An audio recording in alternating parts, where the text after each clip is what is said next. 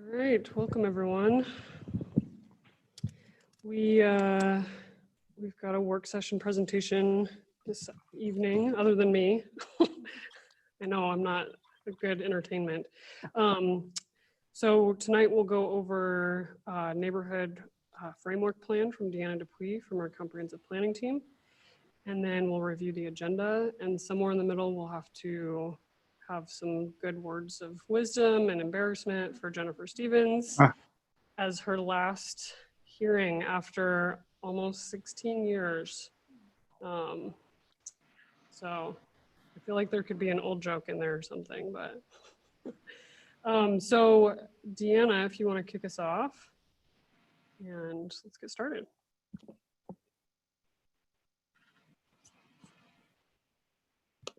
Great. Hi, everyone. Can I get like a simple head if you could see, head nod if you could see my screen? Okay, great. Hi, everyone. My name is Deanna Dupuy. I'm a comprehensive planner and a member of the Energize Our Neighborhoods team.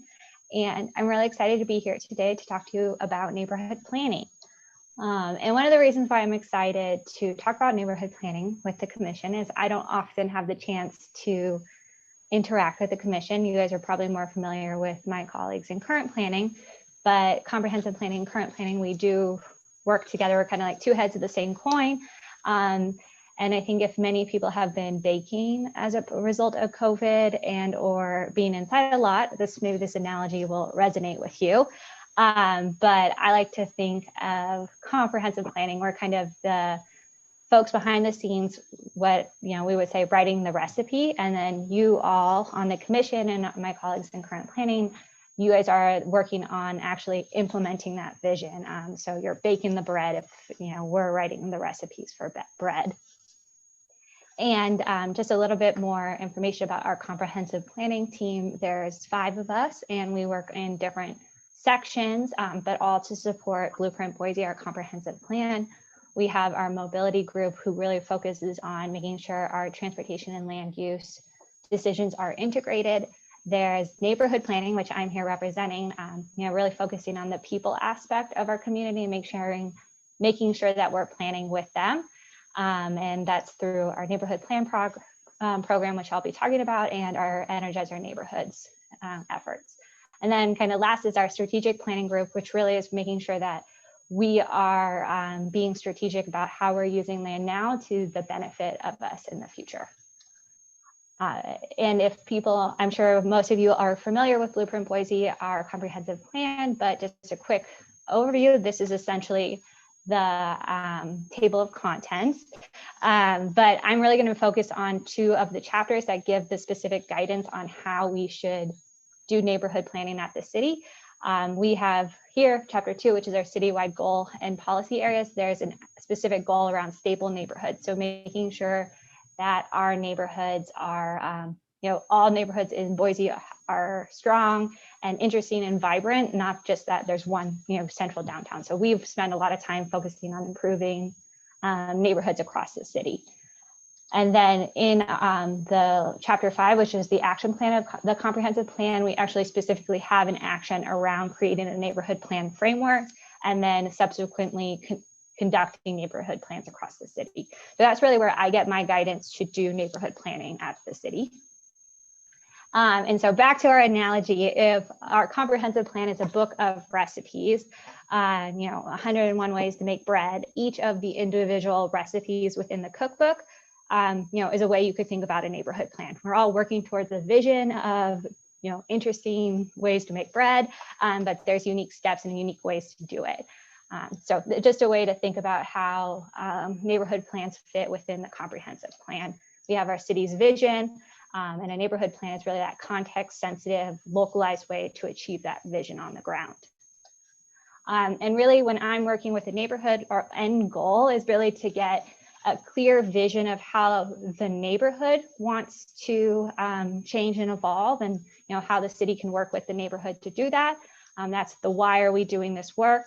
And then there's the what do we need to accomplish this vision? And so that's really where we have our goal areas, and a lot of neighborhood plans is focused on pretty simple things.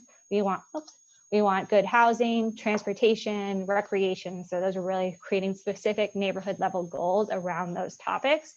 And then how do we actually achieve that? How do we realize our vision? And we work with our neighborhood partners to identify small incremental steps that they can take to implement that vision.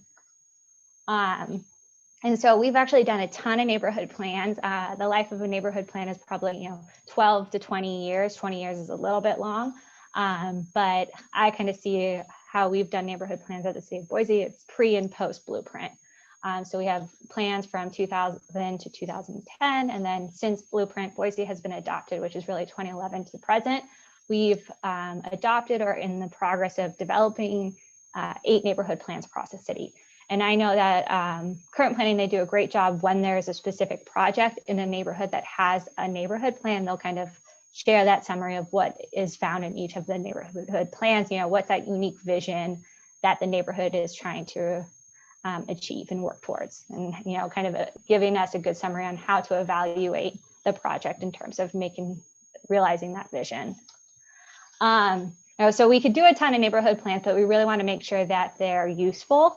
And a unique thing about a neighborhood plan is that it's serving a lot of different audiences. So it's not just a document that the city looks at, but it's also, a document that the neighborhood works off of. So there's a ton of different uses, but I think the first one is really, it's a communication link.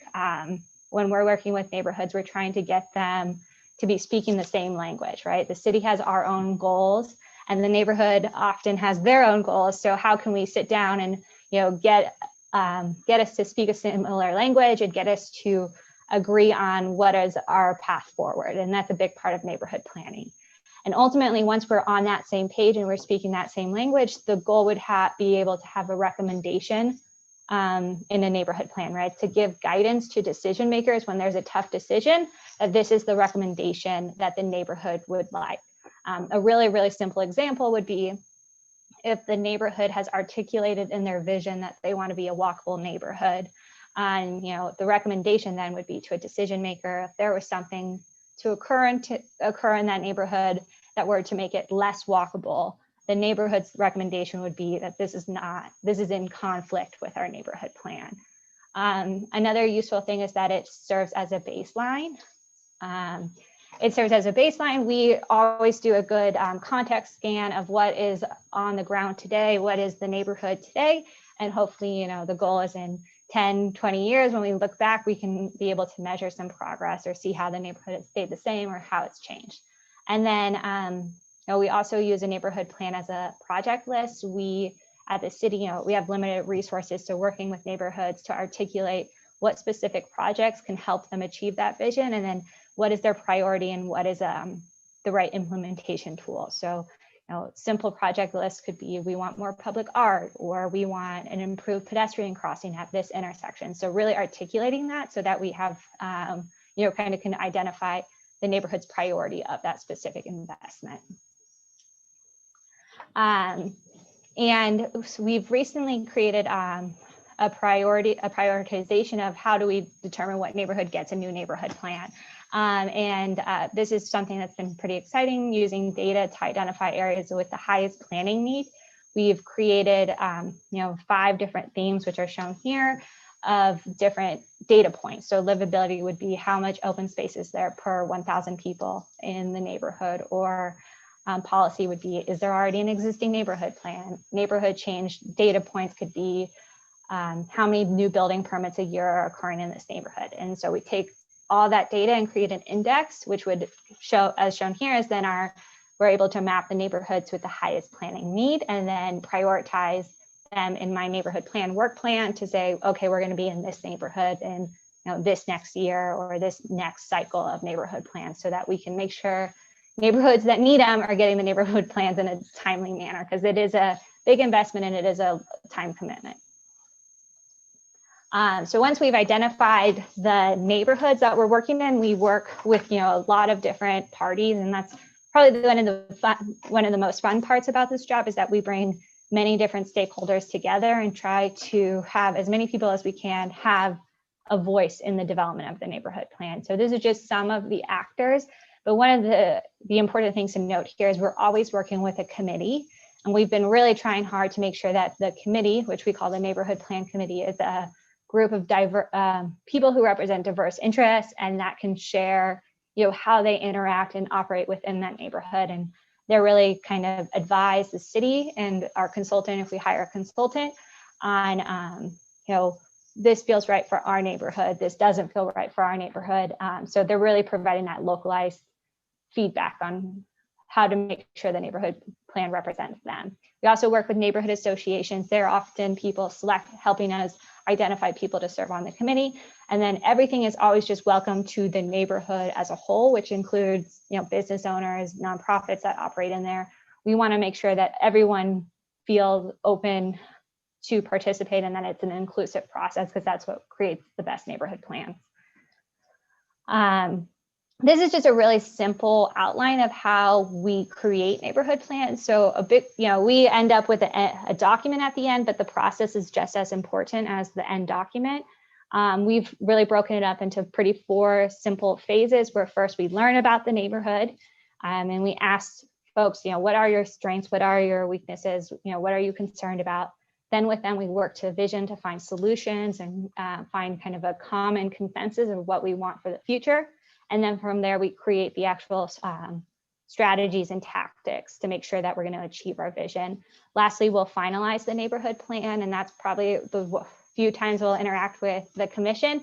That's when we go through the adoption process. And I know that, I think it was just last month, the commission actually made the recommendation for adoption to City Council, the West Downtown and the Northwest neighborhood plan. So, it is a long process. It typically takes a year.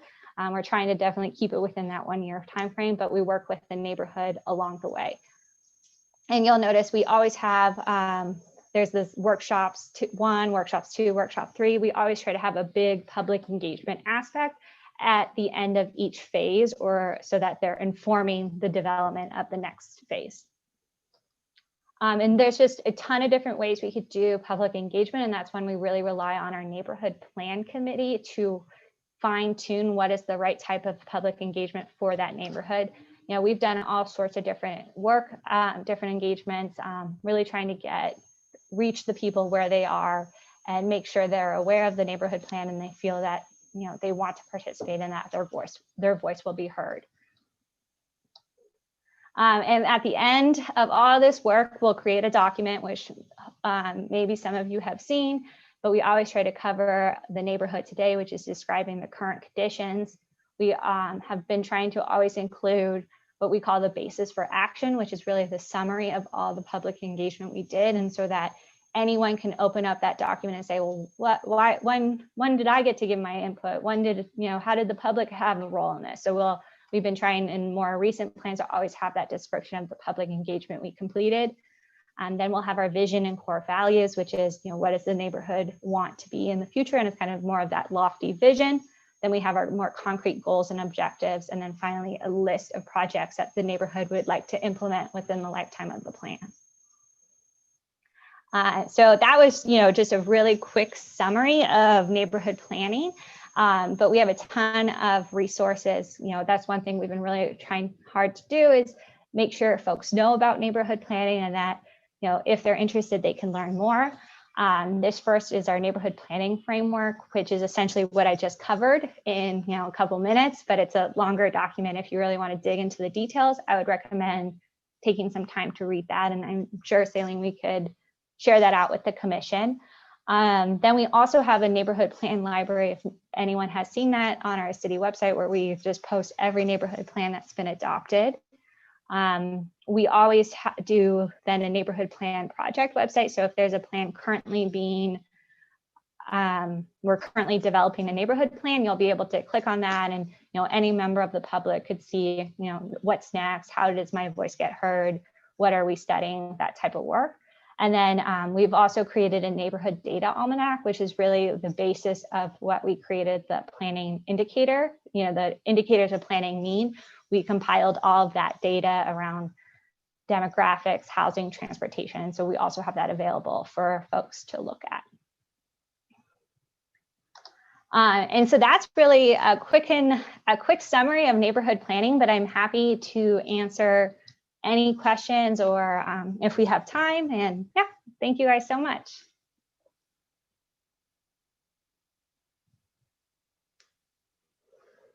Madam Chair, Commissioner Brotnover. I've got a question. First of all, thank you very much. That was a great discussion. It sort of clears some of the fog for me. I had two questions. One was, you know, the Blueprint Boise is great in terms of getting a good picture of what sorts of policies and goals we have. One of the things as I try to become better as a commissioner and more knowledgeable, that would be useful is some drill down on some of those. To understand, I don't know if it's in the form of examples or references elsewhere, but something that would allow me to say, oh, that's what they mean by that. And then I can go through and say, and that's how it applies in this particular case. So that was one. And then the other one, you presented the map that shows the coloring and basically a priority list. Is that blown out into a list of which neighborhood plans you're going to be tackling in order? So thank you first. Thank you for your feedback. Your second comment first. We, in the neighborhood plan framework, we have the map blown large. Right. And that's really, how do I say, a summary of the data. So what is the data showing us is this is, you know, these, according to what we've determined as important things, these are the neighborhoods that rank highest. It doesn't necessarily mean we're going to go in that order. We want to go in that order, but it's really important to work with a neighborhood that's engaged and wants to join.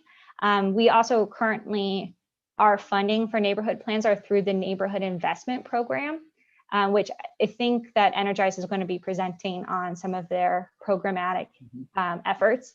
And so the neighborhood investment program, neighborhood associations apply to the fund for a project. And so they can apply for a neighborhood plan. When we see when we see a neighborhood that's high in neighborhood need, I have great relationships with neighborhoods. I work with them to say, can we form a committee? Can we form people who want to be actively engaged in this? Let's put in an application so that we can get the funding to move forward with the neighborhood plan. So you've got to get a critical mass of people, thought leaders, et cetera, before you undertake to go in and update or develop a new neighborhood plan. Yes, we definitely want to make sure that we're not doing it and we hear crickets back, because the more folks we get engaged, the better. But we also don't want to be reactive we don't want to get a neighborhood when they're reacting to something. We want to get a neighborhood when they're being proactive and thinking, okay, what is best for my future? So it is a fine balance, and that's where we're trying to use the data to inform our decision making. Okay, thank you very much. I appreciate that. Yeah. Madam Chairman. Commissioner Gillespie. Hi, Deanna. How are you? Hi. This is a question about sort of process. So it's my observation that most neighborhood plans are trying to advocate for open space in a lot of cases. But in a lot of cases, a lot of the open space in the city is privately held, privately owned. And so that can put the city in a bind, because the city doesn't have perfect tools for, what's the right word, coercing landowners or requiring landowners to do certain things, especially in the state of Idaho. So how do you work with the neighborhood associations to sort of understand what sort of the city can and can't do to make their dreams come true in their neighborhood? Yeah, thank you, Commissioner.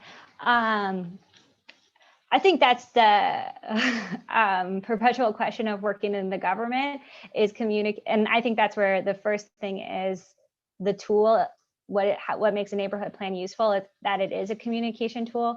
I think over and over again, we have to stress there's only limits to what a neighborhood plan can accomplish, and there's only limits to what the city can achieve. We're constantly having to say we're working within, exactly what you just said, that we can only make our we can only give a guide, we can only express what we need, what we want, but that there's certain limitations of the authority of the city. And that's, I think, in more current neighborhood plans, we're really trying to show data and say, well, you already have, like, this neighborhood doesn't have as much of a demonstrated need for open space as other neighborhoods in the city. So really trying to move it towards, okay, how can we be strategic about our investments, and trying as best as we can to educate all individuals about, we have limited resources, we have limited tools. What's the way we could be strategic and prioritize these investments? Can we look for public right of way that could become open space? And just, that's where that creative problem solving comes in. But you're right, it is hard to communicate. We work within these confines, and that there's limited resources all across the city.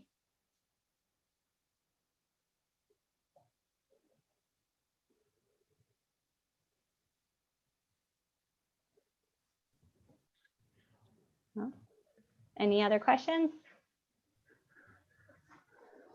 And so if you have not had the opportunity to spend time on the neighborhood planning webpage, you'll be able to find links to everything. And maybe we can make sure that my presentation, which has links, is shared out to everyone so that they'll have the opportunity. And I hope that if we are doing a neighborhood plan in your neighborhood, you all feel comfortable and willing to participate. It's really great to have, all voices heard. So thank you. Thank you so much, Deanna. I think we actually have one more question. Oh, sorry, I didn't see that. Encouraged to ask a question. I was trying to keep my mouth shut. So I noticed that the North End is on the list of the neighborhoods that are getting a plan. And of course, they have an existing plan that's really old. And also, of course, most people know that that's one of the most engaged neighborhoods in the city. And I don't begrudge them getting a new plan. I think they need one, but I am sort of curious how the city approaches making sure that those resources are distributed properly, and that, the super engaged neighborhoods don't get all the grease, if you will. Mm-hmm. Yeah, I would say the map that I showed earlier on my PowerPoint presentation, that's kind of a new iteration to make sure that we're looking to be as, we're not just responding to neighborhood investment program grants, that we have some guidance and data to say, these are the neighborhoods, though they've, that they need investment. One of the criteria, the indicators, was investment. So how much money has the city invested in this neighborhood over time? And just, we're trying to allocate our resources. Is there a need for park space? Is there a need for this? So that's been a new iteration to make sure that we're being strategic about where we're investing. And the North End, they're a great neighborhood and they've been great to work with, but I definitely understand, we want to make sure we're spreading the love everywhere. Thank you so much, Deanna. Mm-hmm. Great. Thank you, Deanna. If you could send those slides to me, we can distribute that to the commission with those links. I'm sure they'd appreciate it. And yes, as far as work sessions for next month, we'll have Mark Lavin, our PDS director, go over our new vision, mission, and values and strategic framework.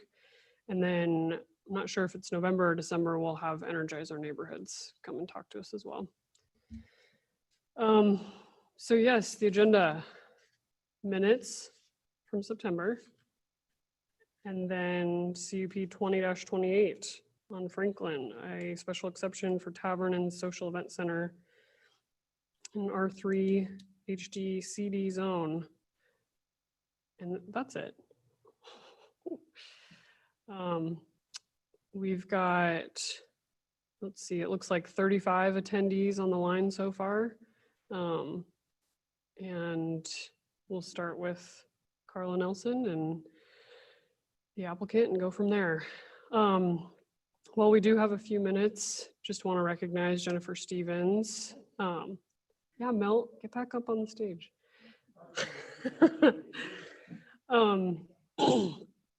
Jennifer Stevens has participated in volunteer public government service for almost the last 17 years, starting with historic preservation, planning and zoning, historic preservation, planning and zoning.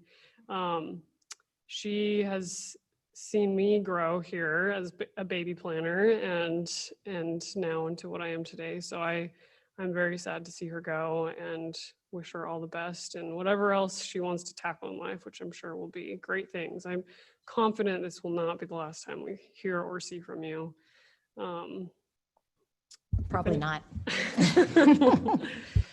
If anyone has words of wisdoms or anything like that, feel free to jump in.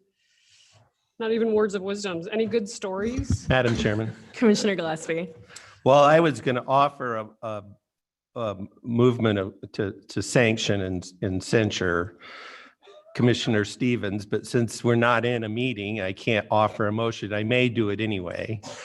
But quite simply, she's an exceptional public servant. She has an exceptionally sharp mind on policy issues, especially related to the city and where it's going and how we should think about it. It's obviously no secret that sometimes we haven't agreed, and it's been great. The city, this commission, and the whole decision-making process for land use is really, really going to miss her. And I'm really hopeful that in a year or two, she'll reconsider this ill-conceived decision to step down. Once Kate is off to college and she's just sitting alone on Monday night with John, and she'll be like, I got to get back to that commission. But anyway, Jennifer will really miss you, and we just wish you all the best. Well, not really, but we wish that it's okay, but you still decide to come back. Thank you so much. Yes, I echo that sentiment completely. Your thoughtful deliberation and compassion towards neighbors and planners and builders alike has really been an inspiration, and I thank you so much. And the city has been lucky to have you, and I think the landscape and the people reflect that. Madam Chair? Commissioner Bratnober. Yes, I want to thank you, Jennifer. I have learned a lot in my brief tenure here, but I've learned a lot from you. I really appreciate it. And thank you very much. And I wish you all the best going forward. Thank you. Madam Chair. Say something so weird. Speech. No, that's ridiculous. But thank you guys. It's last time I left, we were meeting at the Capitol. It was when the city hall was being redone, and it was heartbreaking because I was leaving for reasons that I wasn't really happy about, and I just had to step down. I had personal stuff going on, and I cried in the bathroom. I remember staff. I can't remember who it was. I think it might have been Nikki Heckenlight. Anyway, it was a staffer. They found me crying in the bathroom, which was really embarrassing. This isn't being recorded, is it? It's fine. And I'm sad tonight as well because my time here has been really special to me. I've always wanted to participate in government, and this has just been a total honor, both to serve under Mayor Beater's administration but initially Mayor Turtling Payne's administration, believe it or not. So it's been a long time, and the staff people, especially Cody, who I've worked with since Historic in 2003. We've seen a lot of change together, and it's been great to see the people you've mentored, like Celine and Carla and many others that have come through. And it's been awesome. It's going to be weird not to be part of the day-to-day goings on. But I imagine I'll keep my finger in the pot somehow.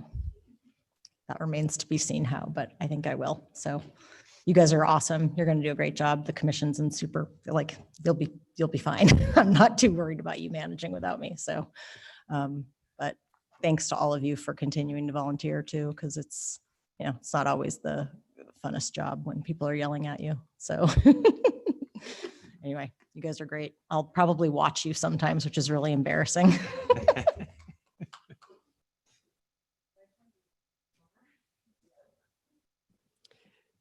Yeah, do you want to just take a minute, or anyone need a bathroom break?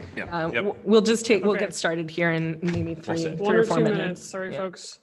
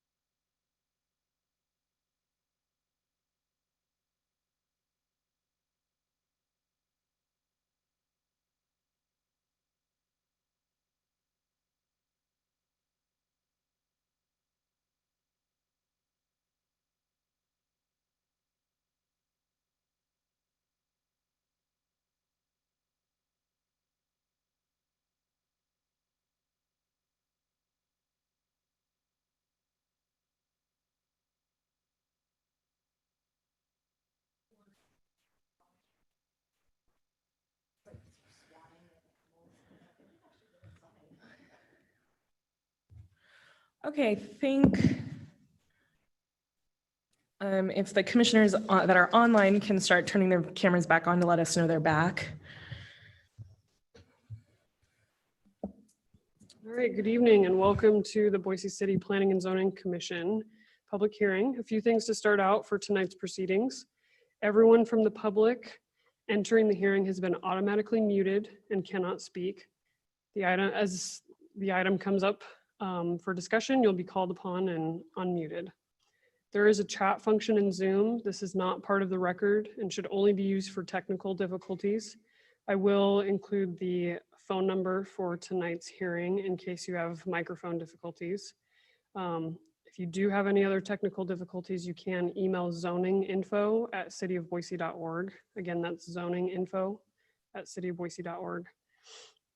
Our procedures for public hearings begin with a presentation from the planning team, then we'll go to the applicant and then the representative of the Registered Neighborhood Association, followed by questions from the commission. After that, we'll proceed to public testimony, starting with those who signed up online in advance, and then anyone else who raises their hand virtually. We have no attendees in person, so we will stick to virtual testimony tonight. If you are attending through your telephone, you can type in *9 to raise your hand.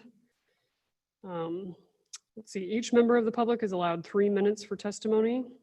We are strict with this time, but we'll be lax if there are any technical difficulties.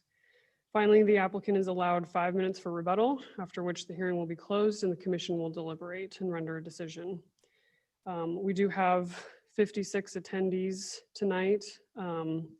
We will likely do breaks every hour just to allow folks at home and commissioners here a chance to bathroom break, get a glass of water, things like that. Tonight's agendas and proceedings might have a bit of a delay as we all navigate through the technology. Please be courteous and kind while we venture through this hybrid format. Madam Chair, you have the floor. Thank you, Celine. We are citizen volunteers appointed by the mayor and approved by the city council. We make final decisions on conditional use permits, variances, and appeals, and recommendations to the city council on subdivisions, rezones, annexations, and code or comprehensive plan amendments. Any decision made tonight may be appealed to the city council, provided that the appeal is filed within 10 days of this hearing. In order to file an appeal, you must have given written or oral testimony at tonight's meeting. So that's why it's important that you give your name and address when you testify tonight. We utilize a consent agenda. This means that if the applicant agrees with the staff report and if there's no public opposition, the item will be placed on the consent agenda. All items that are placed on the consent agenda are approved with one motion without further public comment. For items not on the consent agenda, we will hold a full public hearing in the order just detailed a few minutes ago with the staff, applicant, neighborhood association, and then the public testimony. Thank you all for virtually attending tonight, and will the clerk please call the roll? Stead, Here. Schaefer, Here. Squires, Here. Blanchard, Here. Moore, Here. Stevens, Here. Gillespie, Here. Finfrock, Here. Bratnober, Here. all present.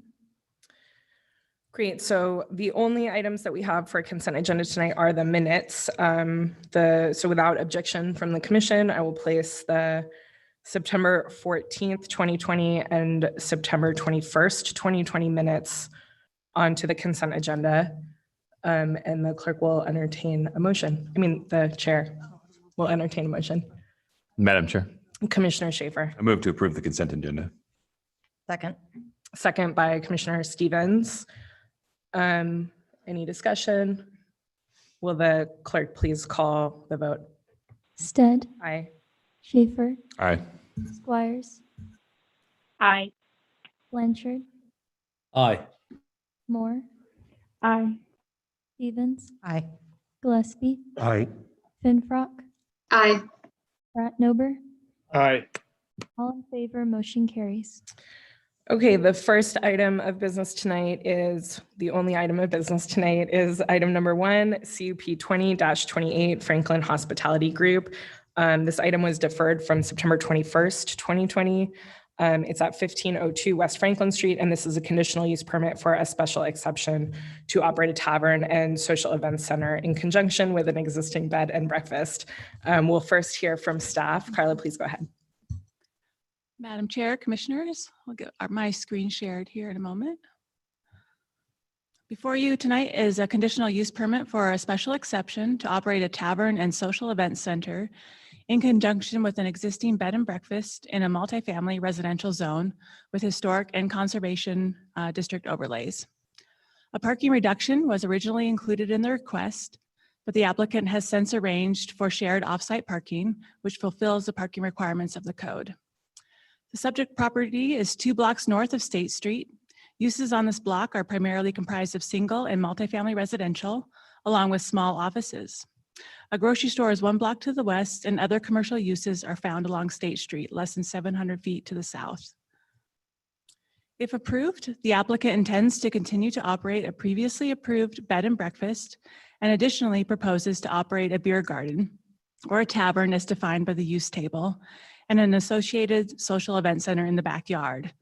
Events could include acoustic live music, weddings, fundraisers, along with a variety of community gatherings. The applicant has also proposed to bring food trucks to the site a few days per week. The proposed tavern and social event center use would be conducted outdoors and consequently would occur on a seasonal basis as weather would allow. The backyard area is fenced and features various seating options along with an outdoor facing window bar where patrons can order beer, wine, and canned spirit drinks. The property is zoned R3, which is a multifamily residential zone with historic and conservation district overlays. The zone primarily allows for residential uses, and taverns are not allowed in the zone and can only be allowed with a special exception process or a full rezoning of the property. The land use designation is mixed use, which could potentially support a variety of zoning designations here in the future. The applicant response memo included in late correspondence details several proposed conditions, which in combination with the shared parking agreement allow for many of the special exception findings shown on this slide to be met. Given the proximity to downtown, there are several supportive comprehensive plan policies for the use. And with parking now available off-site, the property is of sufficient size for the use. And the historic nature of the structure combined with the unique aspects of the use could be considered a special circumstance not anticipated by the code. However, the planning team is still concerned with several approval criteria of the special exception, particularly number 2 and 5 on this slide, which require that the proposed use have an equal or reduced impact than an allowed use, and that proper zoning is not available in the general neighborhood. This slide lists allowed uses within the R3 zone. Due to the nature of an exclusively outdoor beer garden and event center, even with enhanced conditions, there may still be valid neighborhood concerns and impacts, which are greater than those which you could expect from an allowed use, particularly in terms of noise in the evening hours. The code also requires that proper zoning for the use not be available in the general neighborhood. In this case, pedestrian commercial zoning is only 300 feet away and commercial zoning lines State Street. These nearby commercial zones do allow for the desired use proposed. There are many aspects of this proposal which the planning team appreciates, and it is clear with the abundance of public comments that the backyard beer garden offers a space which is important and enjoyed by many. If the commission does find ample evidence to support a special exception, carefully considered conditions are recommended. This slide details conditions which the applicant has proposed and were further detailed in the late correspondence memo. These conditions address hours of operation, the types of speakers which will be used, along with restrictions for live music events, occupancy, days for food trucks, and a requirement to maintain off-site parking with the agreement shown.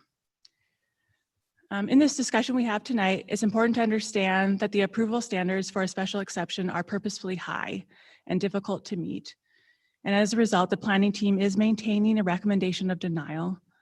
Tonight, the commission is asked to make a recommendation that will go on to City Council for a final decision. Thank you. Thank you, Carla. We'll next move to the applicant, and we'll start with 10 minutes, please.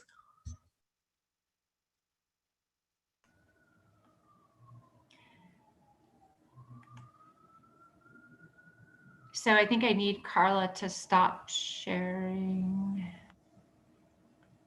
And Gavin and I are both going to speak, so we'll both unmute ourselves. Yeah, can you hear me? Yes, we can. Great. And so I just have 2 slides that I'm going to show. Basically, one of them for 50% of the time, the second one for 50% of the time. It's just to kind of show people what the backyard is like for people that that have never been there. And then also the second one is like a map, and we'll flip to that one kind of midway through. So go ahead, Gav. Okay. Good evening, commissioners. My name is Gavin O'Neill, and I'm one of the co-owners of Franklin House. Franklin House is located at the corner. Please. Sorry, Dan. Pardon me? For the record, we just need to start with name and address, please. Oh, sorry. It's Gavin O'Neill, 1502 West Franklin Street. Thank Okay. you. Go ahead. Yeah. Franklin House is located at the corner of Franklin and the 15th Street corridor on the west side of the near north end and less than 200 feet from a commercial zone. The near north end is a buffer between downtown and the north end, and based on the city zoning website says adaptive reuse of existing structures is encouraged. This R3 mixed-use area provides a gateway into the actual R1 strictly residential north end. Due to the proximity to downtown and the north end, we believe the R3 zoning in our location is perfect for our concept of a bed and breakfast with an outdoor community gathering space. Our house is a bed and breakfast and the primary use of our business, and our backyard provides a secondary use of an outdoor community gathering space. Jen and I had a vision of creating something new and unique based on our love of travel, love for Boise, and love for people. These 3 things were the inception of Franklin House, a bed and breakfast with an outdoor space located in the back of the house known as, not so creatively, the Franklin House backyard. This concept harkens back to a European inn where travelers stay in a restored 19th century home and have access to a 2,000 square foot outdoor community gathering space where they are welcomed by our neighbors and residents of Boise. The backyard is where we entertain our guests at the B&B with our community while serving beer and wine, because who doesn't want to swap stories, learn about each other, or engage in topics of today over a cold beer or a nice glass of wine. We also use this outdoor space for small weddings, bridal and baby showers, charitable events, and anything our community needs our outdoor space for that is appropriate. The essence of our business is a place for bringing people together. So why are we here today? Having good intentions, we worked within the confines of the system as we understood it. Prior to buying the house, we talked with planning and zoning about our plans, later received our bed and breakfast permit and our beer and wine licenses from the state, county, and city. We believed we did everything that was necessary to operate our B&B and our outdoor community gathering space. Code compliance visited us last fall. They followed up by clearing us of all zoning issues from both code compliance and planning and zoning. Code compliance came back out this June. When they told us specifically what was in violation and what the fix was, we applied for the special exception permit. We were told by 2 people in the city that it was fine to keep operating our outdoor space due to the lengthy process of the special exception. In July, we were told we were not fine to continue to operate, so we immediately stopped operating. We have done everything the city has asked as it was asked. Since our use is not defined, we have been asked to apply for the special exception as a tavern. To call us a tavern is a great mischaracterization, but a tavern is the closest use to the city's planning and zoning code. This definition is narrow and the code could never have foreseen our use. We are a B&B with an outdoor seasonal community gathering space with limited capacity and limited hours. We do not fit in the tavern box. We fit better by the use defined by Boise City Alcohol Licensing Code of a beer garden, a geographically designated or enclosed area surrounded by fencing with posted signage restricting consumption to 21 and over. Based on this definition, Boise City has and can reasonably understand and define our outdoor community space as a beer garden rather than a tavern. Hi, this is Jennifer Berry, address 1510 West Franklin Street, and I'm the other co-owner of Franklin House. Thank you to the commission for hearing about our project. Thanks to the special exception process, we've had the opportunity to hear from our neighbors, both the positive impacts we have made in the neighborhood, as well as the concerns of others. This feedback has been super helpful because now, after coexisting in the near North Line for over a year, we know what we're doing well and what can be improved to better fit in the neighborhood. Parking, we average 7 cars per day over a 7-hour period, and the neighborhood states that they have seen no negative parking impact. Since the city code requires 17 spaces when we're at full capacity, we have gone ahead and partnered with a business that has opposite hours for the use of 18 parking spots within a few minutes walk. Together with our on-site parking and lots of street parking, we'll have more than enough parking to alleviate this concern.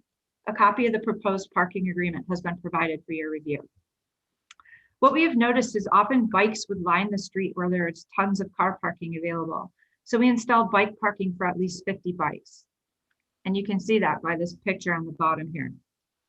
Based on our survey, 68% of our patrons commute to the backyard via walking, biking, and scootering. Since we are outdoors, seasonal, weather depending, we are only open in good biking and walking weather. About noise, we have proven through sound recording devices that most of our backyard noise dissipates over 100 feet. We heard amplified music was a problem for the noise, so we discontinued it. We have small backyard speakers that are common to have in any residential backyard and can barely be heard outside of our fence. BPD has verified that there's never been an issue with noise. We have changed our hours to be 5 to 10 p.m. with a strict closed door policy at 10 p.m. and exit by 10:30. We will redirect our partners to leave out the back alley entrance rather than the 15th Street entrance, and we will not allow congregating. Through our sound recording devices, we learned that areas 100 feet outside of the backyard are no louder when the backyard area is open or closed. Sound simply dissipates over that distance, given that there might be an occasional sound, a peak, same as you would expect in any environment. What we also learned is that 15th Street traffic and air conditioners are the loudest things around and are consistently noisier than the backyard, which emits more of a conversational noise that stays within 60 decibels at the source. Definitely quieter than the 8,500 cars per day, emergency vehicles and construction vehicles that travel 15th Street. The type of people that come to the backyard represent the community and being a neighborhood place that closes early. They're not staying late and the party crowd is going elsewhere. The word that most people have used to describe the backyard is chill, and that's exactly what it feels like. We have a chill environment and therefore attract a chill crowd. We have 2,000 square feet of space and we propose we limit the capacity to no more than 50 people at a time, which has been our policy to date. That's 40 square feet per person. Great for social distancing and keeping conversational noise down. Historically, we have way less than 50 people at a time. 50 would be an occasional spike. A note about food trucks. There have been no complaints about these except for how they look, so we propose to limit them to 2 nights a week, Tuesday and Friday, and a Sunday brunch every other week. We already do not allow loud generators. We encourage electric hookup and we provide an electrical connection for that. And we only book trucks with proper ventilation and acceptable volume so they do not affect any of the neighboring houses. The special exception process gives the city and the neighbors a chance to regulate this use in a residential backyard. Without this process, if this house remained a residence, none of these things could be regulated, only the BPD noise ordinance. This special exception would give more control to the neighbors and the city to regulate the uses at this location. The R3 zone allows lots of uses, as you saw, and the zoning changes commercial to less than 200 feet away. But we can't pick up our house and move it 200 feet away.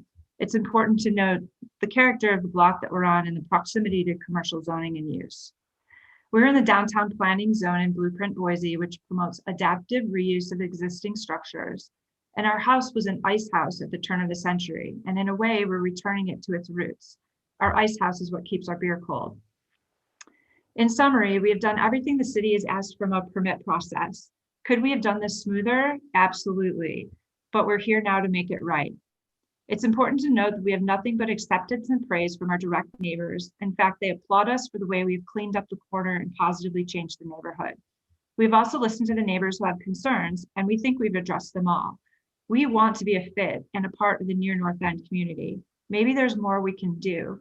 Hopefully this next discussion with the commission and the neighbors will lead us down that path. We'd love open communication about our concepts and look forward to continuing as part of the community. From both Gavin and I, thank you.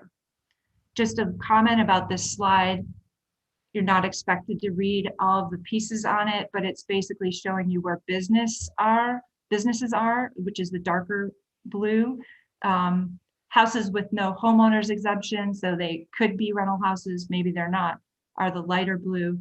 And then we highlighted the ones with owner-occupied houses in close proximity to Franklin House. And then of course, Franklin House is in the middle, it's the green. That's all. Thank you. So next we'll hear if there's a representative present from the North End Neighborhood Association. If so, please virtually raise your hand.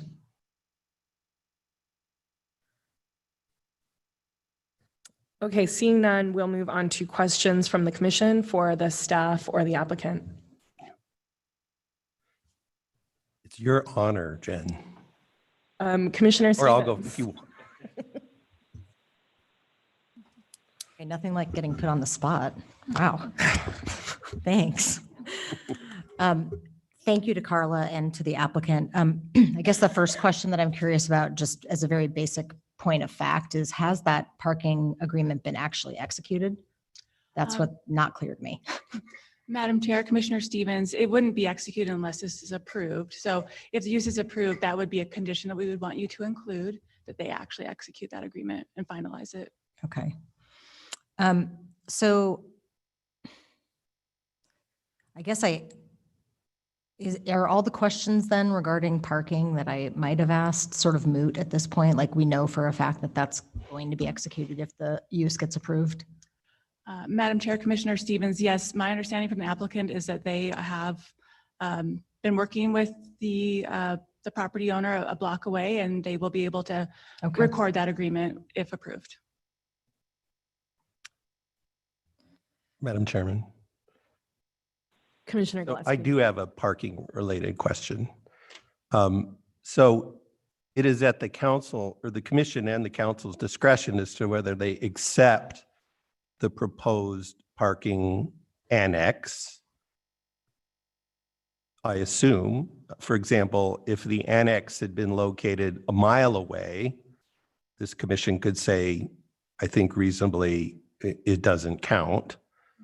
So is it the city's position there's some judgment we may apply as to the remedial nature of the proposed arrangement? Madam Chair, Commissioner Gillespie, the code outlines what is required for a joint parking agreement, and this agreement that was put forth meets those requirements. So staff finds that it meets all parking requirements of the code. Is there a distance requirement? Madam Chair, Commissioner Gillespie, there is. It must be within less than 600 feet of the site, and it is less than that. Great, distance. thank you. Madam Chair. Commissioner Finfrock. This question is for Carla. Boise City Code 11-6-5 specifically states that taverns cannot be plainly audible within any place of a residence. That seems like a pretty strict standard, and I'm just wondering if it was considered with this application, or is it even applicable to this application? Madam Chair, Commissioner Finfrock, I guess I'm not sure that we apply that necessarily, but you could certainly think, I think noise is clearly part of our objection to the proposal. Madam Chair. Yes, Commissioner Finfrock. One more question for Carla. So does the code distinguish between a tavern and a beer garden? I know the application referenced a tavern, but what would be the difference? Madam Chair, Commissioner Finfrock, the Boise's Title 11, the zoning portion of the code, does not make that distinction. So that is why we considered it a tavern in the legal description. Okay, thank you. Madam Chair. Commissioner Stevens. And I looked that up, Commissioner Finfrock, and from what I can tell in the code, there is no reference at all to beer gardens. And the only description that we have or definition is on page 346 of chapter 11. And it says, a tavern is a building where alcoholic beverages are sold for consumption on the premises, not including restaurants where the principal business is serving food. So I had the same question, and it's, you know, pretty clearly laid out, and beer garden doesn't appear. So Thank you. Madam Chairman. Commissioner Gillespie. This is a question for the applicant. The special exception, I believe it's item 4, criteria 4, basically says that there must not be available zoning that would support that use in the neighborhood. And I think it's sort of uncontested that within a couple hundred feet, less than a block, there's zoning that would support this use. What's your logic or your argument to the commission why we should disregard that, or how we should think about that?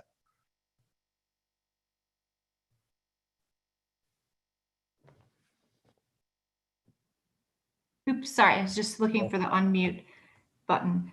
Commissioner Gillespie, we are not able to pick up our house and move it to the zone. We chose this house because of the character that it has, and you know, the adaptive reuse and the renovation of the historical home. Our concept of our bed and breakfast with the beer and wine in the backyard was something that we felt would be best done in or close to a residential neighborhood. The R1 zone of the north end is, of course, a couple blocks up. And when we did all of our research for the application for the bed and breakfast with the outside community space, it wasn't told to us that it wasn't going to be like we got approved. So we went in knowing that that this was going to be an approved use. It was a year later, after, you know, a lot of different opinions from city and code compliance, that it's not, and it requires this special exception. Did that answer your question? Yeah, so it's basically the same answer as you proposed in your letter, where you just basically said it isn't possible to have this use in the zones that are allowing it because you can't move your house. Correct. Madam Chair. Commissioner Stevens. So I guess I was hoping that, this is for staff, that you could possibly help the commission out in understanding when a facility becomes a hotel that serves beer versus being a tavern that hosts guests. Madam Chair, Commissioner Stevens. So this property was approved for a bed and breakfast. Bed and breakfast in that zone, they're limited to, I believe it's 12 guests. So they could serve alcohol to those guests, but the fact that they're bringing in members of the public, they're inviting anyone from the public to come to the backyard, that makes it a tavern and not just a service to the bed and breakfast guests. Okay, so if I could follow up, Madam Chair. Commissioner Stevens. So this, of course, is not a challenge to you, but I'm trying to sort of sort this out in my own mind. So, I mean, the same thing is true with a hotel, right? I mean, if we were to go down to the Inn at 500 or to, let's just take that one, and I wanted to go sit at the bar, I'm a member of the public. I'm not sitting there. I'm also not a guest of a member of the hotel. So, or a guest of the hotel. So I'm just trying to understand exactly where the primary use here has become the tavern use versus the primary use being the bed and breakfast that they're serving. And I know you just answered that, but I'm hoping that you can maybe even go a little bit deeper. Madam Chair, Commissioner Stevens, I will try. Yeah, so those downtown hotels that you're speaking of course, they're in zones where they would allow for a tavern anyhow. And of course, those taverns are, I think we would see them as being accessory to the hotel use. In this case, the backyard has much greater impacts than does the bed and breakfast on the neighborhood. And so we would see that being as more the primary use now, because it's creating more of a draw in terms of the number of people that are showing up and the impacts that it creates. Okay. Madam Chair. Commissioner Stevens. So if I could, I'm going to move on to a different, unless somebody wants to follow up on that particular question, but I'm looking up on the screen. Okay. I guess my next question is a little more specific, and it relates to the staff report under the findings we need to make with regard to the special exception. And in particular, item number 6 says that the proposed use requires us to find that the proposed use is in compliance with and supports the goals and objectives of the comp plan.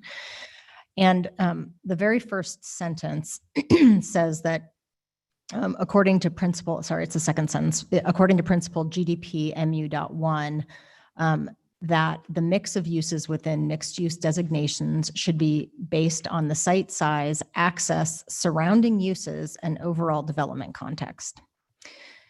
And I guess, and again, this is, I'm sorry for, I'm going to sort of philosophize here for a second, but I'm trying to figure out how you can, I mean, to me, when I read that, I think we're basically requiring a neighborhood to not evolve, and that we're sort of asking we're required to look at what the neighborhood is today. And so I'm sort of struggling with that because, I mean, the access, the surrounding uses, all those things change over time, right? And that's sort of the idea of having a comp plan and the idea of putting designations on top of them and that sort of thing. So I'm struggling with how we deal with that when we've got, a clear mixed use overlay on this, but there's no immediate tavern in the neighborhood. So we sort of are saying, well, we can't have a tavern here because there's no taverns in the neighborhood, but sort of at what point does the neighborhood evolve to have a use it hasn't had before? And again, I knew I was going to philosophize, sorry. But can you speak to that all? Because it feels to me like it's telling us that we need to keep the neighborhood static. Madam Chair, Commissioner Stevens, great points. I think when we looked at the additional memorandum from the applicant and we saw that they were addressing more of the impacts in terms of addressing conditions that would maybe help with those impacts, we felt comfortable making a finding of support in regard to the comprehensive plan.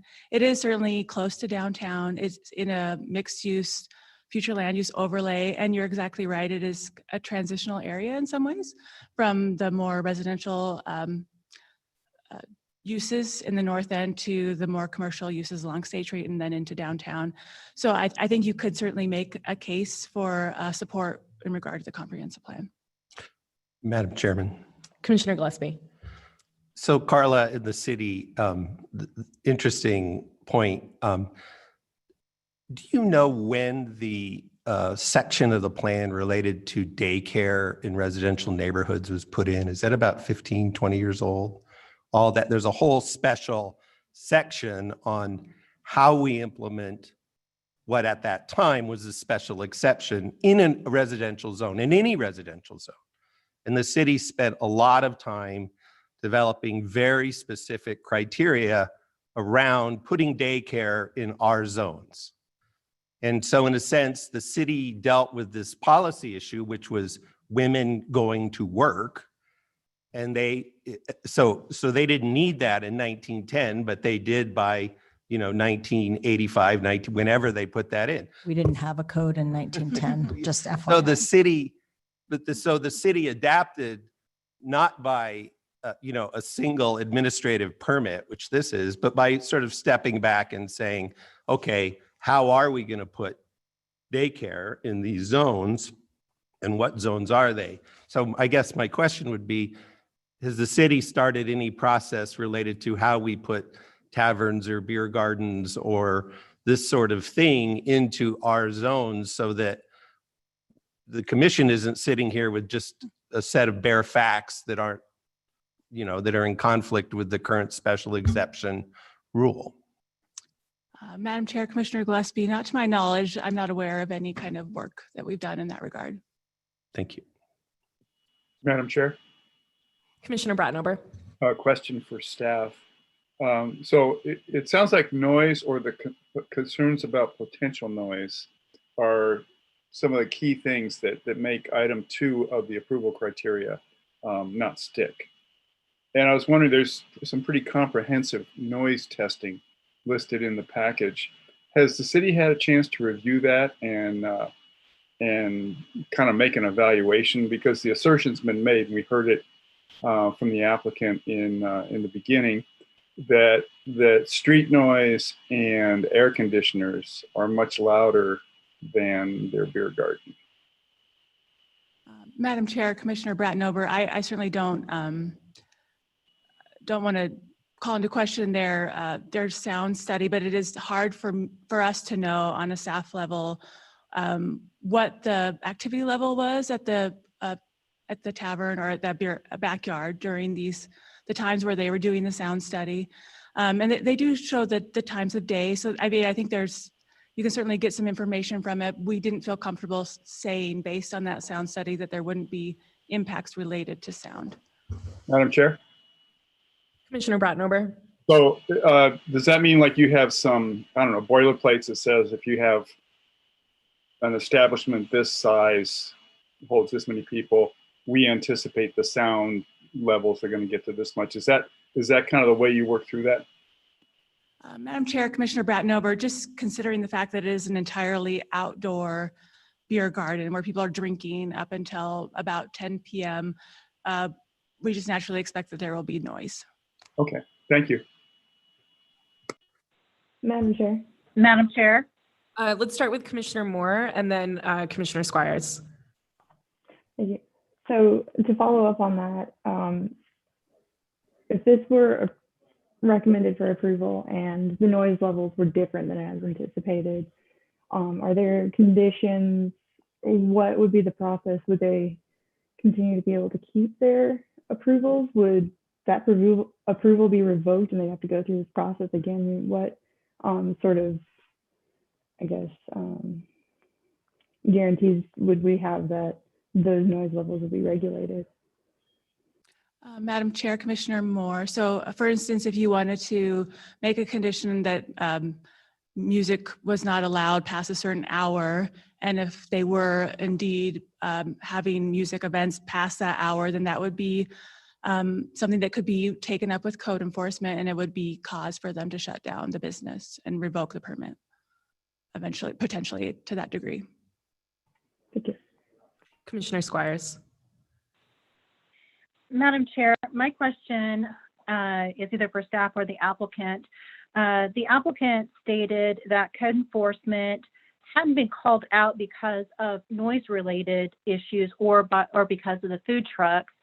Can you give me a little bit more detail as to why code enforcement was involved in the first place?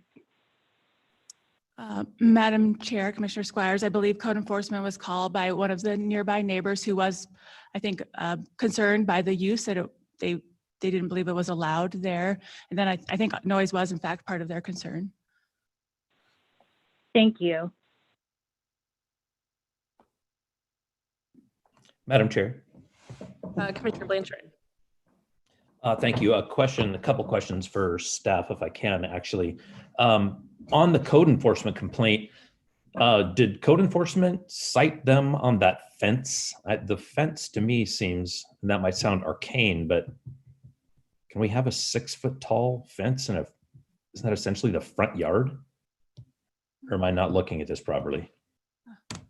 Madam Chair, Commissioner Blanchard, I think the fence was okay. I don't believe there were any sightings on the fence. I think we were looking at that as being, so on the side yard, you can go up to 6 feet. And so I think where the fence actually is, it might look in some of the photos like it's a front, but I think it's really the side. Okay, thank you. A follow-up question then. How are we allowing other businesses of this type to operate in residential zoning? I'm thinking of the LDG up on the bench, which is in an R1. Madam Chair, Commissioner Blanchard, I'm afraid I don't know the history on that particular business or how it was approved. Okay, thank you. Madam Chair. Commissioner Stevens. This is a question again for staff. So Carla, the requirements for the conditional use permit, one of them is that if the proposed use complies with all conditions imposed, it will not adversely affect other property in the vicinity. And staff report, the entire report for that particular finding relies on analysis of the parking. and I hate to ask staff to like come up with new findings on the fly. I think it's so unfair, but nevertheless, I'm going to ask you to do it. So do you think, I mean, you don't mention noise, or staff did not mention noise in this particular finding at all. Does again, the removal of the parking issue change staff's opinion about this particular finding? Madam Chair, Commissioner Stevens, so the conditional use permit findings, so there's the special exception findings and then the conditional use permit findings. Right. And the conditional use permit findings were only related to parking. So the uses were tied together in the legal description. So the social event center and tavern were seen as intertwined and both requiring a special exception together that will go on to City Council. So your recommendation tonight is just it's just a recommendation, and it's just related to the special exception, not to the conditional use permit. Thank you for that clarification. I didn't realize that.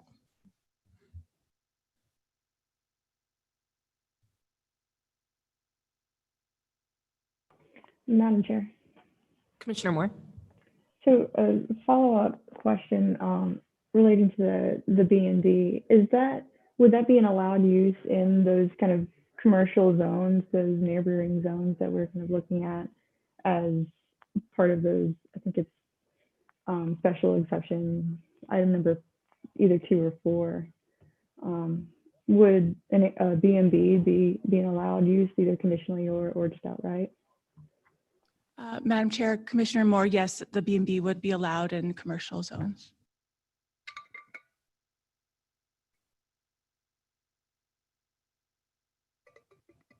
Madam Chair. Commissioner Moore. Just a follow-up question.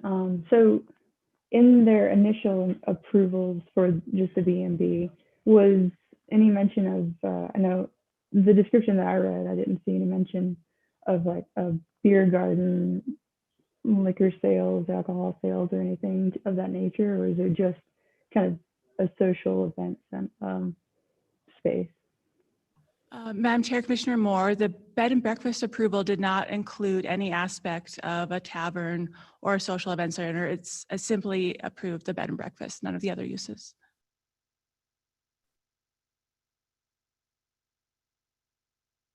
Thank you. Madam Chair. Commissioner Brotnober. A question for staff. So given that it wasn't included in the initial approval for the B&B, was it mentioned? Was it called out at all? Or is this something that nobody found out about until after the fact, after code of compliance got involved, et cetera? Madam Chair, Commissioner Brotnober, that is correct. It was not relayed to staff that there was going to be a tavern or social event center, and that might have been a miscommunication. The applicant, I think, believes that some of their wording was alluding to that, but it was not clear to staff that that was the intent until the code enforcement complaints. Thank you. Madam Chair, a question for the applicant. Oh, thank you. I'm curious as to what the applicant submitted to ISP that they were able to get a state beer and wine license, seeing that I've held many of those myself. And then what is the status of that license currently?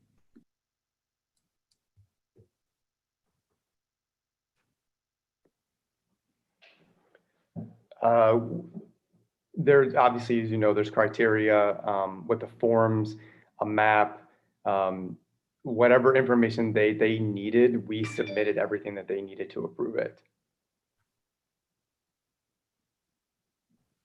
And it's currently in good standing.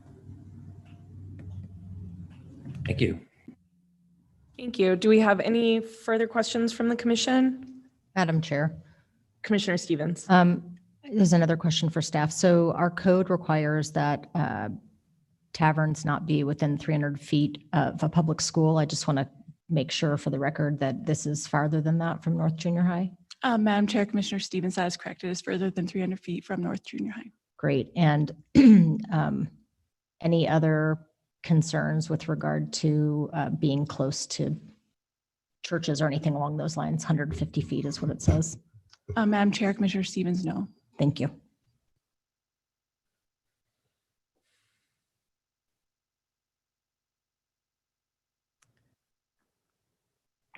Madam Chair.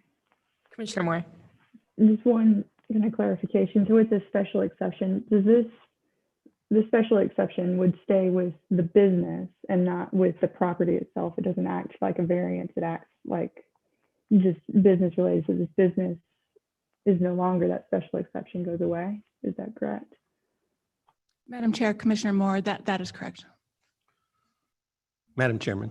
Commissioner Gillespie. Carla, what happens if the current owners sell the current business to someone else? They would still retain the conditional use permit.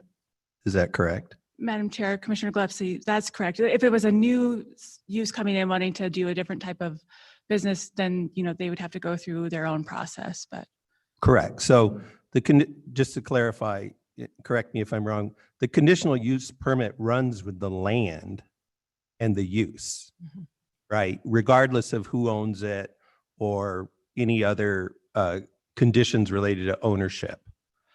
Madam Chair, Commissioner Gillespie, that is correct. Sorry, I think I misspoke with Commissioner Moore's question, but you are correct. Yeah. Madam Chair. Madam Chair. We'll start with Commissioner Schaefer and then Commissioner Squires. Thank you.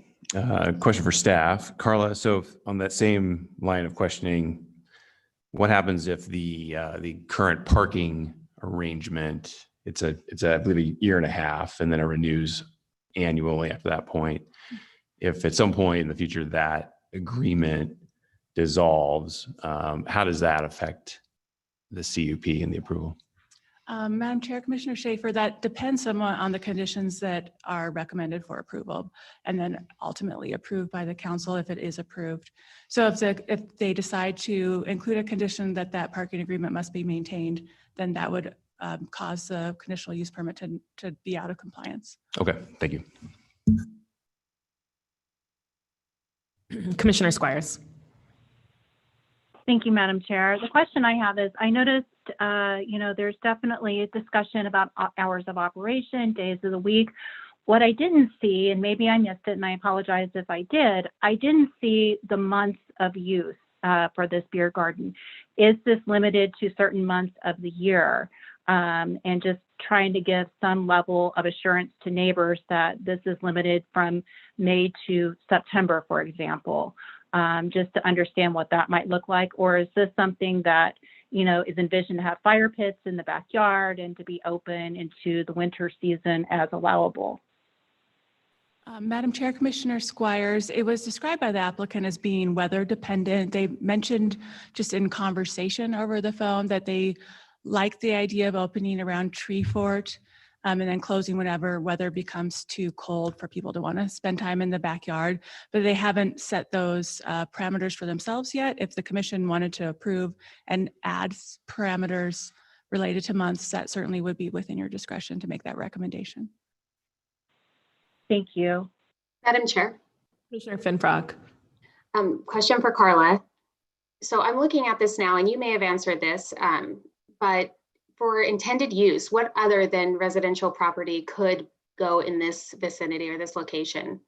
What was intended for this location, other than the residential housing? Madam Chair, Commissioner Finfrock, there are a number of allowed uses. I could pull up that slide again if it's helpful. Yeah, and I'm sorry, now that we're going over this, maybe you could just do that really quick so that we understand. This is a list of allowed uses, and you'll see in that neighborhood there are a number of office uses as well. Those do require conditional use permit, but any number of residential uses could be allowed. Of course, they're limited by the size of the lot for what they could actually build there. Of course, the bed and breakfast that they do have approved, the childcare, the other a farm, utilities, after school childcare, swimming lessons, recycling drop-off center. I don't think we want them to do that there necessarily, just based on the historic home, but apparently that would be allowed. And then temporary uses. Okay, thank you for that.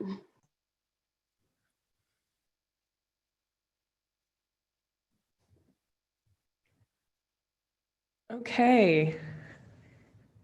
If that is all that we have from questions from the commission, we will now go to public testimony, but we're going to do something a little different tonight. We're going to allow the residents testifying to show their video if they'd like to, and I'll let Celine jump in with some of those technical ideas. Yeah, hi everyone.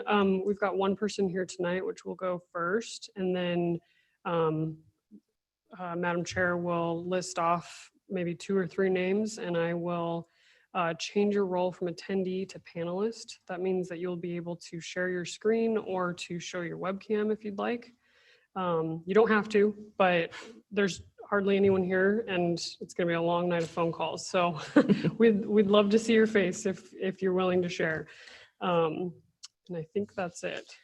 Great. So if you are here on the phone to testify, please virtually raise your hand. And again, we'll start with the woman here in the chamber, and then we'll just sort of work our way down the list of attendees. So again, just virtually raise your hand and we will get to you. You'll each have 3 minutes, and we'll start with name and address. Oh, you're not here to testify. Okay, great. Okay, so moving on then to the callers online. We will start with Michael DeVitt, and then John Mayton, and then Jordan Michael Hall, and we'll start there. Madam Chair, can I suggest Becky Anderson because she's already a panelist? Yes, please. We'll start with Becky Anderson. Becky, you'll have 3 minutes. Please start with your name and address. Hi, my name is Becky Anderson. I live at 1416 West Franklin, 2 houses down from the bar. I want to make several points tonight. First of all, as you can see, this is a tavern under the verbiage of the code. There's no ifs, ands, or buts. It's not just a beer garden or something low-key. It's a tavern. And this line of trying to wiggle out of the zoning requirements is something that these proprietors have taken since day one. As you know, the code prohibits taverns. It's a prohibited use. There's no ifs, ands, or buts. It's a prohibited use. Yet they make the argument that when they submitted the B&B application, which virtually said nothing about a tavern, beer garden, alcohol, anything like that, they make the claim that somehow they didn't know. Well, I don't buy that. None of us buy that. Of course they knew, and there's going to be more dialogue about that later. The second thing is, you know, their name speaks volumes, the backyard. My husband and I bought our house, have put a ton of time, energy, and money into renovating our historical home, which was built in 1915. And we have a backyard too, and all of our neighbors have a backyard. And when you envision a backyard, as you all probably have yourselves, the last thing you want in your backyard is a tavern next door where you hear people whooping it up until 10:30, 11. I was up till 1 in the morning one night. We can't enjoy our backyard. We don't even enjoy our spaces in our house, even with the windows closed, because you can hear people just getting drunk and whooping it up. How does that compare to traffic noise? How does that compare to air conditioners? You know, I can't really speak to that because I'm not a noise scientist, but I can tell you our experience. And our experience is that when people whoop it up, for lack of a better term, I'm sorry, when they get rowdy, when they get boisterous, when they loosen up, have fun, have a blast, that creates a noise volume, which is very irritating day in and day out. And I'm talking day in and day out. This bar does not stop operating. You know, it has big events, it has all sorts of gatherings and parties, and it has football games on big, huge TV screens. And it's very, very distracting, and we can't enjoy our backyard when they're in their commercial for-profit backyard, you know, making nuisance level noise. If any of you have heard of the biking bar, or you've been downtown and you're having fun, you know, at a restaurant, you see the biking bar go by and they're just whooping it up. They're all drunk and having fun. That's what it's like. And, you know, we as neighbors could handle that maybe once a month, but every single day till 10:30 at night, or usually much, much later, is an extreme impact. So they don't satisfy the code requirement that the impact has to be less or equal to existing uses. You know, the existing uses, which, Did someone call time? Yes, thank you so much, Becky. So we'll actually go to Tom Anderson next and then Michael Devitt. Unmute. Oh, hi. Thanks for recognizing me, Madam Chairman. And I live at 1416 West Franklin Street.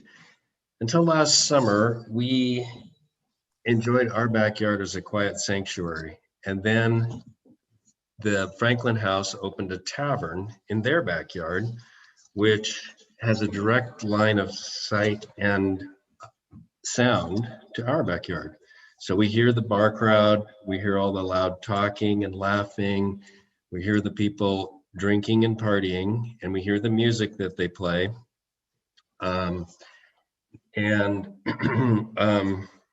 That's not something that you would hear from an office use. We have an office, a counseling office next door, and after 5, 6 o'clock, it's completely quiet.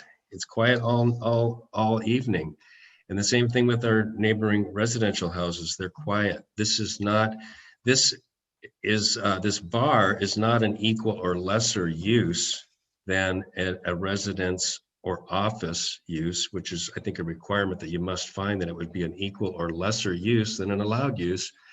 And there's no question that a bar with 50 people at a time drinking and partying has a much greater impact on the neighborhood than would just a residential use, like we and our neighbors use for our houses.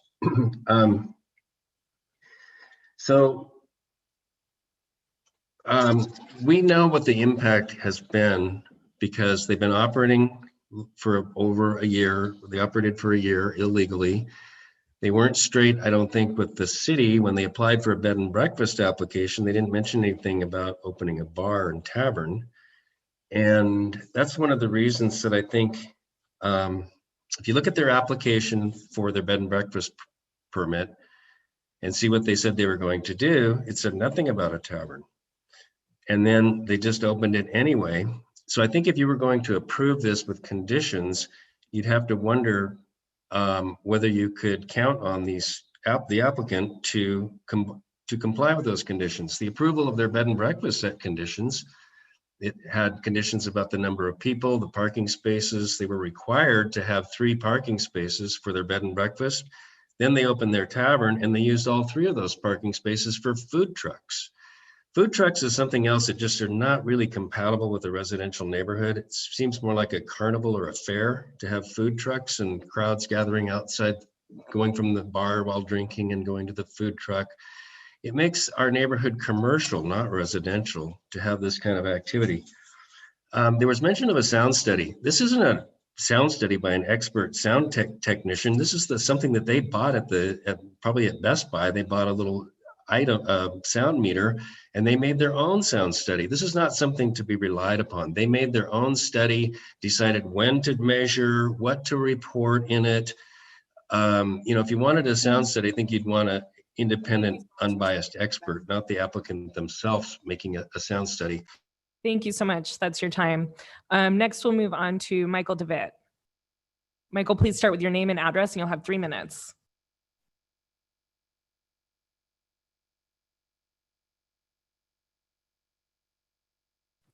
Sorry. My name is Michael Devitt. I live at 1402 West Franklin Street, exactly 1 block away from the Franklin House Bed and Breakfast. I've lived there for 21 years.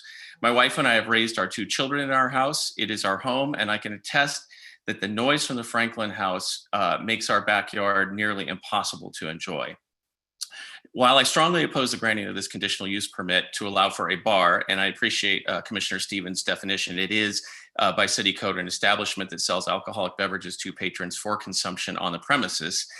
In my neighbor's R3 zoning, I would like to draw your attention to another element of this issue that I find very troubling, and I believe you may as well. In January of 2019, the Franklin House owners applied for a permit to sell beer and wine at 1502 West Franklin Street with the Idaho State Police. On this application, they were required to provide a floor plan of the facility. On this plan, they clearly marked the bar, beer taps, wine racks, and cold storage for kegs. They were granted this license by Candace Bishop at the Idaho State Police, whom I spoke with last month. Ms. Bishop informed me that ISP does not check for zoning requirements, but rather trusts the applicants and the appropriate city zoning committee to confirm the legality of selling a regulated product, in this case, beer and wine. Now, in May of 2019, 4 months after obtaining this permit from ISP, the Franklin House owners applied for a zoning certificate from the City of Boise Planning and Zoning. In this application, they also submitted a required floor plan, but this floor plan had all structures and references to alcohol removed. The two floor plans bear very little resemblance to one another in this regard. Now, on this application, the owners stated that they were seeking, quotes, zoning change to allow for existing residents to operate as a bed and breakfast business, adding, quotes, rezoning only to allow for above mentioned purposes.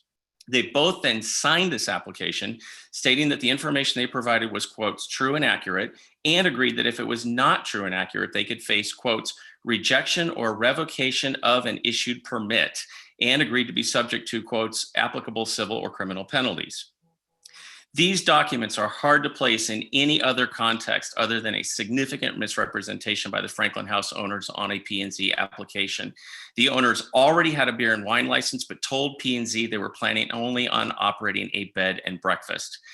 Planning and Zoning approved this application, CZC-19-00164, which clearly contained false or misleading information.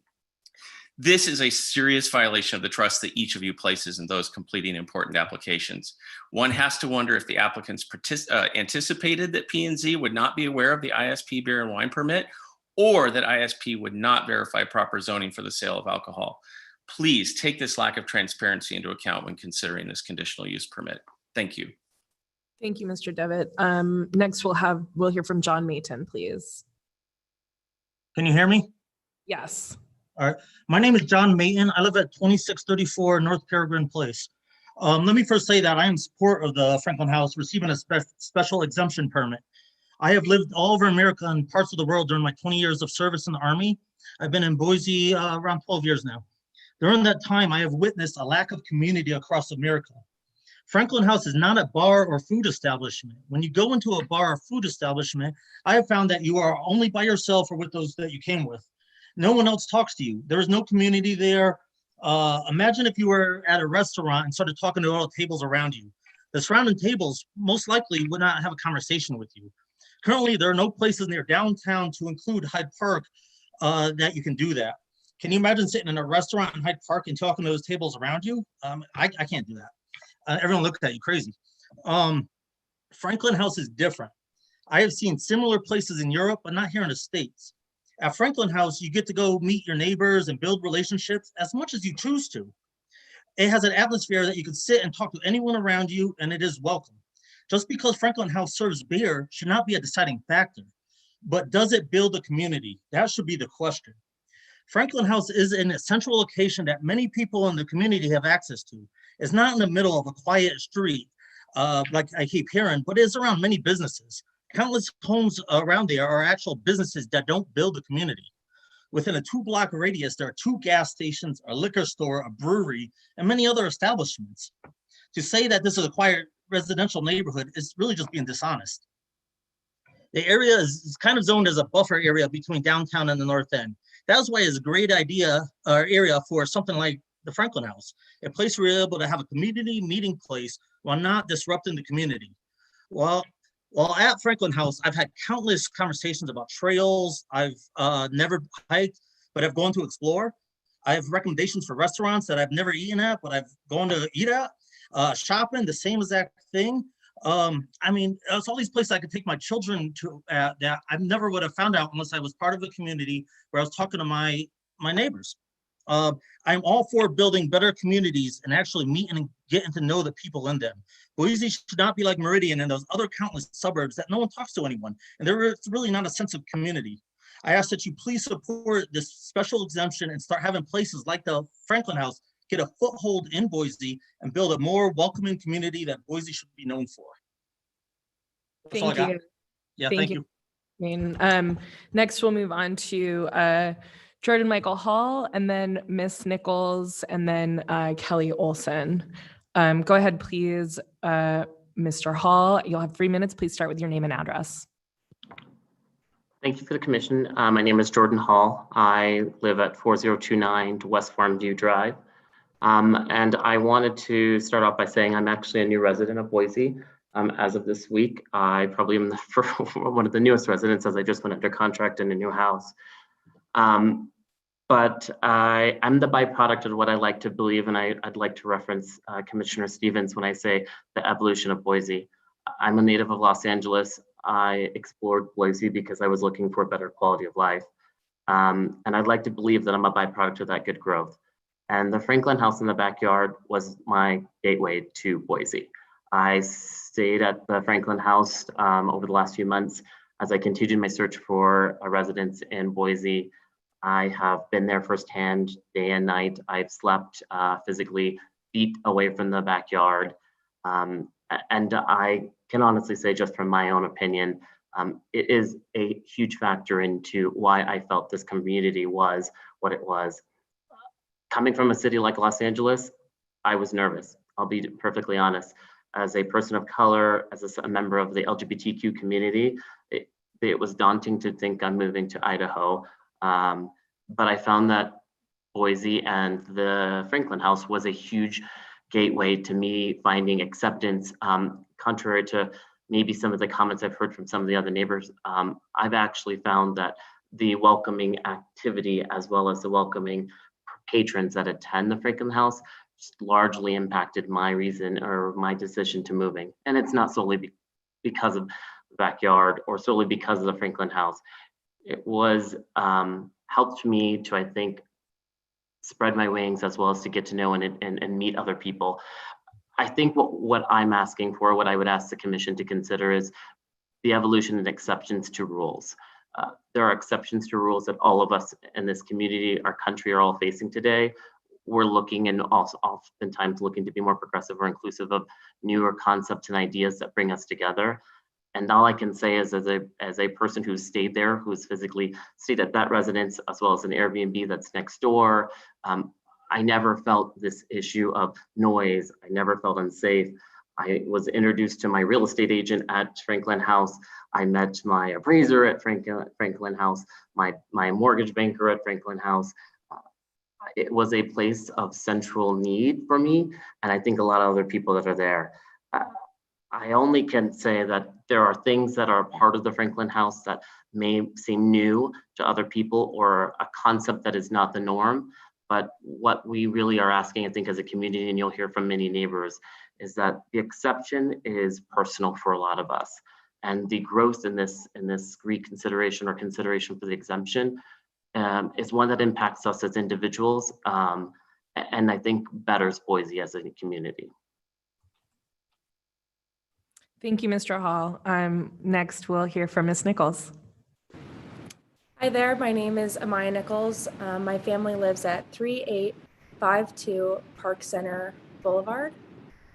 I was born and raised in Boise, Idaho. I went to school at North Junior High. I went to high school at Boise High, all of which are in the vicinity of this bar.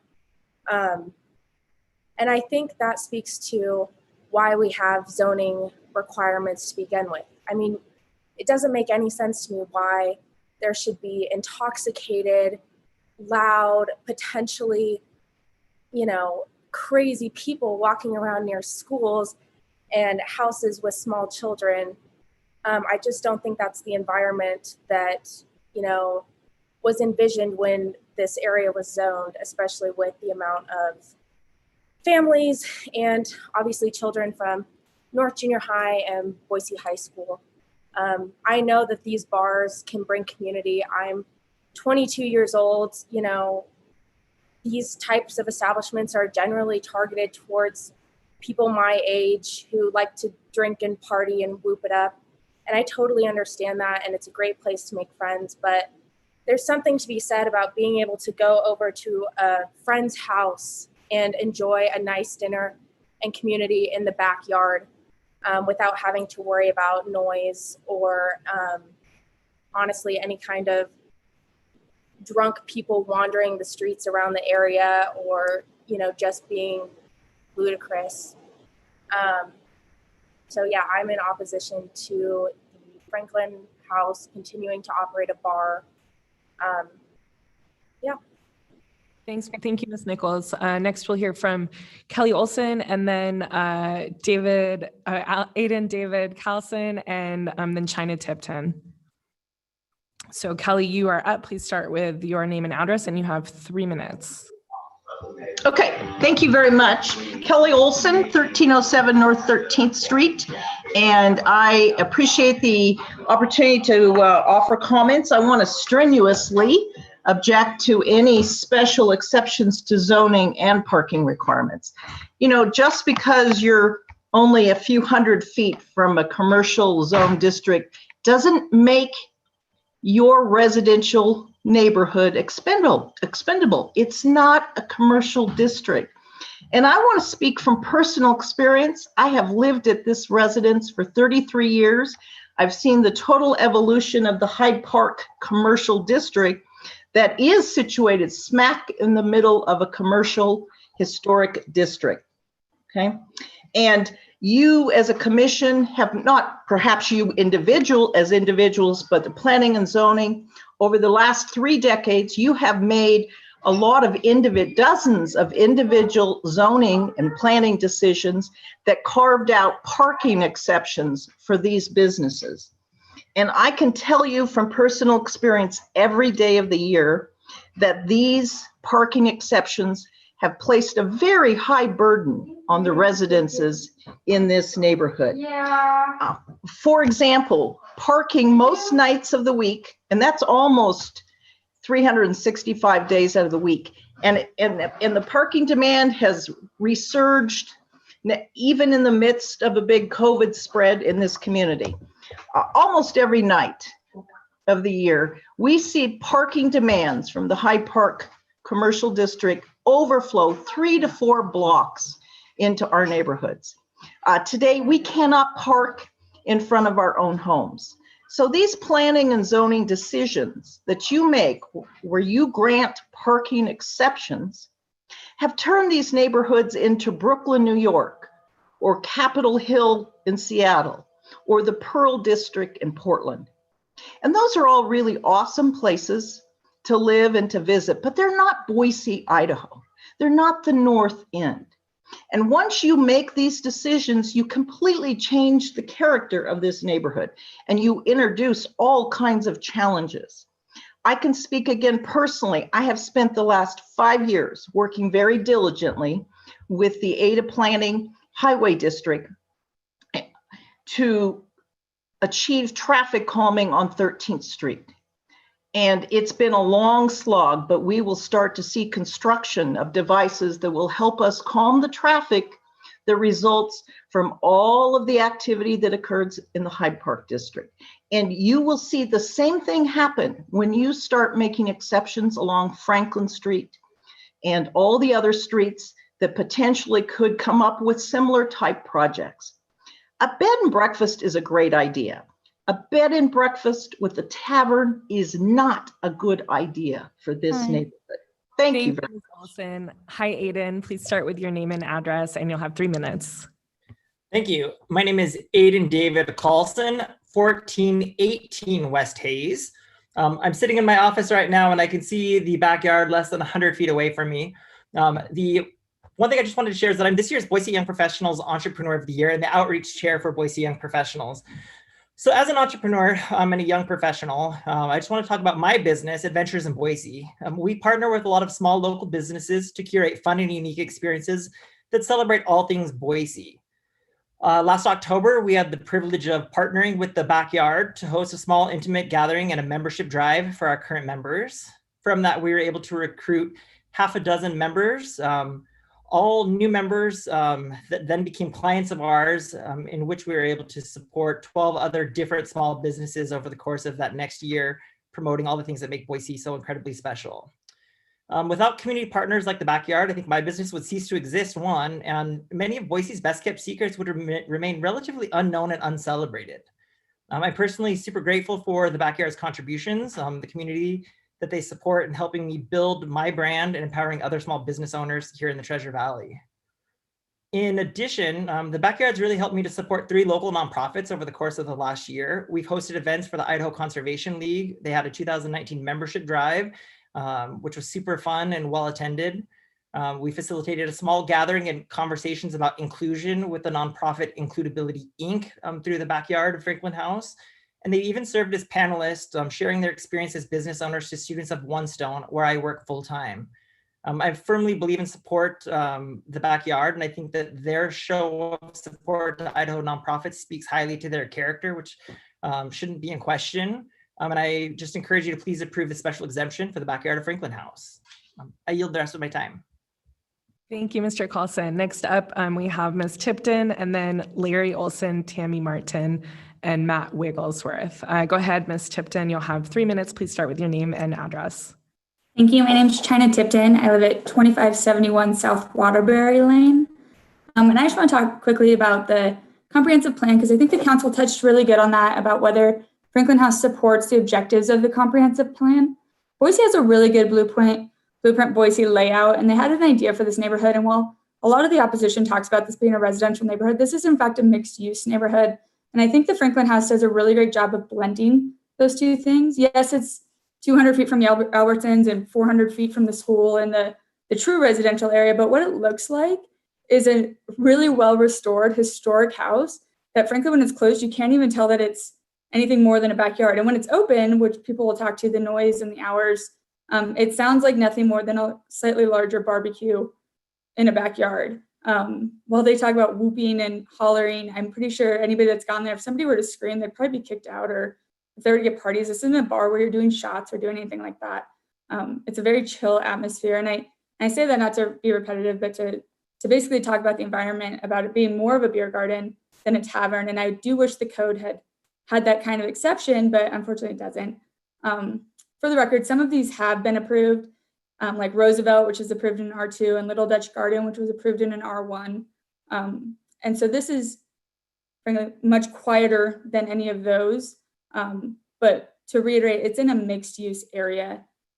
It's the perfect transition. I think it blends better than an office space where they would pave over the yard and have a lot of parking and permanent signage and security lights. This looks like a really nice 1896 house that another residence could live to, which is the exact idea between blending Albertsons all the way down to 15th Street, where there are single family residences. So for that reason, I would encourage you guys to go look at it, to drive by it, and see how it does help the atmosphere of doing what Blueprint Boise decided to do, which was to blend pure commercial with residential, as opposed to denying these types of uses simply because of a couple outspoken people.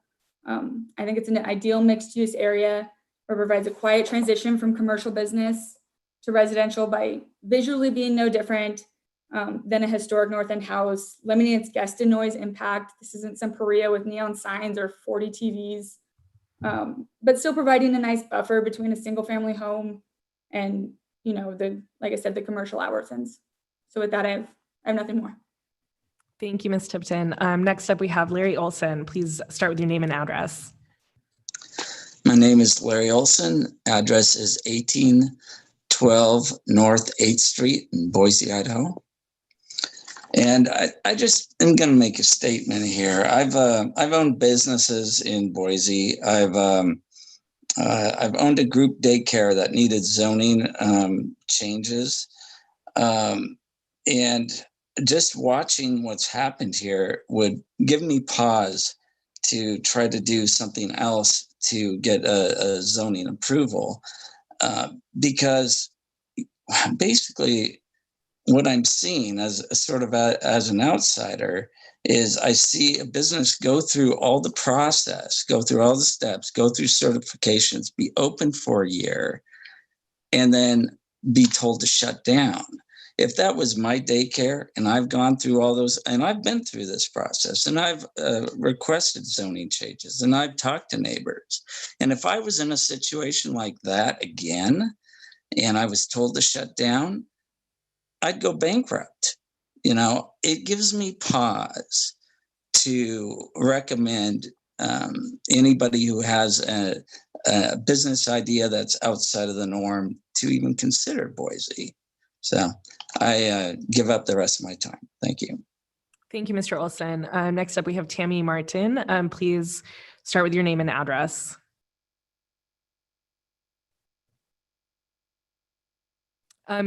Sorry, Ms. Martin, you're on mute still. Sorry, can you hear me now? Yes. My name is Tammy Martin. I live at 1317 West Hayes Street. I'm about a block and a half away from the Franklin House. I just want to express, first of all, that I believe this is just a huge waste of everybody's time. We have all put a lot of time and effort into this. This facility is clearly not zoned for a tavern. It is not going to improve the use of the space. It's clearly a reduced impact on the space. The zoning rules are very clear, and I think there's no question. The fact that they've operated illegally for a year is unfortunate for them, but this is should not become our problem as the neighbors. We've lived in this house for 24 years. We've invested a lot of money.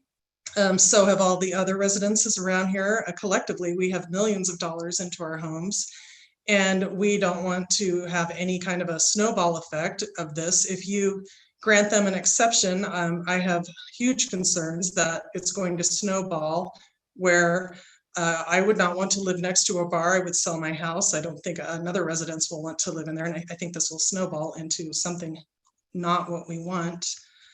The people supporting this place are really, they're looking for a neat place to drink beer, but the residences here, we are looking for a lifestyle, somewhere to live and hang out and raise our families. I would just like the council members to just put yourself in our position. If you had a bar on your block or next to your home and you have children to put to bed and you can't get them to sleep because there's 50 people outside in a bar next to your house, would you enjoy that? If you wanted to have a few people over for a barbecue on the weekend and you had a house next to you with 2 food trucks and smells and sounds and sensory overload, would that be an enjoyable use of your home space? So I just want you to put yourself in our positions here. These owners have really gone and done almost everything wrong. They have not been proactive. They've been reactionary. They felt like they had the proper use. They say they did. It sounds like their application did not even represent what they were going to do. And now they're backtracking and backpedaling and trying to correct it. It's just not fair. It's not proper. They're not showing that they have ethics. We have concerns that they won't keep following the rules moving forward. They don't make changes until the neighbors have complained. They didn't require food trucks not to be loud until after we complained. They didn't try to turn down the volume until somebody complained. I mean, I don't know what will be next for them. It's going to be constant. So it will not improve the neighborhood. So that's all I have. Thank you, Ms. Martin. We'll next move on to Mr. Wigglesworth. Please start with your name and address. You'll have 3 minutes, and then we're going to take a quick 5-minute break, after which we'll return with Ms. Goggins and the person behind North Junior High, North Junior School. Go ahead, Mr. Wigglesworth. I am an owner and resident of 1310 West Franklin Street. Thank you for allowing me the opportunity and time to speak about this important neighborhood issue. I'm guessing that many of you on this committee live in residential neighborhoods. I'm so sorry. Please state your full name also for the record. Matt Wigglesworth. Okay, sorry, go ahead. I'm guessing that many of you on this committee live in residential neighborhoods. Imagine your neighbor opens a bar in their backyard, inviting the public to drink every day of the week during the nicest times of the year. Or what would they think if you did that? It sounds outlandish because it is, and that's what's going on here. The proprietors of the Franklin House proposed a bed and breakfast to the city and flew their bar under the radar of planning and zoning and their very own neighbors. And now they seek an exception through a conditional use permit. Exceptions can set precedents. We believe, as the city does, that zoning is important. As such, it has been clearly established in historical neighborhoods for a reason, to quote, promote, preserve, and protect neighborhoods, unquote. This is written in city bylaws, and a bar in a residential neighborhood is a direct violation and is not in line with planning in our historical district. Our city is quickly growing. Careful forward thinking is now more important than ever. We are concerned about the precedent this zoning exception would set. If a bar can get approval to operate in our historic neighborhood, which is residentially zoned, then why not a restaurant, a coffee shop, or a retail outlet? These types of businesses are fine, and we support them in the right place, which is clearly delineated in the city's zoning maps. The near north end was established to protect neighborhoods and to avoid such uses. We have children, and so do our next door neighbors, and theirs, down the line in both directions on West Franklin Street. Having a bar in the setting is just not appropriate. While on our way to the grocery store from our house, we have intentionally walked with our school-age kids on the other side of the street, so as not to pass right by bar patrons and that scene. Our neighborhood cannot and should not be responsible for the poor planning of the Franklin House. We attempted to connect with the proprietors on our issues with their planning when we attended their public meeting via Zoom back in June. The proprietors kicked us out, saying that we lived more than 300 feet from their bar and that we were not allowed to participate. We are personally not used to our neighbors closing doors on us when we went to listen and talk. In a last-ditch effort, they invited us to visit their establishment just this past Friday, right before this meeting. Thanks, but no thanks. This business is not deserving of a special exception to our zoning. Their impact on our neighborhood is detrimental. The space is small, parking is limited for the tens of drinkers that are frequently there, and what little parking they do have is often occupied by the food trucks. They're trying to make adjustments, but they're just not going to work. Plain and simple. This is no residence or office space, and this type of use is just not in accordance with our zoning. We hope that they find a place in a commercially zoned area that is compatible, where an exception is not needed. Thank you. Thank you, Mr. Wigglesworth. Okay, we're going to take a quick break. We'll be back at about 7:35.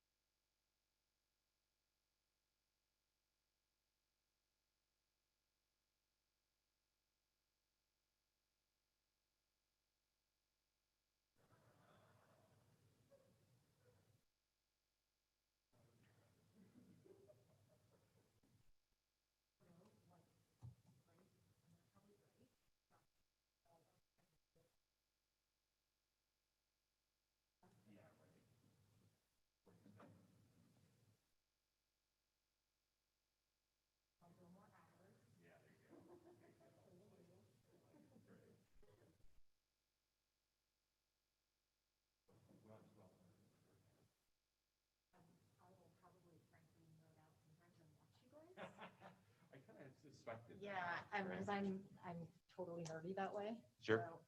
So, I'm not gonna watch her. Oh, I grilled you. Yeah, I messed up. I messed up on her. I think we got to the right answer. Yeah. I don't know if they grilled you because I told them like they need to be talking more, or if they grilled you because they're not sure where they're gonna land. I feel like approval and I feel like denial. Like, how are we gonna go with this, guys? It'd be quite fascinating, regardless. Yeah. Good job. Oh, thank you. And there will be what's your guess? Well, 55 attendees at 3 minutes each is 2 3/4 hours. Oh, okay. They're not all gonna speak though. Oh, yeah.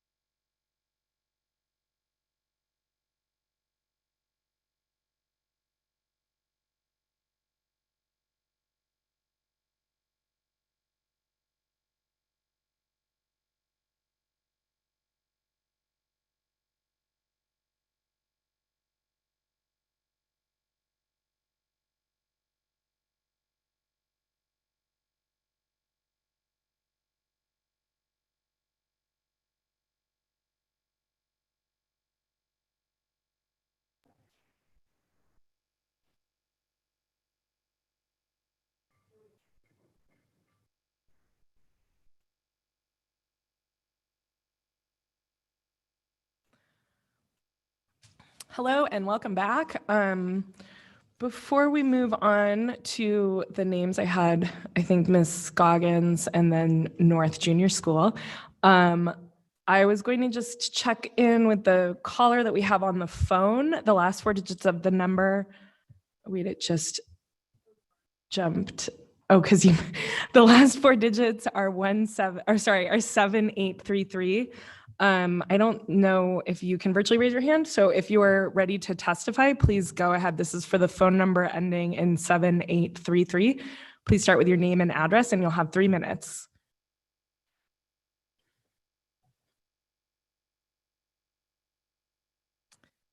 And you're on mute. Okay. Okay, well, maybe try to come back to that one. Oh, wait. I think it works. Sorry. Yes, we hear you. Okay, perfect. So hi, my name is Erin Witherspoon. I live at 1112 North 14th Street. I'm a past patron of the Franklin House, and as of this summer, an employee. The Franklin House is different than any other service industry place I've ever worked before. The focus has been on creating a safe community space, and the employees take care of the day-to-day workings as if it's their own home. One of the owners lives on site, so though we've heard comparisons to a rowdy bar, the descriptions don't really match up. If you've lived in an older house like many of us in the North End, you know just how well the sound travels. Those who have stayed at Franklin House with bedrooms directly above the backyard have had no noise complaints about the beer garden noise levels, nor have the tenants next door, who are the only direct neighbors. Franklin House is a living space, a place to meet new neighbors or friends that you've lived by for ages and may not have yet met. I've made friends with people I never would have met in a traditional bar environment. This space has the capabilities of connecting different generations in all walks of life. Franklin House fits the neighborhood well in the sense that it is very low-key and a well-maintained space.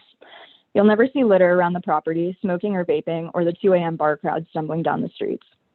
I think that it's important to provide a description of the day-to-day at Franklin House, since there are many of those who have formed opinions without actually coming to our space or who have been ill-informed. One server is usually more than enough staff to handle the whole shift, open to close, if that helps explain the flow and the very manageable amount of guests at Franklin House. Shift and personal duties of an employee at Franklin House include being tip certified, cleaning up and taking out any garbage on site, checking IDs of any person on the premises, and maintaining the space.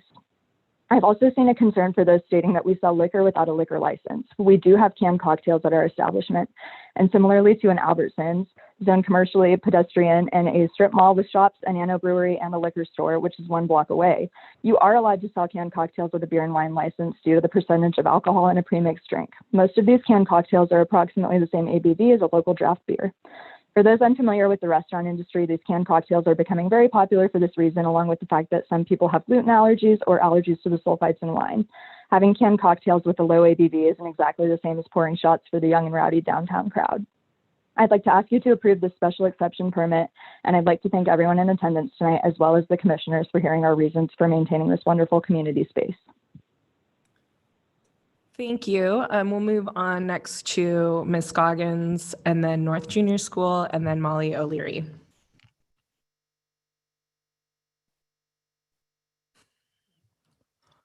We're waiting on tech here. No, take your time. Ashley Goggins.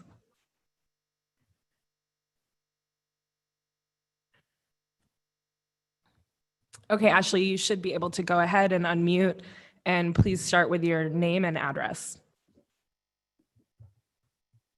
Hi, my name is Ashley Goggins. My address is 1106 North 23rd Street.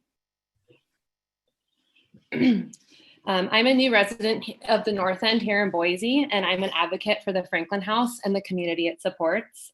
When I first came to the Franklin House this summer, I was in the middle of a 3-month-long road trip after a major life event that shook my world up. I was looking for a new place to call home and grow roots, but I had not yet decided where that would be. When I arrived at the Franklin House, I had been traveling solo for quite some time, and I was a little lonely. Jen and Gavin welcomed me with open arms and let me know about the free check-in beverage that evening. With COVID in full force at that time, I was relieved to know that it would be outside in the beer garden where neighbors and other travelers congregate. That night, I met new friends, both local and passing through, and even went hiking with one the following day. The next night, I explored more places in Boise, but none of the places I went felt as safe or welcoming for a single female traveler. So I invited a friend I have here locally to meet me at the beer garden the following evening to catch up and play games. I really enjoyed the food truck, and it was convenient not having to leave the backyard to go downtown. I was enjoying my time so much, I ended up extending my 2-night stay to 4, plus the room I was staying in was super quiet and comfortable, and it was a nice reprieve from all the camping I had been doing. My travels continued, but I couldn't stop thinking about the great time I had exploring Idaho, and particularly my experience in Boise. The following week, I was hiking in Park City, and I ended up running into a girl I had met at the Franklin House. Her and I shared a meal and got to know each other a bit better and stayed in contact. Her and I toyed with the idea of renting a spot together, and she agreed with my thoughts on relocating here. Shortly after that, I decided Boise would be my new home. I was able to secure a rental in the North End, and my new friend has come to stay with me on 2 separate occasions. As a single female, safety is my #1 priority, and the Franklin House not only delivers that, but the staff and neighbors go above and beyond to make you feel not only safe, but welcome. I have peace of mind knowing I could have a drink or 2 in my neighborhood and walk home and feel comfortable doing so. I also love that the Franklin Beer Garden allows for you to set up a laptop or open a book so it's not awkward when you are sitting alone like at other bars. My experience at the Franklin House assisted in my decision to move to the City of Trees of Boise.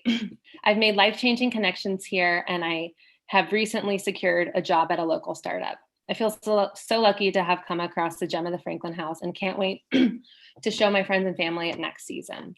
I'm an advocate for the Franklin House, and I support the decision and keeping it open. Thank you. Thank you, Ms. Goggins. And so next we have the resident behind the North Junior School account. Please start with your name and address once you're unmuted, and you'll have 3 minutes.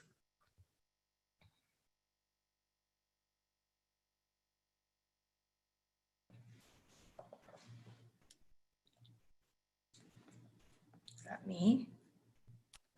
Do we have somebody to testify under the account? I think that's me. I'm sorry. I didn't realize I was coming through as the North Junior School account.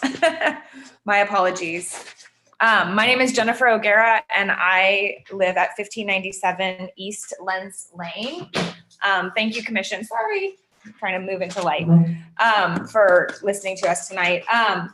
I've been a resident of the east end of Boise for about 6 years now and currently live off of Warm Springs near Roosevelt Elementary School. I'm requesting that you support the approval of a special exception for Franklin House to allow them to operate their seasonal backyard beer garden. I believe this used to be compatible with the neighborhood for several reasons. First, the near north end has been designated as a buffer between downtown and the north end residential area. And to my best of my knowledge, is primarily composed of commercial properties. I know that there are some residential properties surrounding Franklin House, but it isn't the majority of the homes there. Franklin House is located 1 block from the Albertson Shopping Centers, 2 blocks from both a state liquor store and a brewery. Second, the zoning for this area strongly encourages the adaptive reuse of historic buildings. When Jen and Gavin first purchased Franklin House, the property was in a state of disrepair with a parking lot and grass area in the rear. The parking lot was often used as a sleeping place for homeless people, and they could be seen doing drugs in the area on many occasions. I drive by there all the time to take my kids to school at North Junior High, which is probably why I had the weird statement coming up. By repairing the home and creating a fenced backyard area, they have eliminated the previous issue of homeless people in the area. And as a mom with 2 daughters who attend North Junior High, they've made the area safer for my daughters when they're riding their bikes to school or leaving school to come meet me in my downtown office. Third, the existence of the beer garden in a residential area is compatible with other neighborhoods found in Boise. Specifically, the Little Dutch Garden located up on the bench is in a residential area. And also in the east end of Boise, directly across the street from Roosevelt Elementary School, where my youngest daughter is in 3rd grade, is the Roosevelt Market. Although currently closed for remodeling, the Roosevelt Market, when open, serves beer and wine similar to the Franklin House Beer Garden and serves as a community gathering place for our East End neighborhood. These community gatherings have historically included summer block parties with live music and food trucks that the entire neighborhood looks forward to. The existence of the Roosevelt Market was honestly one of the primary reasons why I originally chose to purchase a home in that neighborhood. In its absence, I found the Franklin House backyard beer garden. It is not what I would consider a traditional bar or tavern. I've spent many afternoons there studying or working while I waited for my daughters to finish sports practices at North Junior High. Jen and Gavin are incredibly respectful of their neighbors, and I have met many of the immediate neighbors to the backyard while I've been there. This is honestly the type of business that we need more of in Boise, respectful business owners who care about their neighborhood and community and have in the process fully restored a beautiful historic home, helping to preserve our historic neighborhoods. For these reasons, I would ask that you fully support the approval of a special exception. Thank you, Ms. O'Gara. Next, we have Molly O'Leary, and then Alma Alba and Carlos Coto. Molly, please start with your name and address, and you'll have 3 minutes.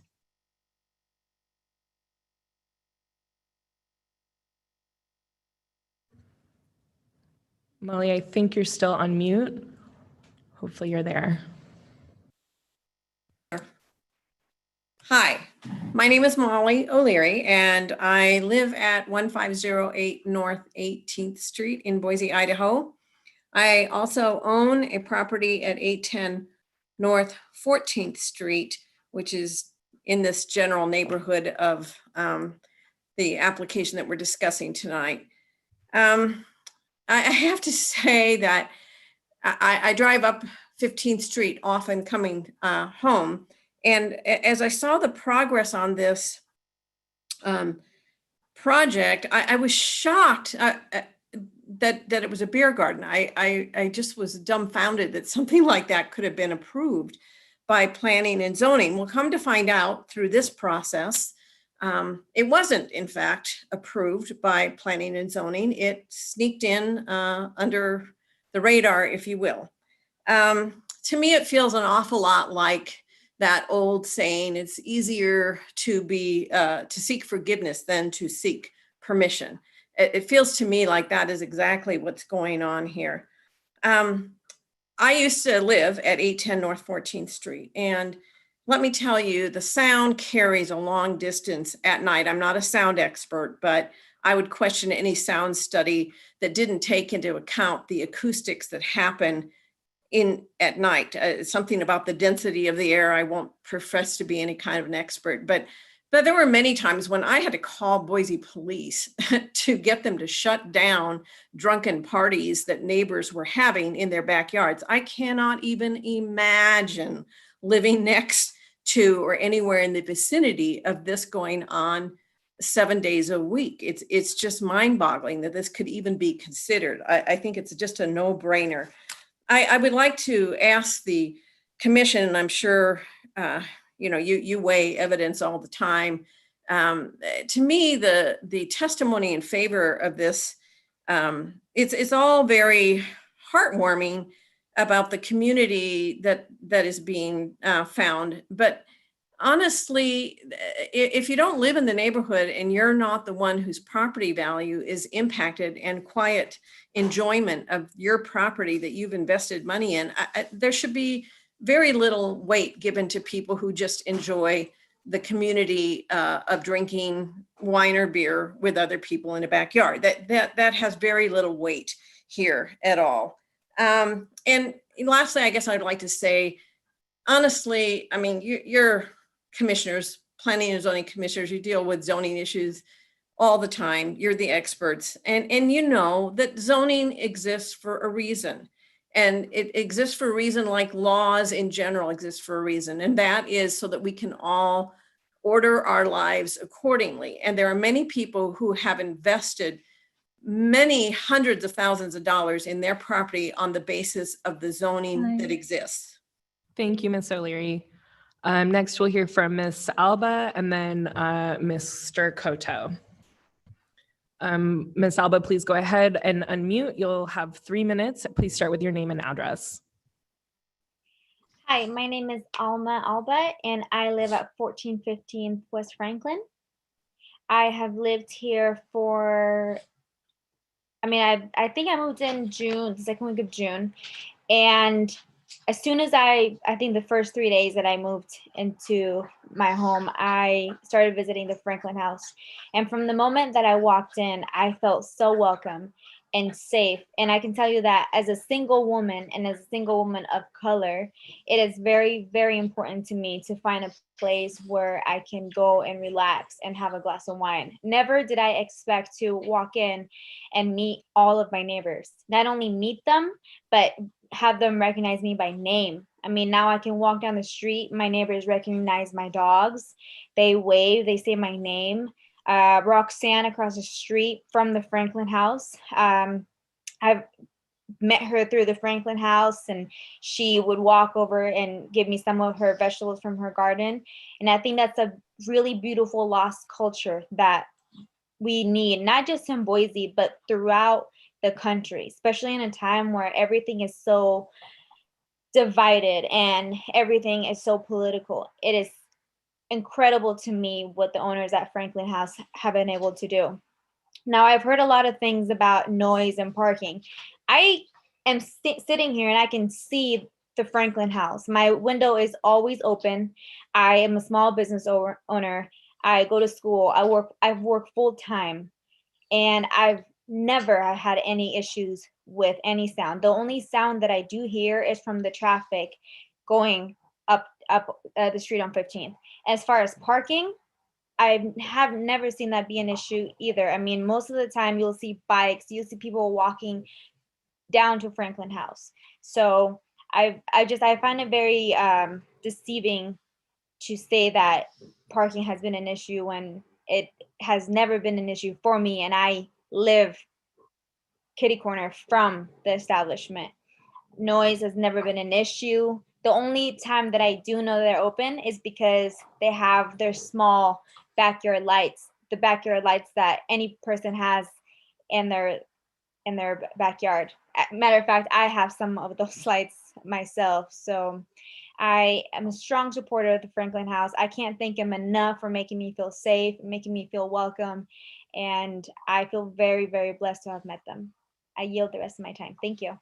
Thank you, Ms. Alba. We'll next hear from Mr. Cotto and then Marjorie Cole, Alejandro Sucia, and Melinda Quick. Mr. Cotto, please go ahead and you'll have 3 minutes. Please start with your name and address. Yeah, how you doing? My name is Carlos Cotto of 1411 West Eastman. I'm about a block from Hyde Park. I'm opposed to this coup to the Franklin House because we don't have, they keep calling it a beer garden, but the code for city is a tavern. So maybe in the future, the city can make a code for beer gardens and you can have a carve out for bed and breakfast, allowing reduced hours of operations or allowing maybe 3 times the number of rooms they have as far as guests. But we don't have that. In Boise City, we have taverns. So if you allow that next year, I hope you allow me to open a tavern in my home in the North End because I'm a block from Hyde Park.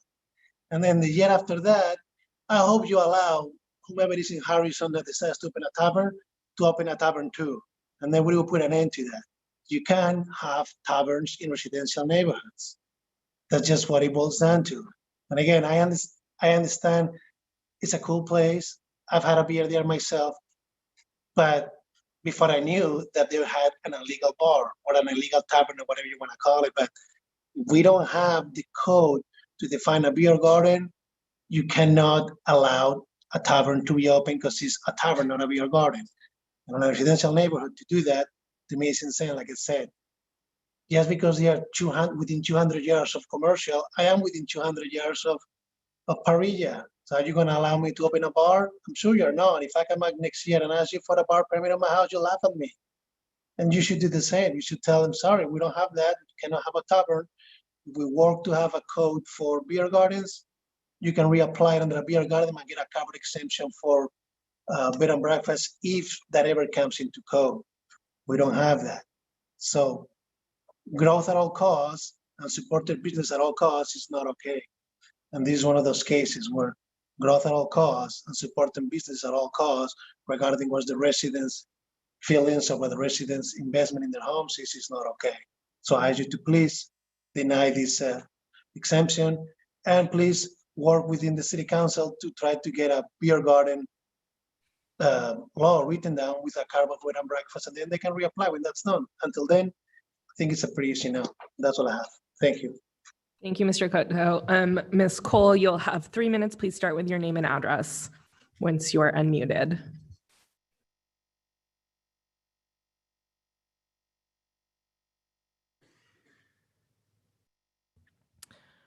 So next up is Marjorie Cole. We still have you on mute. Hopefully you're present. I'm sorry, I'm present. Okay, please start with your name and address and go ahead.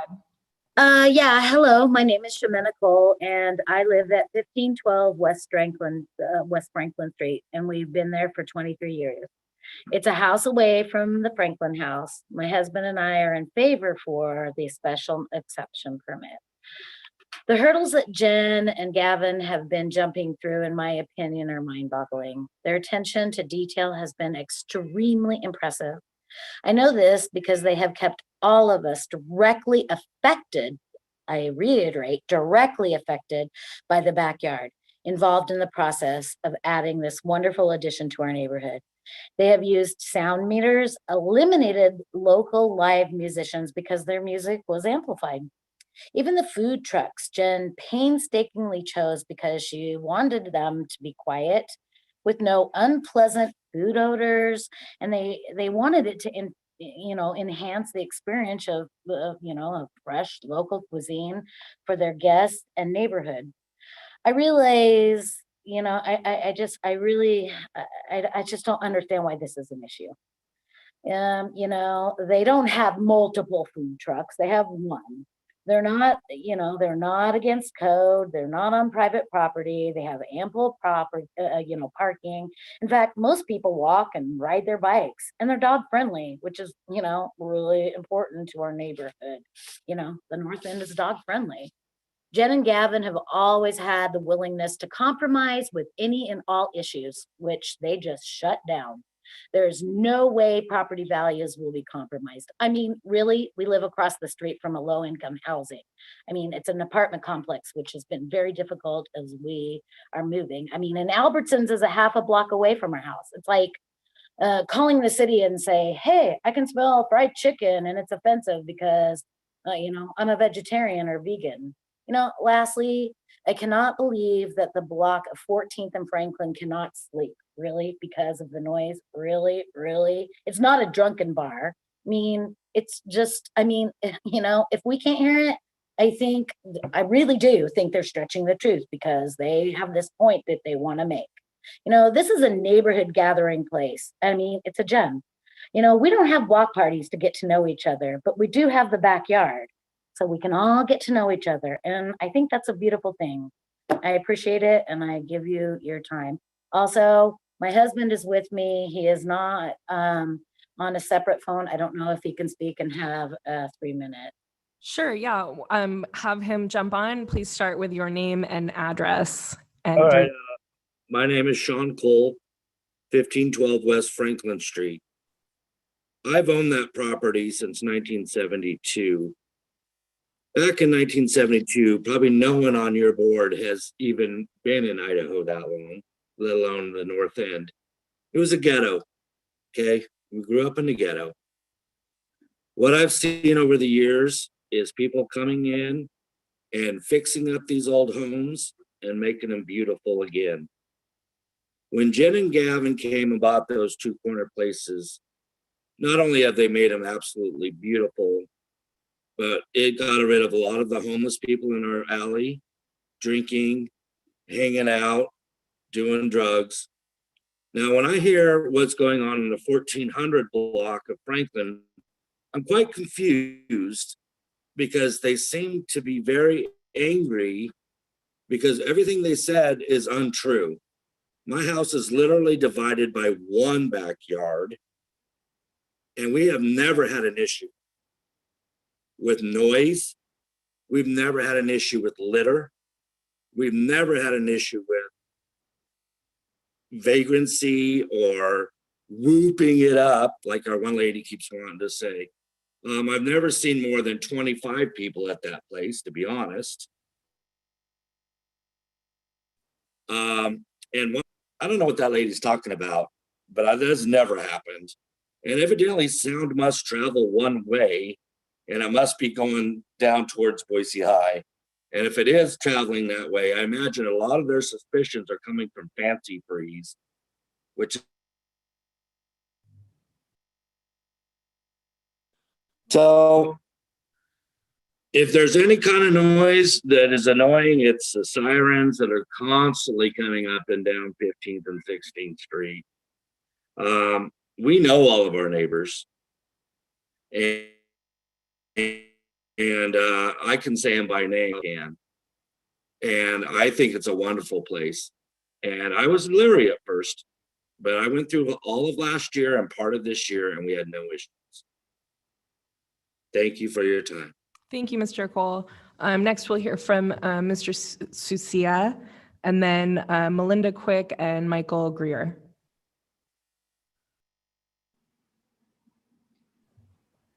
Thank you. My name is Alejandro Sucia. I'm also speaking on behalf of my wife, Brooklyn. We live on 1510 West Franklin Street, apartment number 3, Boise, Idaho 83702. We live directly next door to the Franklin beer garden, and we just share the fence with them in the backyard. And when we moved in, the owners, Jen and Gavin, were actually extremely thoughtful and told us about the beer garden before we decided to move. And since we've moved in, we have never heard the noise that comes from the backyard. And we've actually been able to enjoy our part of the backyard peacefully. And we're actually going to be having a baby in the next few months and this February. And we're planning on staying in this location because of it. We would not have made this decision if we thought that the Franklin house was unsafe, like some of the panelists are claiming, or even loud enough to wake a newborn baby, which they don't. We've also found that the Franklin house has been a great, safe, and easygoing place to socialize. We don't feel like we're in a bar when we're there, and definitely would not classify it as such. We feel that it is a place that is quiet and safe enough for us to raise our own children, and even with it directly being in our backyard. Now, some of the panelists are also saying that they can't even imagine what it's like to live next to the actual business. Well, allow me to elaborate on that. At the beer garden, I've never heard anyone louder than conversation level. And there are absolutely no TVs, no whooping, no hollering, which honestly calls into question some of the panelists' blatantly false claims. Now, we chose our place to live because we were aware of the commercial buildings that were nearby, as well as the residential ones. And we find that it is a great mix and was a deciding factor, honestly, when we moved here. So yes, we are advocating for the Franklin Beer Garden and its application for the special permit. I yield the rest of my time.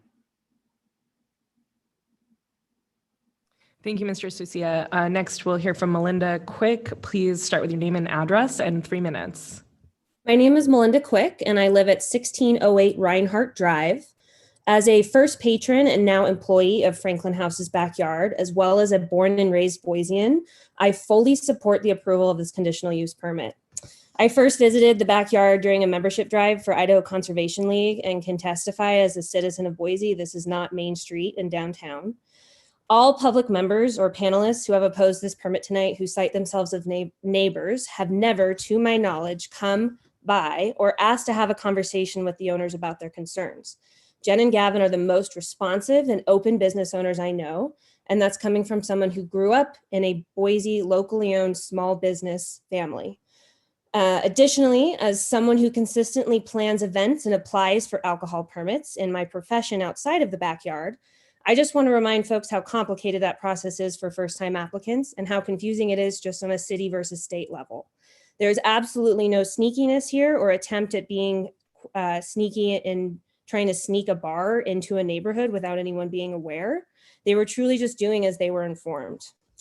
As an employee this past year, I can attest that the noise is heavily moderated by staff, especially because the establishment also hosts guests who expect quiet in their Airbnb or their B&B rooms at the Franklin House at a certain time. As someone who also lives surrounded by BSU housing and student rentals, I can very much understand the fear of noise late at night. The Franklin House is not at all that, and staff have been trained heavily to not allow heightened noise and close by 10 p.m. every night that we are open. I will also say that as someone who owns 2 homes, one in Boise and the other in downtown Meridian, I bought them with the full understanding that neighborhoods change no matter what. When you invest in your home, no matter what neighborhood you invest in the full community of Boise, just not just your neighborhood. So to me, the question today is more about that neighborhoods change. So it's not if, it's when, and I would like to see the Franklin House be the example of what Boise sees for its community vision. I yield the rest of my time. Thank you. Thank you, Ms. Quick. Next, we'll hear from Mr. Greer, and then Matt Hicks, and then who I think will be Jillian Wigglesworth. Hello, Commissioners. My name is Michael Greer, and I live at 5100 West Targhee Street. In the near north end, centered between the foothills and the Greenbelt, is Franklin House, a serendipitous stop for me and my bicycling friends. The spacious backyard at Franklin House proved to be a perfect location to meet up with each other and relax with a craft beer, wine, or other refreshment before and after a ride. The backyard at Franklin House became a favorite stop for my friends on bicycles. I always saw bicycles parked at Franklin House, leading me to believe this bicycle-friendly beer garden was discovered broadly by Boiseans that prefer 2 self-powered wheels for transport. The simple outdoor atmosphere was easy to talk in, the kind of place outdoor people can comfortably enjoy the sun, the trees, and conversation without interruption. We did not just go to the backyard at Franklin House because we could get drinks there. We went to the backyard at Franklin House because it gave us something we could not get at a bar, because it gave us an outdoor experience of sitting under trees in casual space, an opportunity to laugh, feel safe, and relax. The backyard at Franklin House experience was also not something we could get at a restaurant. The hustle and bustle of a paved patio with a short fence on a busy street is not a replacement for the unique experience the backyard at Franklin House provided. The backyard provided safe bicycle parking and was much quieter than a bar or a restaurant. It was a place you could truly relax and enjoy the private yard-like experience. Closing the backyard crushed this experience out of our city, leaving us less for it, leaving us without choice those times we want this vibrant home-like experience. We want to park our bicycles in safe places. We want to be outdoors, shaded naturally, enjoying being refreshed, to be in relaxed company, the very definition of a beer garden, and aligned with the lifestyle that most Boise citizens love and support. There is no other property in this area that supports this unique need. And perhaps our city code does need updated to support this use, but until then, I would ask that you please grant this special exception and give Boise back the backyard at Franklin House. Thank you, Mr. I Greer. yield my thank you. Okay, we'll next hear from, I think it's going to be Jillian Wigglesworth. Please start with your name and address, and you'll have 3 minutes. Feeling it's listed as Matt. Madam Chair, I think I accidentally put Matt Hicks back as an attendee, so we'll That's where he hear from went. him next. Okay. Sorry. Okay, I wondered where he went. Okay, so we'll hear from Jillian and then Matt Hicks. Jillian, please go ahead once you're unmuted and start with your name and address.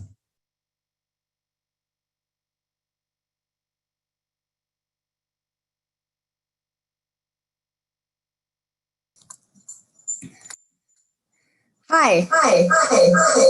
Oops.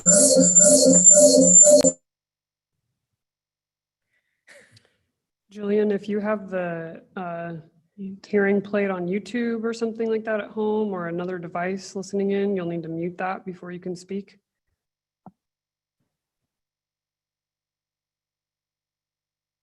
Here. Hello? Yes.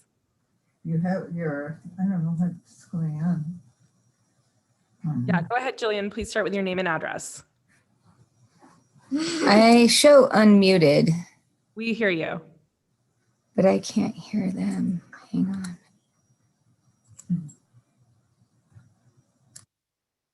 Okay, I think I got it sorted out. Great. Please start with your name and address and go ahead. I'm Gillian Wigglesworth. I live at 1310 West Franklin Street. My husband and 2 kids and I live on 14th, just near 14th and Franklin. We moved here to the north end after much research and since have thoroughly enjoyed our 16 years of investment into our lovely neighborhood, each of our neighbors and our community. We as a neighborhood are neighbors with roots, decades and generations of life here in Boise, raising our children, growing old together. We are united. Franklin House offered us zero augmentation to our neighborhood. If anything, they have taken away from our community, working to divide us instead of unite us. We were received with unfriendliness and resistance from the Franklin House proprietors. On July 16th, myself and many other neighbors were rejected from attending a Franklin House Bar neighborhood public meeting after the proprietors told us we lived greater than 300 feet away from their establishment. This was our neighborhood reaching out to work with Franklin House. It wasn't until after the hearing was postponed twice by the Franklin House proprietors that they reached out for the first time to neighbors with an invitation to visit the establishment last Friday. It is unfortunate that the extreme tardiness of outreach did not come until 3 days prior to the hearing today. Our home was a repossession. We have restored it while maintaining the integrity of the 1936 home. Yet integrity in our neighborhood isn't just the historical aspect we see walking down the street.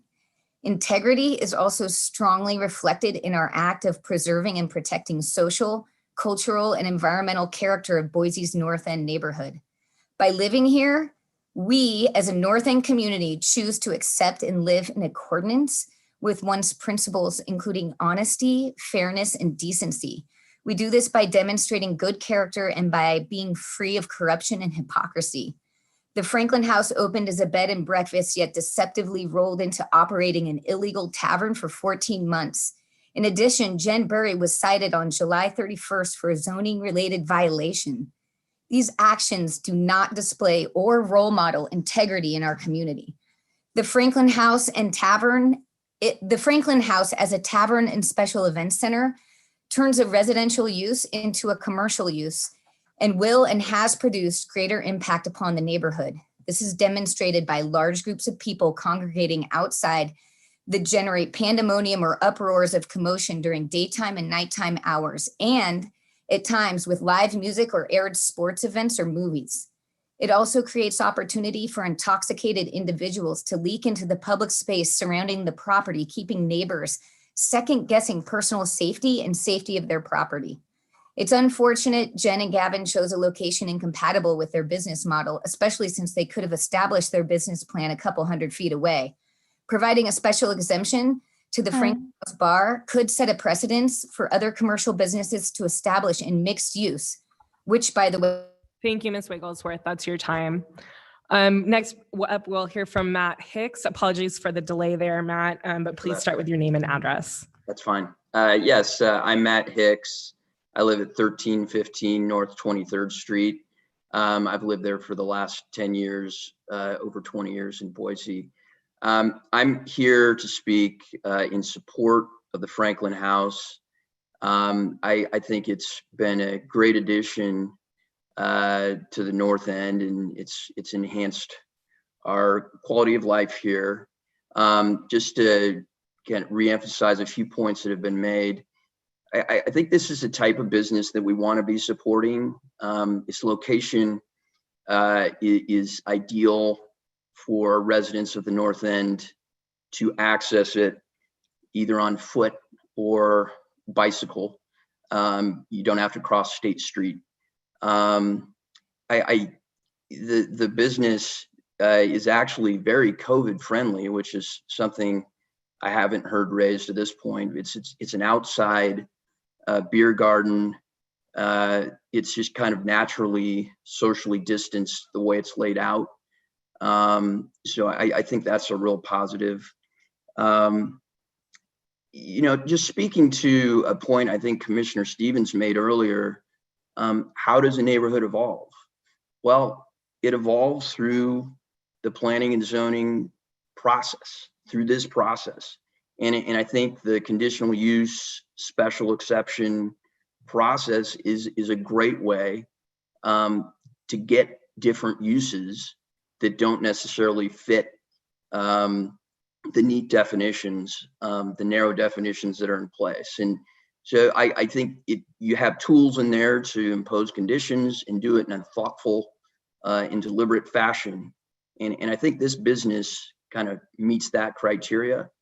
The other point I would make is you're not evaluating an abstract idea. This is a business that's operated for over a year. As I understand it, it really has operated without complaint until recently. And the recent complaints, I think, have been kind of ginned up to some degree. So, I would take a hard look at, the people that are operating it, the care with which they've done it, and ask the question, are we better off with something like this that we can impose reasonable conditions on, or, a use down the road that is not as positive as this one.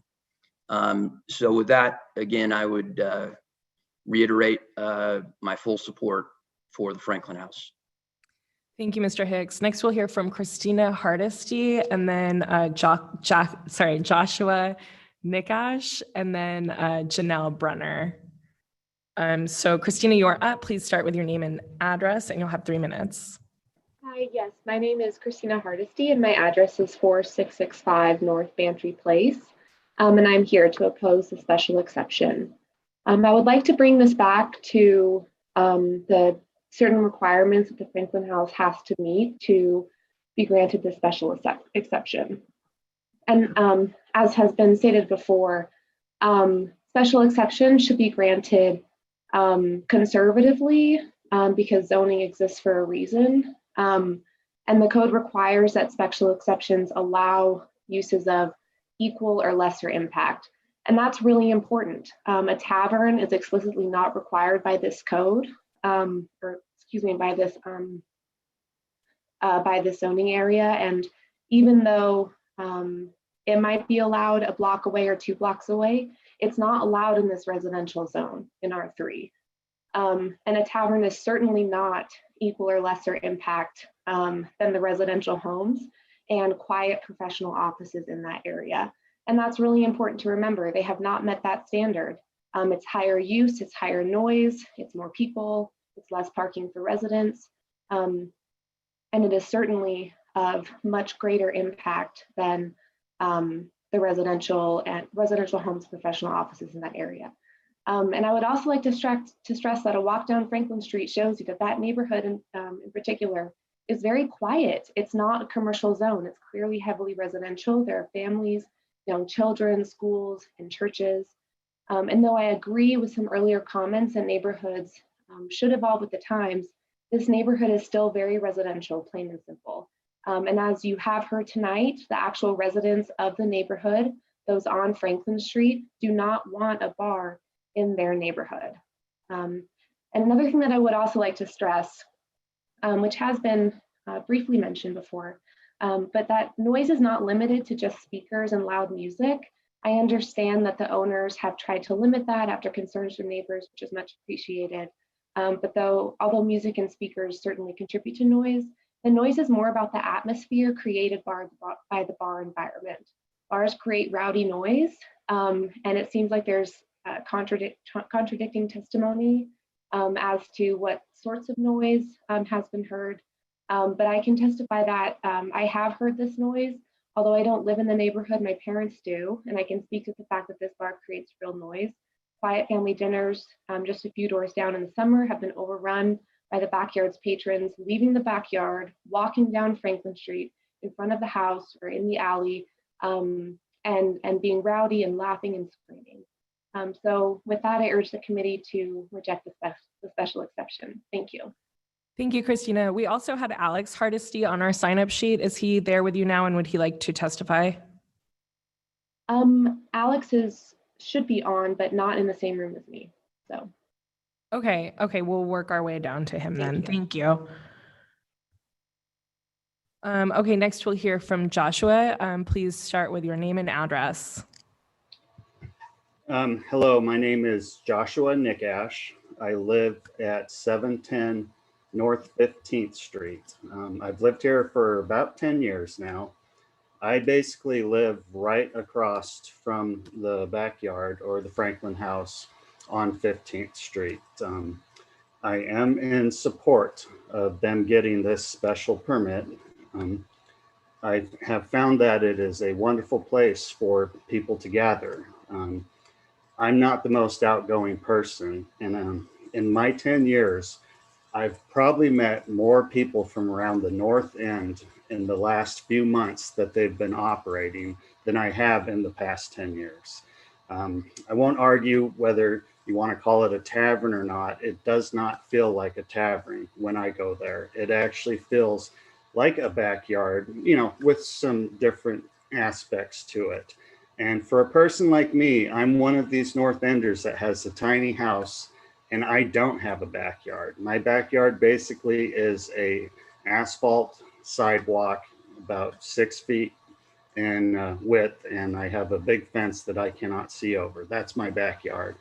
So the nice thing about this place is that it offers a warm, safe, community type feeling, and you can meet neighbors there that you normally wouldn't meet. As far as the noise concerns, I've never had a problem with the noise, and I am in direct line of where that place operates. Will I say that you can't hear it? I can vaguely hear some conversations if I'm in my front yard. If I have everything shut down completely in my house and I have the windows open up front, I might hear a little laugh here and there, but as far as any noise complaints, there has never been one from me. And one reason is that Jen and Gavin have done a fantastic job working with us around the property to make sure that there isn't a noise complaint. And I know that in the future, they would continue to keep doing that because they want this to be a special place. They want this to be a place where we can gather, where we can meet each other. And, you know, we don't have to just meet there for a beer if you want. You can actually, like people are saying, you can go there and read a book. You can go there and study. And I'm pretty sure that there's some other people around the North End that don't have a backyard like I do. And we find this as an enjoyable place to go when we don't want to go to a bar or tavern per se. Thank you for the time. And once again, I just reiterate that I am fully behind them getting this special permit. Thank you. Thank you, Mr. Nakash. Next, we'll hear from Janelle Brenner. Please start with your name and address once you unmute. Hello, my name is Janelle Bruner. I'm actually here with my husband, Eric Treader, at 484 East Thurman Mill Street. Last year on October 19th, we got married at the Franklin House, and we also stayed at the bed and breakfast. We were looking for a small venue that could cater to our friends and family, and thought this would be a very respectful, beautiful place, not only for our friends, but for older family members. And especially we were looking for a place, especially we do not have a yard ourselves. It was a very beautiful wedding. The mood was much like, you know, having good friends at any other backyard in the North End. Jen was really great with us. She took care of any hosting issues, mostly because she had previous experiences hosting weddings there of the same size. And yeah, it was very nice, very stress-free and very relaxed. That night we slept at the bed and breakfast, and it was very quiet, slept like newborn babies. Is it all right if my husband says a few words? Hi, I'd like to. Yes, yeah, that's fine. Please have him start with his name and address, and he'll have 3 minutes. And I live at 484 East Thurman Mill Street, same location in Garden City. And yes, Sorry, I missed the name. Can you start with the name, please? My name is Eric Treader, and I live at 484 East Thurman Mill Street in Garden City. And yes, last year we had our wedding reception there. We had a small event with friends and family, and it was really nice. There's a tremendous value in small event venues like this because, you know, not everyone can afford a tremendous wedding, and a smaller venue like this is a much better atmosphere for something smaller. It was tremendously nice to us. It would be very distressing if this were to go away, so it was important to us to maintain it. And as an outsider to the neighborhood, let me say that it fits in very well from that perspective. This is a mixed-use residential commercial neighborhood, and there's a lot of commercial in there. There's offices everywhere. The building next door is a commercial building. It's not even a house. This feels like exactly the sort of thing one would expect in a neighborhood like that, and it feels like the natural evolution of this neighborhood. We had a meeting to discuss meeting up here, how to get here, how to use Zoom, etc. And it was actually difficult to speak over the cars on 15th Street. The traffic is loud. This is a busy neighborhood. It is not a super quiet residential, like suburban neighborhood. It's pretty busy. And the claims people are making about this place, that it's incredibly loud, that there are TVs. I've never seen a TV there. I don't know what they're talking about with that. But they're just not accurate. I believe they're trying to play up the stereotype of a bar, and it just isn't like that. It's never been like that. I've been there many times, and it isn't a party bar atmosphere. It never has been. It's quiet, and I wouldn't have any trouble living next to something like that if it were in my neighborhood.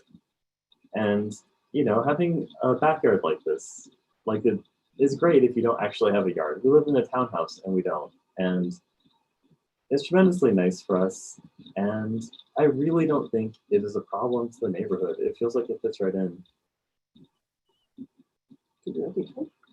And I'll yield the rest of my time to the next speaker. Thank you.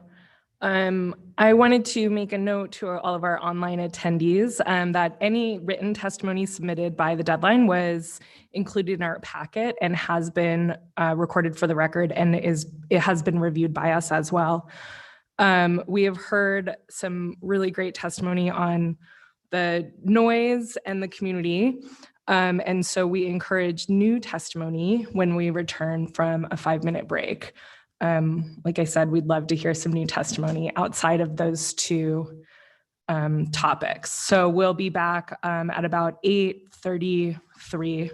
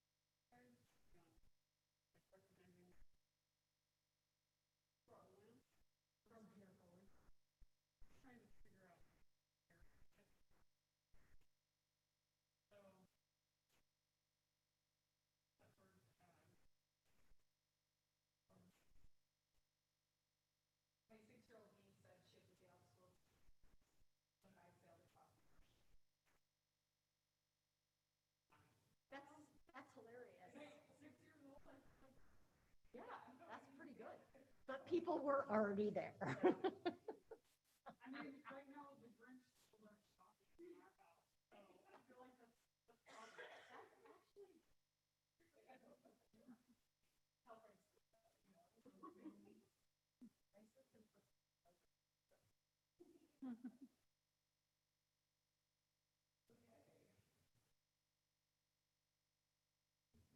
Okay, thank you. We are back.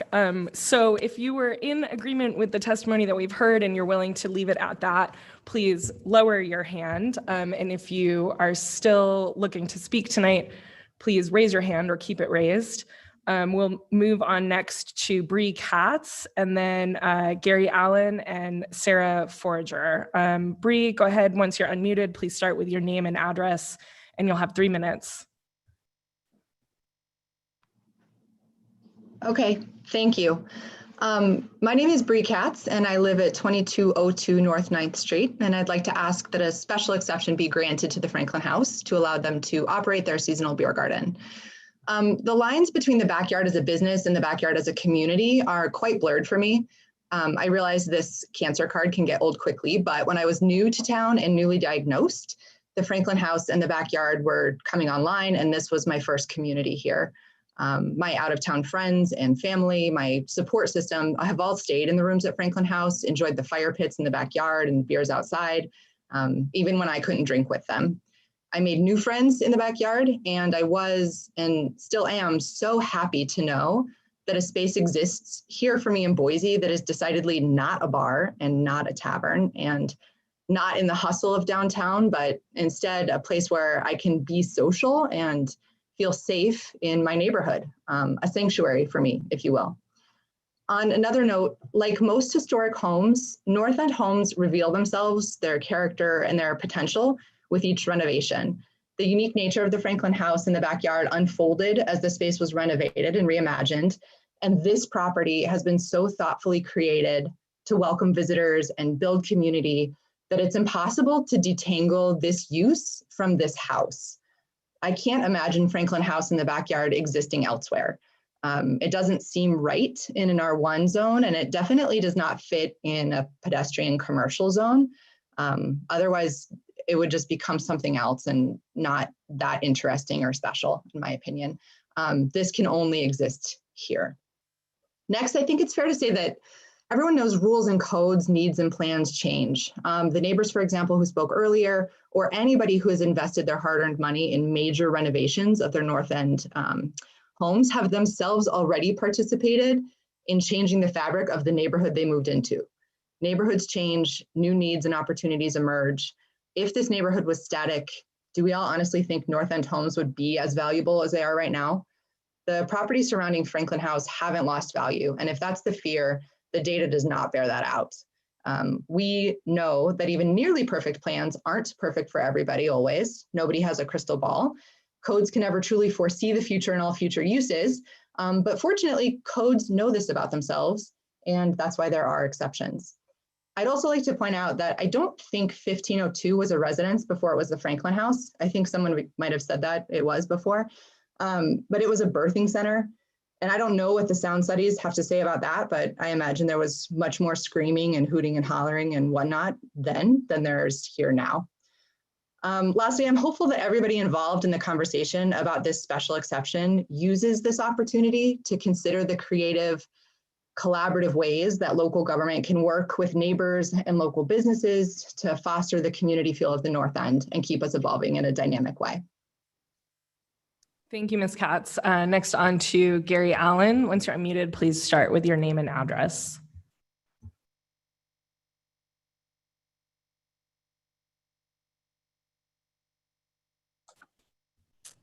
Can you hear me? Yes. My name's Gary Allen. I'm at the Givens Pursley Law Firm at 601 West Bannock in Boise. I represent several neighbors, including the Andersons. Staff report does a great job, and we concur with its recommendation of denial. Let me highlight a few points. The first point is something obvious. This use is not allowed in the R3 zone. It makes sense. Taverns and residences don't go together because of noise, parking, and inebriated patrons. This is also an intact, quiet residential neighborhood with a few small office uses, not Fort Street. And the use is outdoors, magnifying impacts like noise. The code allows a limited special exception, but it's narrow with tough criteria. This is as it should be. People should be able to rely on what the zoning ordinance says when they decide where to live. So let's talk about some of those criteria. First, there has to be an absence of appropriately zoned property in the vicinity. There's no way the applicant can meet this. The record is undisputed. There's commercial property within 200 feet. There are plenty of examples of how this use could fit along State, Cloud9 Brewery, Smoky Mountain Pizza, and half a dozen other appropriate properties in walking distance. The lack of this is a mandatory finding that can't be met. You have to recommend denial on that basis at least. I know you've heard plenty about noise, and you've heard, I think, sincere testimony from half of the people saying it's terrible and half saying it's okay. The question is, has the applicant met their burden that there will be no adverse impact? I don't see how you can based on the testimony that you've heard tonight. The next issue is parking. Commissioner Gillespie is right. You do have the discretion to decide that the parking is inadequate to address the impacts. Meeting the code is insufficient pursuant to the 917 Lusk case that came out of the city of Boise. So you still have to look at whether that will create an adverse impact. The parking agreement is insufficient here because you can't enforce it. How do you stop people from parking on the street? Another issue is that the equal or lesser allowed uses. Look at, there has to be a lesser or equal impact of other allowed uses. Look at that list the staff provided. There's no way that this use is equal or lesser to those uses. Finally, the code gives you the option to condition the use. And this would be a bad idea here for several reasons. First, the residential character of the neighborhood would be under constant pressure. Secondly, it would require a lot of conditions. This is outdoors. This depends a lot on people's behavior, and not just the operator's behavior, but the patrons, which makes it very difficult. And they've proven that they can't be trusted to come. Thank you, Mr. Allen. Next, we'll hear from Sarah Forager, and then Roxanne Brown and Shanti Grant. Ms. Forager, you'll have 3 minutes. Please start with your name and address once you unmute. Okay, I think I'm unmute. This is Sarah Forager. My address is 1415 North 14th Street in Boise. It's in the north end, about a block from Hyde Park.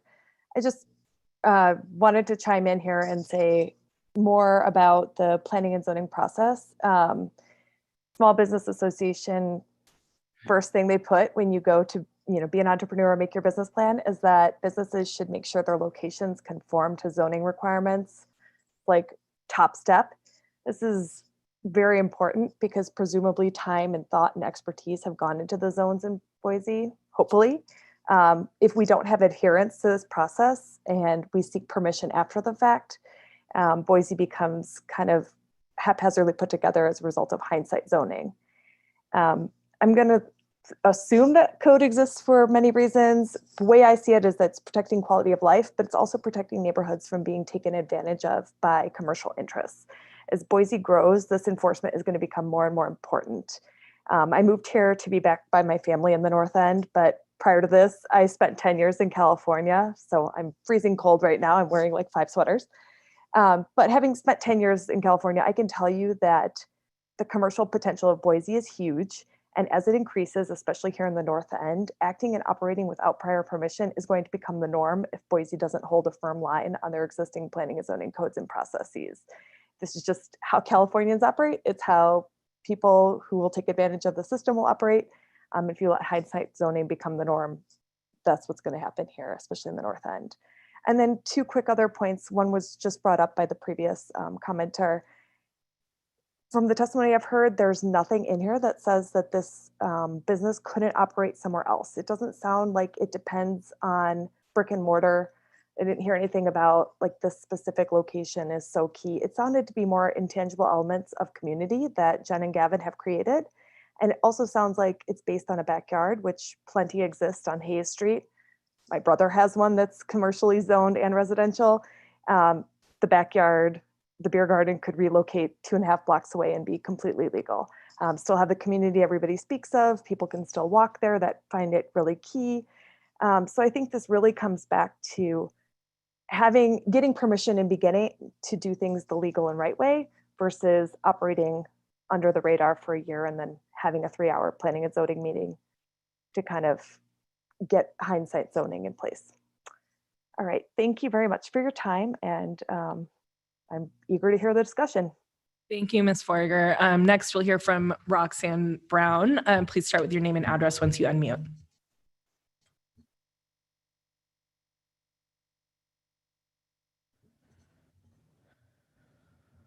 Roxanne, do we have you on the line there? Yes, can you hear me? Yes. Can you hear me? Yes, we can. Please start with your name and address.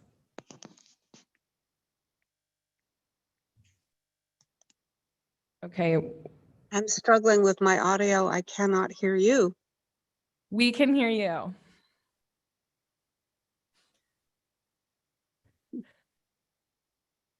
Okay, maybe we will pause on Roxanne. Roxanne, can you hear us? I'm having trouble hearing you, but I just received a text saying that I am audible to you, so I will go forward. Great. My name is Roxanne Brown, and I recently moved to Oregon, but until September 28th of this year, I lived directly across the street from Franklin House and the backyard at 1424 West Franklin Street. That's the house that sits directly across the street from the backyard. My kitchen window, my office window, and my backyard patio space were all within 100 feet of the backyard across 15th Street. When I first met Gavin and Jen, they were very open and transparent with me about their intention to develop a gathering spot in the backyard behind their bed and breakfast. We discussed permitting at the time. I asked them who their attorney was. We discussed that at length prior to them developing their business. I was concerned that they go through the proper permitting. They appeared to be in good shape. I know their attorney, good attorney. Should have been giving them good advice. They had alcohol permitting done with both, as I understand it, Boise City and the state of Idaho. And so they went forward. I'd like to address the issue of noise. I know there's been a lot of discussion about noise. When my kitchen window and my office window directly across the street from the backyard were closed, and my air conditioning was on, I could hear nothing from the backyard or the food trucks at any time. If my kitchen window was open or my office window was open, if I was sitting in my own backyard, I could hear indistinct voices, an occasional high-pitched laugh. I could not hear distinct words. Remember, I'm 100 feet across the street. I was not a frequent patron of the backyard. I did meet clients there once or twice. I met there with friends. I always was impressed with the neighborhood feel of the backyard itself. I think it's important to have businesses like the backyard in these urban neighborhoods, places where neighbors can gather, where frankly, there's no feeling of neighborhood without a Roosevelt Market or something like the backyard. It develops a feeling of a neighborhood, and frankly, an area that is not a quiet residential area. It is an urban buffer zone between downtown and the quiet residential neighborhoods of the north end. When I sold my house recently, I have to say I saw no effect to my house value. My house sold in the first 24 hours. I had 8 offers. 6 of those offers were over asking price. Several of the people who offered were people that I had met at the backyard. They were well aware that the business existed. I'm sorry that Jen and Gavin have run into this situation where they thought they were doing the right thing, and now they're being drugged through this hearing and asking for a. Okay, thank you, Ms. Brown. Next, we'll hear from Shanti Grant. And just a reminder that we hear you if you are speaking to the wonderful community that Franklin House has created, or to the impactful noise to your own neighborhood. We hear you on that, and we'll definitely take both of those items into consideration. We would love to hear some new and different testimony. With that, so Shanti Grant, you're up next. Once you unmute, please start with your name and address. Then we'll hear from Doug Cole. Go ahead, Shanti. Thank you. My name is Shanae Grant. I hope you all can hear me. And I live at 626 West 4th Street, apartment number 1 in Boise. It has been great to hear everyone's thoughts on this matter, and I'm sure the owners of Franklin House are going to start taking that into consideration. As a fellow North Ender, I'm grateful that you all are taking the time to listen in and weigh out all the matters and making an exception. From what I'm hearing and seeing, Franklin House is doing all that they can to appease neighbors who have voiced any matters of concern, and will continue to work with the community and the city to keep and create a safe space for us to go to. It is similar to what the Roosevelt Market has to offer, but just in a different neighborhood. It's in the North End neighborhood. And it's been greatly missed since it's been closed, as it's already made a positive impact for many. I've lived in other places around the world and decided to move back to Boise for what most people see as a big city with a small town feel.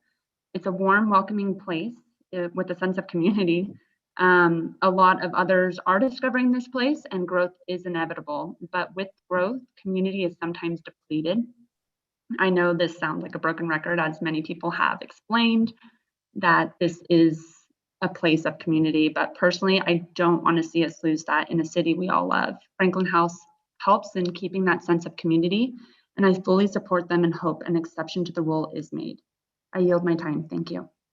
Thank you, Ms. Grant. Next, we'll hear from Doug Cole and then Nick Nygaard.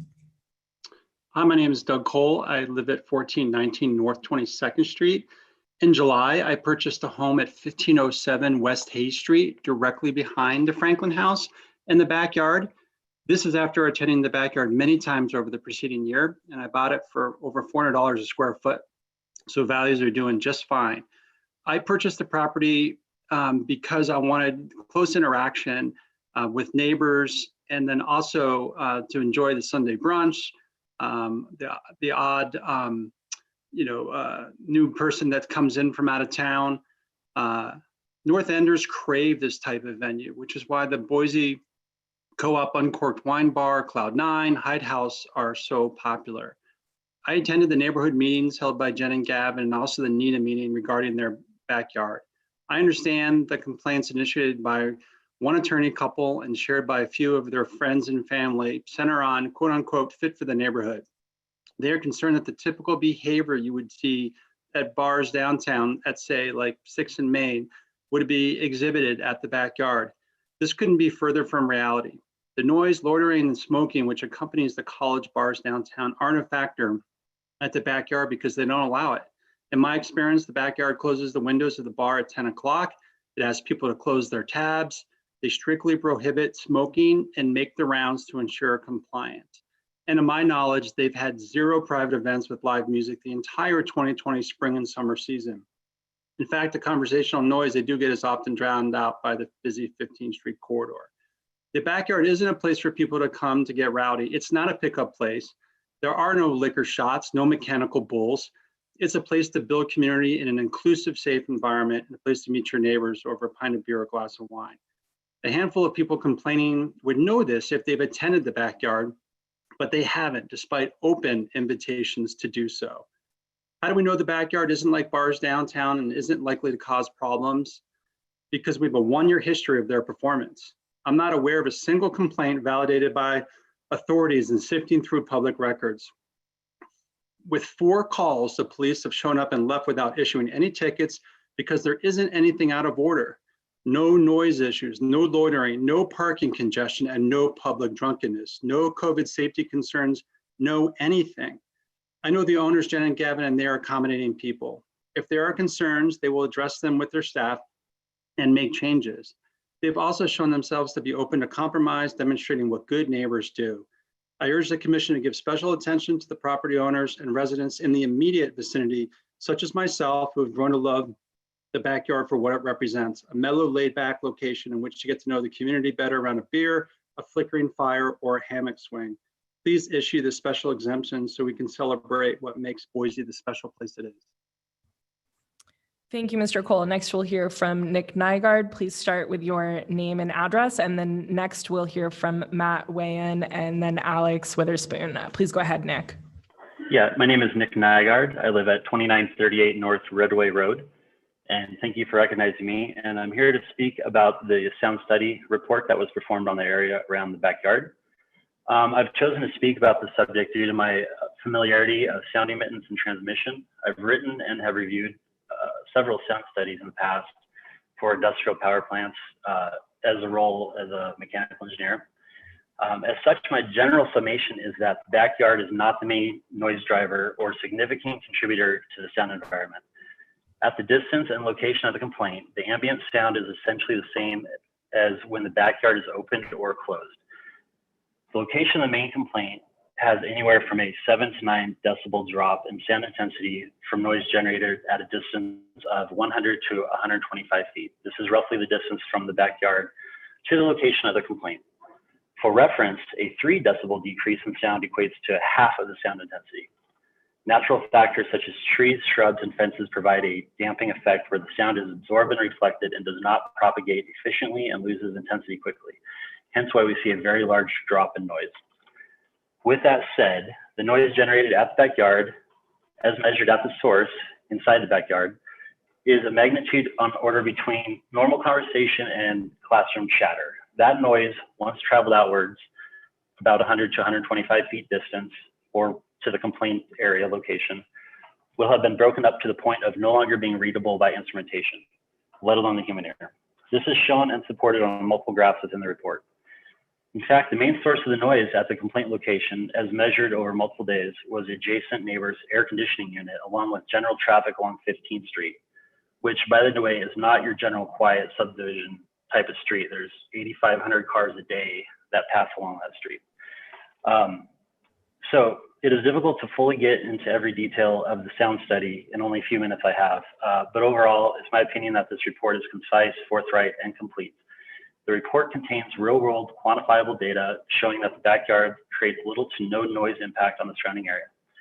To address the main complaint directly, there remains no correlation between the noise generated at the backyard and the noise heard at the location. It is my opinion that this report and its data contained within should be trusted and accepted more than anecdotal and subjective testimony heard tonight. And with that, I yield back my time. Thank you, Mr. Nygaard. Next, we'll hear from Matt Wayan. Hello, my name is Matt Wayan. I live at 2938 Redway Road, 83704. I analyze data for a living. After looking through all the raw data collected from 5 different locations at or near the backyard over multiple days, 5 to be specific, during prime time use of the year. The data very much so points to the conclusions that were drawn in the PowerPoint document that was put together for the study and potential noise issues in the backyard. The average volume at the backyard during operation hours maxed out at any given tested day at 61 decibels. We are talking at 60 to 61 right now. If we were in a room together talking, we would be talking at 60 to 61 decibels. That is at the source, at the backyard. The conclusions listed also match my own experiences at the backyard. These are the conclusions that were discussed by Nick Nygaard earlier. I have been to the backyard many times, roughly once a week since its inception, and have experienced a wide range of events that have taken place there. none of which have ever been overly noisy or loud. I preferred quiet places to socialize, and that has always been one of my driving factors of why I have frequented the backyard. And I am a proponent of keeping this place alive. Thank you, and I yield the remaining of my time. Thank you, Mr. Wyan. Next, we'll hear from Alex Witherspoon and then Dee Southard. But just a reminder, we're looking for new testimony here. And we do have some people on the sign up sheet that I don't see with hands raised yet or on the call. So if you are still hoping to testify tonight, please raise your hand. We won't be doing any final calls. We're just going to work through the hands here. So please go ahead, Alex. You'll have 3 minutes. Please start with your name and address.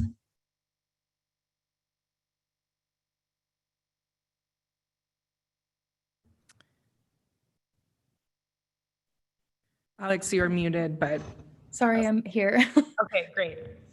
Perfect. My name is Alex Witherspoon. I live at 1112 North 14th Street in Boise.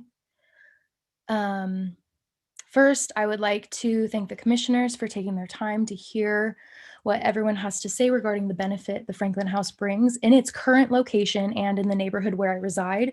Furthermore, thank you for hearing our passion for a safe open space where we can still make meaningful connections with our neighbors while adjusting to the new normal, aka this post-COVID life. During the city's growth and need, I ask that the special exception be granted in this mixed use zone. Because I live so close to Franklin House, I naturally love walking and biking to the backyard. I couldn't believe I hadn't heard of it since I live so close by. I was meeting neighbors for the first time, as well as the owners, Jen and Gavin, and interacting with the guests who stayed at the Bed and Beer. I was ecstatic to begin working at the Franklin House backyard. It was a privilege to be able to work alongside some of the coworkers who appreciate and care for the space as well and as much as I do, as well as the owners do. Speaking as a beer garden servers, patrons are never allowed to congregate out in front of the house after closing, as we emphasize to the patrons departing at close.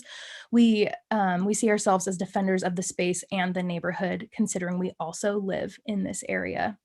Some special events that we get inquiries about are book clubs, baby showers, retirement gatherings, like dog birthdays, just like random little cute things.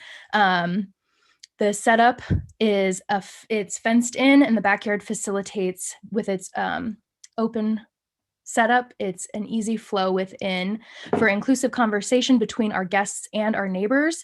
Prejudice derived from ignorance simply dissolves after being present. Our opposers have never been inside the backyard. The backyard exudes the Boise kind mantra we have coined as locals and we have earned by travelers. Another point to consider is that the Franklin House supports many local small businesses while uplifting their community members. It also supports mainly local breweries, wineries, cideries, also Boise fermentation for our local kombucha, etc. And we support food trucks that are following their dreams and trying to establish themselves in this very difficult time. The relaxing environment encourages connection. I just thank you so much for your time, and I ask that you approve this special exception. Thank you so much. Thank you, Ms. Witherspoon. Next, we'll hear from Dee, and I think perhaps you have 2 people to testify. Is that right? Both from Dolores and Barney? Yes. Okay, great. So each of you can go ahead with 3 minutes. Please start each testimony with your name and address. Okay, my name is Dee Southard. My husband and I live at 1308 West Franklin. We're about a block and a half from Franklin House. We've been there for 34 years. During this time, we've made many renovations to our home. We put a lot of money into it, restoring brick, renovating the front porch and interior floors and woodwork. We did this with the idea that we would live here for as long as we could until we were carried out. I want to point out that our neighborhood has evolved. We've been here 34 years, and we can see how much it's evolved. A lot of it was apartments and office conversions. There's only been, I think, 1 office conversion since we've been here, And what's been happening are people like our neighbors, young people who want to raise their kids here, close to schools and recreation, are buying these houses and renovating them. That's evolving. That's the way that we would like to see our neighborhood evolve. One of the things we have noticed is that most of the people who would like to support this place don't live here. We're providing a very nice place for these people to come, but we are dealing with the problems. One of them is parking. We have a big parking problem here. And they have gotten more parking places, but it's a block away. What we've found by living here is that people park as close as they can to their destination. We live across the street from the Baptist church, and on Sunday morning, with plenty of places in the parking lot, they will park in front of our house. In fact, we can't leave and come back and still have a parking place. So I can't quite think that this place won't cause a parking problem. Also, the fact that people, when they drink, they get loud and they get somewhat inappropriate. And we've got children in this neighborhood. There's four families on our block raising kids. We have grandchildren who come to our house. Our granddaughter will be coming when school opens. We don't feel that this is an appropriate place to have with a neighborhood with children in it. We would just like you to enforce the R3 regulation with no variances, and please deny the rezoning request. Thank you.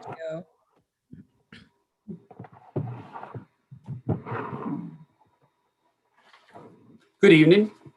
My name is Barney Southard. My wife and I have lived at 1308 West Franklin for 34 years. We live a block and a half away from Franklin House. Franklin House Beer Bar and Event Area are not zoned for our neighborhood. I don't know how this slipped through on this. We are former bar owners. In 1993, we started looking for a location to have a big, loud, fun bar with live music 7 nights a week. We never would have considered a location in a neighborhood that was zoned R3. In 1994, we chose the Bouquet at 1010 Main Street, renamed it the Blues Bouquet, and ran a successful live music bar for 11 years. It was big, loud, and fun in a properly zoned business area. Two of our biggest operating costs were liquor liability insurance, copyright fees to BMI, ASCAP, and CSAC for playing recorded and live performance of music. I wonder if Franklin House is bothered with these fees. We know firsthand about how patrons act when drinking alcohol. They can become all levels of intoxication, from mellow to loud to difficult and profane. There's always litter and trash. They drive intoxicated. Our near north end was designated as a buffer zone over 30 years ago to buffer the north end from State Street and south. It has worked well. It is a good buffer for the big north end neighborhoods. It contains churches, schools, historical district, homes, and businesses.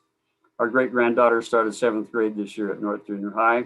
We don't care for her walking by a beer garden on her way to our house. North Junior High is just 2 blocks from the beer garden location. Lots of students, foot and bike traffic on 15th Street after school. This beer garden and event location doesn't fit our neighborhood. Please enforce the R3 regulation with no variance for our neighborhood and remove the beer garden event location at Franklin House. Thank you. Thank you, Mr. and Mrs. Southard. Next, we'll hear from Jeffrey Friel, and then Mark Mosier and Angie DeWitt. Go ahead, please, Jeffrey.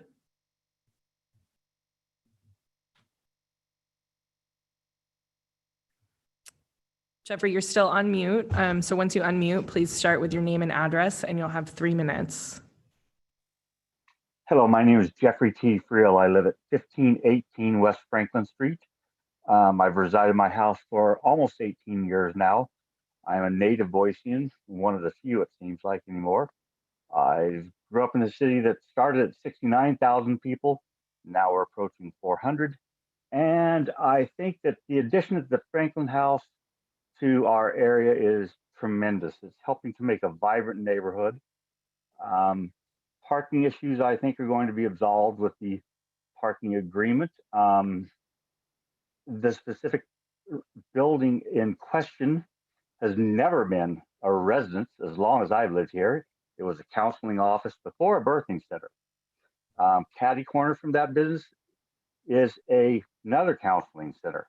Right next to that building is a parking lot. On the other side of that was, until 2011, a halfway house for newly released juvenile offenders. Across from that is a counseling office. Behind, at the corner of 15th and Hayes, is a neurological office, neurologist office. Across from that is a counseling office. In other words, this is not a residential neighborhood. Across from our houses, or across from our houses on Franklin Street, we have the Franklin Plaza Public Housing Office, 65 units. This is not a quiet neighborhood, never has been a quiet neighborhood. Anyone who wants to tell you it is, they're not being honest. Thank you for your help. Thank you for your time. Have a good evening. Thank you so much. Next, we'll hear from Mark Mosier, and then it looks like we still have 5 on the list. We'll hear from, in this order, Angie Devitt, and then Brookie Hardesty, and then David Warnemont, John Spengler, and then Miss Rourke. And then it'll be to rebuttal, and then the commission for deliberation. So go ahead, Mark. Once you unmute, please start with your name and address. How's that? We can hear you. Very well. Mark Mosier, address 1602 West Franklin Street, 1 block away from the backyard. And related to the parking issue, it's my employer, Wilson Harrison Company, that is willingly providing a parking arrangement with Franklin House. We can get to that in a moment. First, I'd like to thank the commissioners for their patience and their time of listening to everybody tonight. That's got to be a difficult situation. In the end, you have to decide one way or another. You know, we can't make everybody happy, but I think in this case, really the planning and zoning ordinances do allow you to have a good decision in this, and that is to have an exception for the zoning that I fully support it because I'm a work in the area. I've been in the area for over 20 years as an employee. I'm frequently commuting by the Franklin House, and so I see a lot of the stuff that's going on. But first, the reasons why you can allow the exception. Number 2 item there is that the approved use has to be equal or reduced use of those uses that are approved in the zoning area. And in the outset, your staff member noticed that the recycling center is an approved use and childcare is an approved use, childcare in home. And I'd like to point out that there is a recycling facility in the Albertsons parking lot at 16th and State. And as a frequent visitor to the Albertsons store, I can tell you that that recycling center is very loud. And if that's an approved use within R3, then we're basically saying that anything can be, any levels of noise can be approved, because if you walk by that cycling center when somebody's throwing in glass, it sounds like bombs going off. And people can go to that recycling center any time of the day, so they could be there at 8 a.m. or midnight or 3 p.m. So it just doesn't matter. Fourth, the alternative site must not be available. And I would say, reiterate that it's not just a matter of moving this location. So this type of business wouldn't be practical anywhere else. You couldn't put a bed and breakfast on State Street. You can't put a combination bed and breakfast and beer garden in downtown, because nobody would go to the bed and breakfast part of it. So it's not just a matter of where they are. It's the uniqueness of where they are, why this exception should be approved, because this type of business could not happen anywhere else in Boise. And it's a valuable asset to the north end, to the residents, and to the employees. We're agreeing with the parking agreement because we really don't think the parking is going to be an issue. Occasionally we'll have weddings or weekend use. We're fine with that. Daily, we don't believe it's going to be an issue. Thank you, and I hope you approve it. Sure. Next, we'll hear from Angie Devitt. Please start with your name and address. Angie, I think you're still muted, but there you go. Should I start the video? I can't start video. Okay. Hello, I'm Angie Devitt. I live a block away at 1402 West Franklin Street. We have lived here for 21 years and raised our children and continue to raise our family here. There's a reason that the zoning here was established as R3 zoning many years ago, and I understand you're being asked to make an exemption for this, for the Franklin house. I'm certain you're familiar that the R3 zoning excludes bars, and I think there's a reason for that. We've had other B&Bs, bed and breakfasts, in our neighborhood, and they did not have outdoor bar facilities. They were perfectly appropriate in our neighborhood as neighbors. We do have quite a few businesses in our neighborhood, and they're all consistent with the residential zoning of our neighborhood. They are not open at night. They do not have events outdoors at night for other people that are not residents in the area.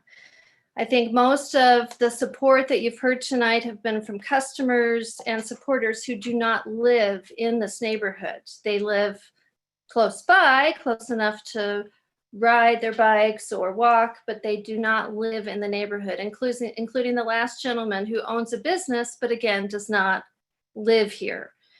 What you're being asked to do is to make an exemption for the neighborhood zoning. And this can be a step to making further changes in this part of Boise where we are currently living and raising our family.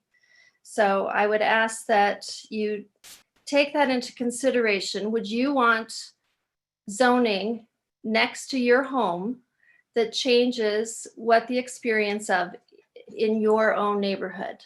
And I would take that into consideration. I also want to add, in the last minute that I have, that many people have talked about Jen and Gavin, and I do not know them personally, but I do know that they got licensing for their alcohol license, and they gave an inaccurate view of what their intentions were to sell alcohol to the public in their facility, in their backyard, when they asked for the licensing through planning and zoning.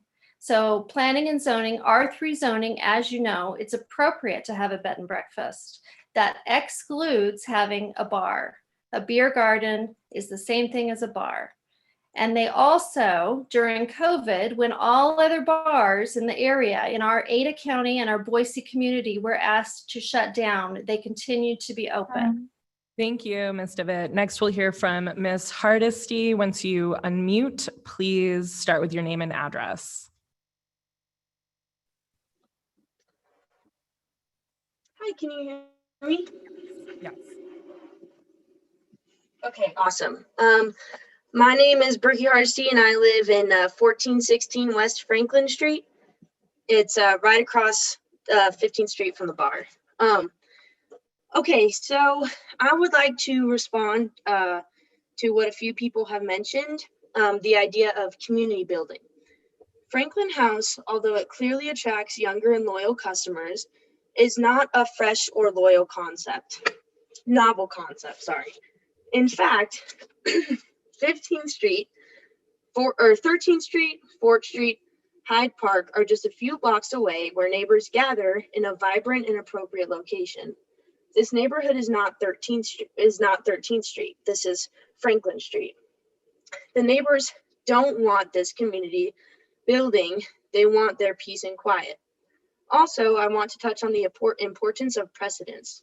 The Franklin House moved into this location, forming the idea that they would be building a beautiful bed and breakfast. That's what they represented to city officials, the neighborhood, and everyone, and did not represent themselves as a tavern, which is now their primary business. Now, the owners have been caught violating zoning laws, and zoning laws are important, and they're there for a reason. And now the owners want the city to act as if they've been following the rules the whole time and not hold them accountable.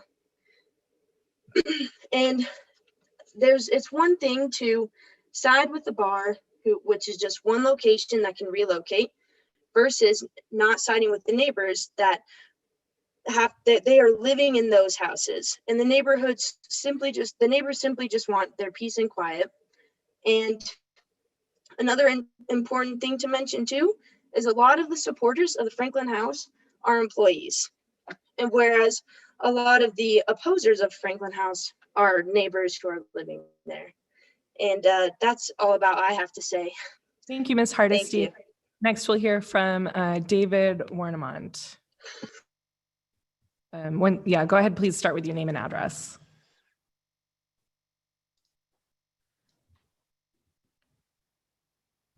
Okay, can you hear me? Yes.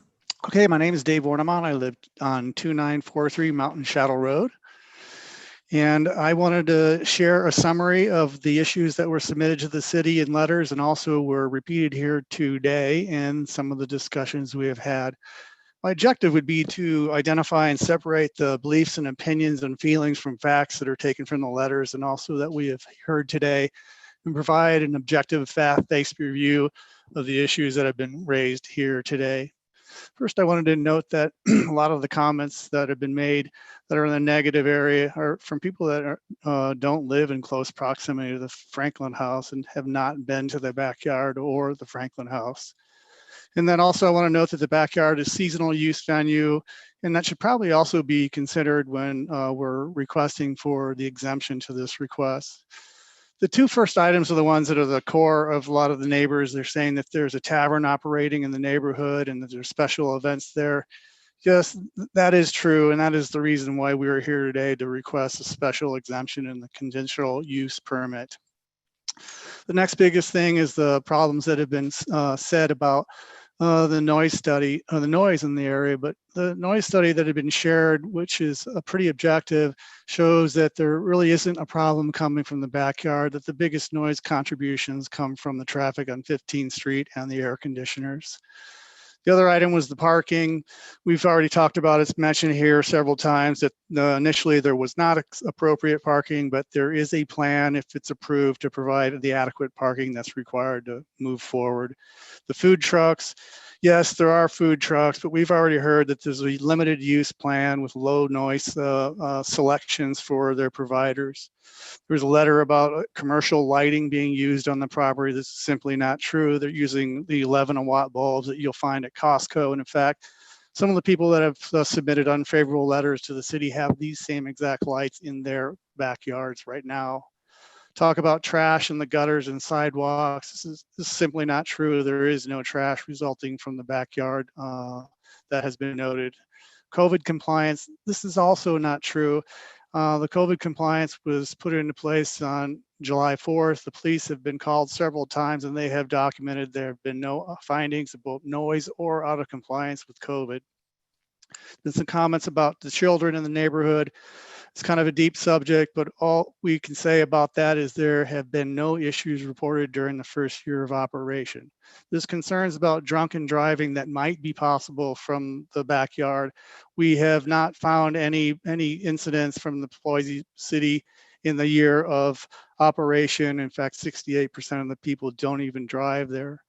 There's been some comments in the letters about the appropriate use, appropriateness for the historical district. And there was a design review process. It was approved in August of 2020. So the summary here is that there's some certain feelings and opinions and conjecture of going forward. And these are the facts that we're able to discern. Thank you. Okay, next we'll hear from Miss Rourke and then John Spang. Oh, I think we just lost. Oh yeah, then John Spangler and go ahead, Miss Rourke. Hello, everyone. It's Constancia Rourke, and I reside at 1440 East Shenandoah Drive. I am actually, well, first of all, thank you, commissioners and everybody for being here so late. I appreciate seeing everyone here. I want to acknowledge the neighbors and their position on how they feel about the Franklin House. I come at this from a very unique position. I am actually a forever North Ender. I've been in Boise for over 25, 26 years, lived in the North End, been a homeowner in the North End, a business owner in the North End. Currently, I'm the mother of 3 kids who have graduated from North Junior High, 2 who have graduated from Boise High, and 1 who is about to graduate from Boise High. I am very much in favor of passing this for the sake of being the fly on the wall. I can actually be that inside person that many of you don't get to see. I see it from 2 positions. I see it from being a neighbor. I see it from being a former North End Neighborhood Association board member. And I also see it as somebody who works within the establishment. I will tell you that Jen and Gavin have spent countless hours trying to be the best neighbors they possibly can be. They do everything they possibly can to be in compliance. They follow the rules. They are absolutely conscientious of everything that they do every step of the way. They have spent an enormous amount of money to ensure that they are providing a wonderful place for our neighbors, but also for people who will be our future neighbors. I have had the pleasure of meeting people who have visited the B&B. I have had the joy in getting to meet new neighbors to Franklin House. And as a former North End Neighborhood Association board member and the director of the Hyde Park Street Fair, I know that we as a committee were always worried about what we could do to improve our neighborhood and to welcome newcomers. Franklin House is the gateway into the North End, and I think it is a wonderful establishment. Jen and Gavin will do everything they possibly can to be good neighbors. And I would really encourage that our neighbors would try to reach out and speak with them and appreciate the backyard. It's not a bar. It is not a tavern. If you want a bar or a tavern, we can think of other places like Terry's or Spud's or someplace else. But this is more like just a gathering place. When we talk about the noise and the disruptions, we were at a wonderful graduation party, and it was the traffic that was overbearing. That's all I have to say. Thank you so much, Ms. Rourke. So next we'll hear from Mr. Spangler, and I see if you have called in on a phone, you can press *9 to virtually raise your hand. Go ahead, Mr. Spangler. Please start with your name and address. Hi, this is John Spangler. I live at 1003 West Fort. Thanks for everyone's time, and I'll pay back the respect of not reiterating a lot of the anecdotal comments that we've heard. I really just want to focus on precedent and process. I am a principal in a reasonable sized commercial real estate firm, so I understand zoning and process significantly. I moved to Boise 9 years ago from Chicago to raise a family.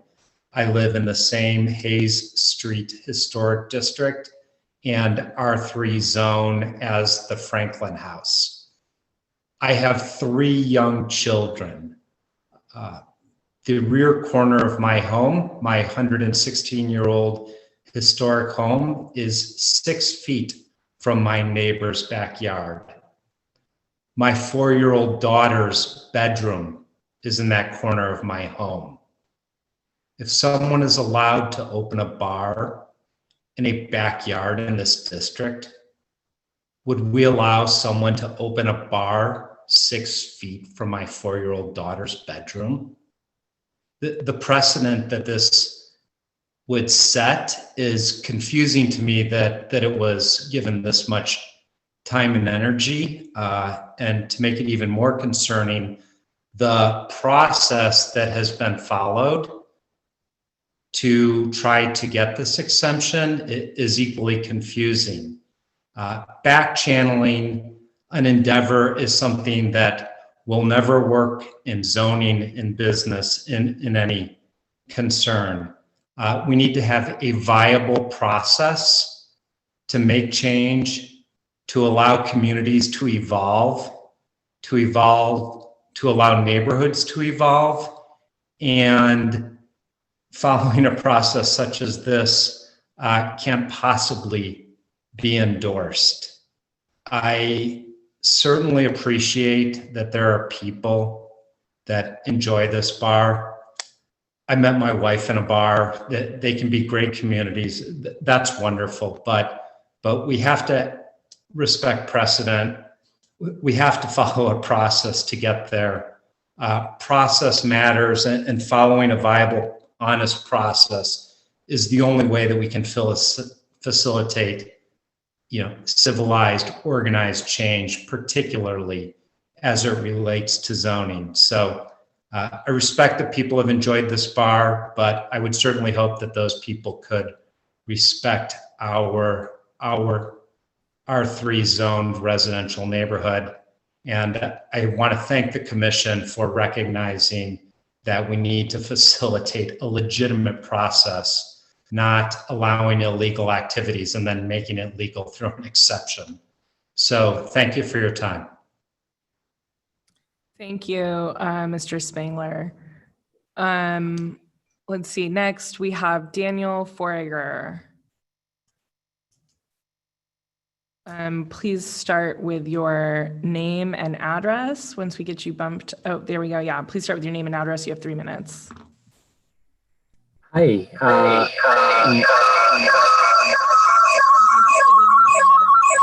In the room, YouTube, or otherwise, if you could mute that one.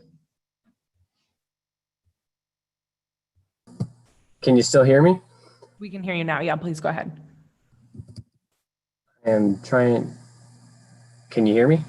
We can hear you. A nod gives me, okay, it looks like I'm getting one nod. I just wanted to point out for the Planning and Zoning Committee, they did inquire whether there are comparable zone locations nearby. And I'm at the corner of 1024 West Hayes. I bought the property from the church about 4 years ago. And I'm testifying as someone who owns a comparably zoned location. I have proper zoning for a backyard bar, R3 commercial, and I'm located 3 blocks away from Franklin House.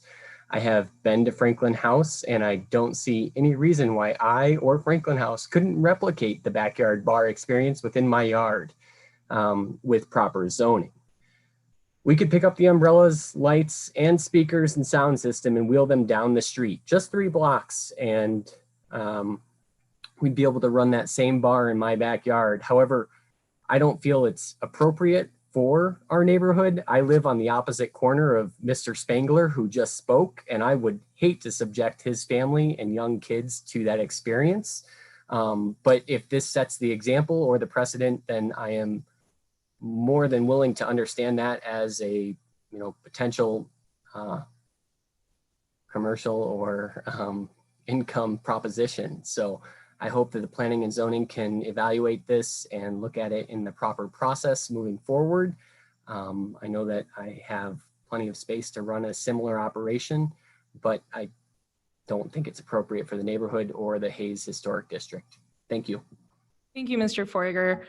So the last hand we have up is Marjorie Cole, who spoke already. Is there new testimony, Marjorie, that you have to present?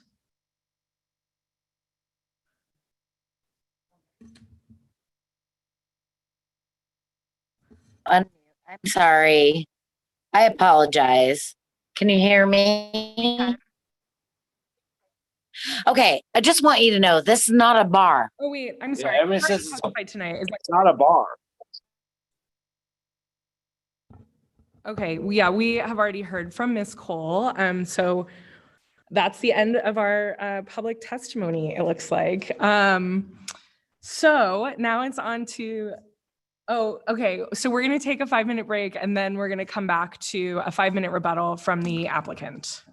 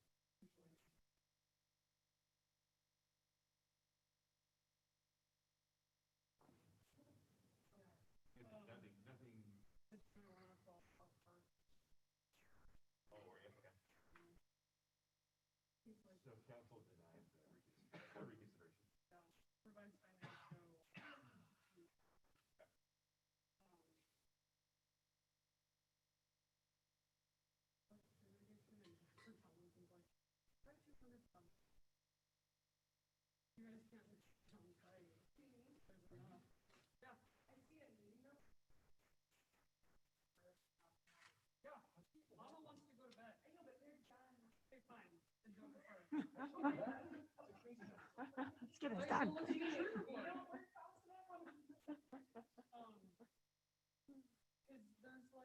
Well, there's 518 counselors on site. Mitigating for 176. Valuation. $205,000.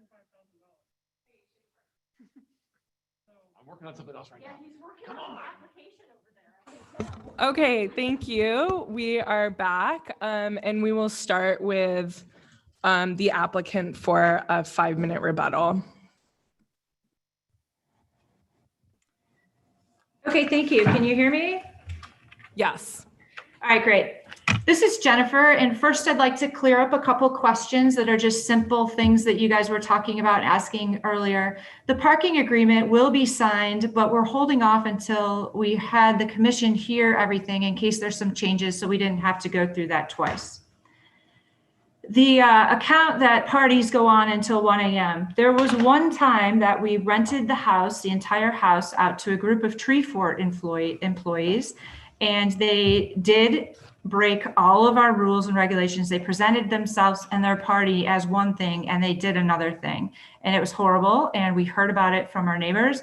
Roxanne came over and she said, hey, this is what happened. You guys need to know about this. We changed. We said, thank you for letting us know, and we changed our processes for ever renting out our entire bed and breakfast at one time to one group. Secondly, amplified music. Same thing. We heard it was too loud. We discontinued it. We have had 0 amplified music for the entire year in 2020. As far as the sound study goes, someone asked when it was done. It was done Thursday night, Friday night, Saturday night, Sunday night, and Monday night. All days that we were open. Monday we are closed. That was our control day. And just another note that there was a sensor in the backyard that functioned as a control for every single day. The neighborhood meeting, we were blindsided after 5 p.m. when we had no one at the city to call if all these people were trying to come that were not invited. We did a good faith effort to get everything correct, and we weren't sure whether we were able to break that rule. So at that, we said, this is limited to these people that were on the invite. As far as the permits go, we sent in 3 maps of our house, 1 of the first floor, 1 of the second floor, and 1 of the entire backyard beer garden, including bar tops, taps, coolers, beer wine locations, ice, sink, tables, chairs, trees, plants, everything. P&Z told us that map doesn't matter because tavern was not disclosed. It never said, the application never said tavern. Well, we wouldn't have said tavern on our location because we don't feel that we're a tavern. We did the best job we could have with the limited information we were given. Someone from code compliance comes to you and says, this case was staffed and verified from both code compliance and planning and zoning, that all the uses are taking place at your location are in compliance, and the case is being closed as unfounded. What would you think? Would you think you weren't in compliance, or would you think that you were? So our moral turpitude has been attacked, and I wish we had more time to share more of the facts with you, but I'm doing the best I can with my limited time. Again, it just seems like opinions and beliefs are what are driving most of the negativity instead of the facts. So I would really love the opportunity to provide the commission and anyone who's asking me with more facts. 15 minutes isn't a lot. A note on the zoning. The PC zoning is available in the general neighborhood, but this is a unique undefined use. It's not a tavern. It's not something that has been contemplated by the code, necessitating the special use exception, which we're going through right now. Moving this concept to State Street would kill it because the community aspect and the neighborhood aspect would not be successful in a PC zone. People don't want to come to a small bed and breakfast on State Street. It's unique, it couldn't happen there. So with the conditions that we're offering, and we're open to more conditions, Planning and Zoning Commission has a greater impact and something that they would not be able to permit this use, I'm sorry, they would not be able to, what's the word I'm looking for?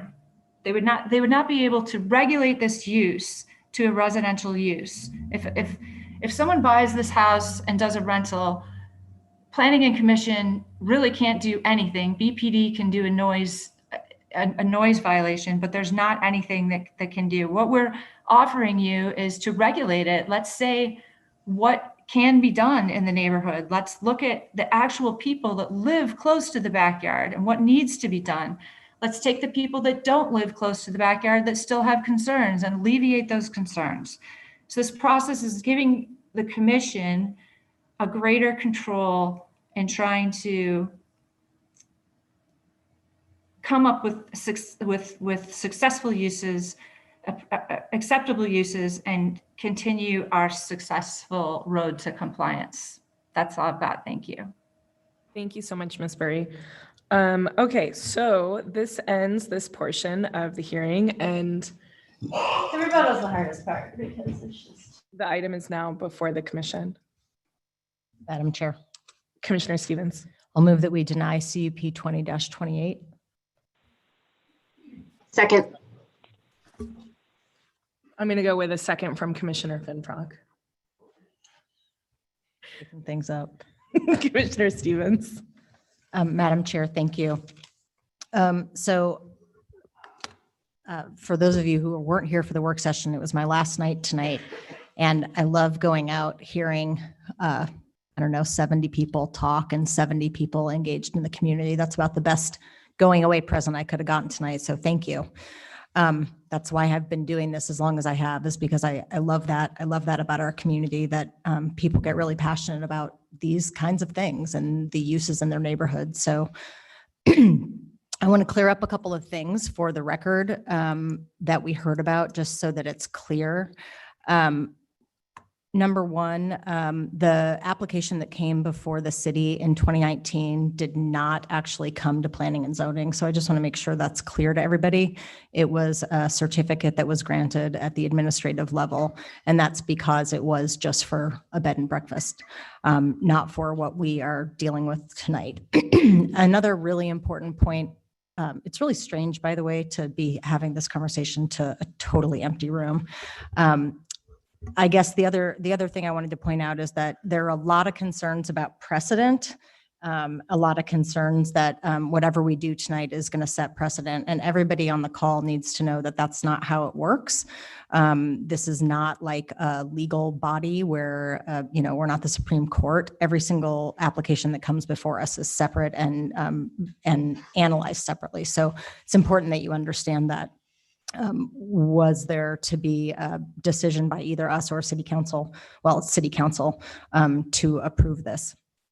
I also, I want to start, before I get into the findings that we have to make and the reason that I'm recommending denial to city council, I think it's important to deal with the fact that we have mixed use overlay on this, and why I don't think that's enough of a reason to approve this.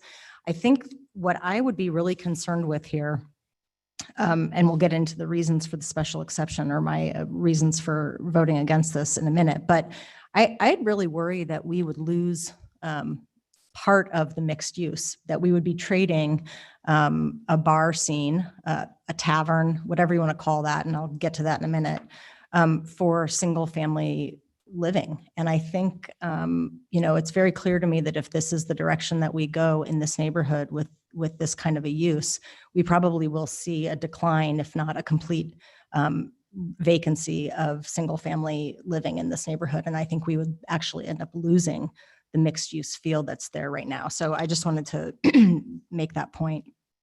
A lot of other people asked questions like, would you want this in your backyard? And frankly, it doesn't really matter if I or any of the people speaking tonight want it in their backyard. That's not what we get to make the decision about. We don't get to say, we want this. We think this is a great tavern and these are great owners. We don't get to do that. We have very clear findings that we need to make. And it's very clear to me that this tavern does not meet them. There is no other option for us as a commission to define this in any other way. We may want to call it a beer garden or some other name for it, but it is a tavern. It's the only definition that makes sense for this in our code, which again is all we are allowed to use. If you go to page 346 of chapter 11 of our code, you will see that the definition, which I've already read into the record, is exactly what this is in front of us. So with that, I do want to get to, I totally support what staff already did, but I want to go through a couple of points on this very specific special use exception findings. So give me a second to get there. So I think based on what I just said regarding the definition of tavern, I think it's very clear that the code For item number 1, we have to find that the code doesn't anticipate that this use could be in the zone under special circumstances, and the special circumstances must be defined. It's very clear that this isn't something other than a tavern. As I already just said, it is a tavern, and therefore that particular one, we can't make a finding for that.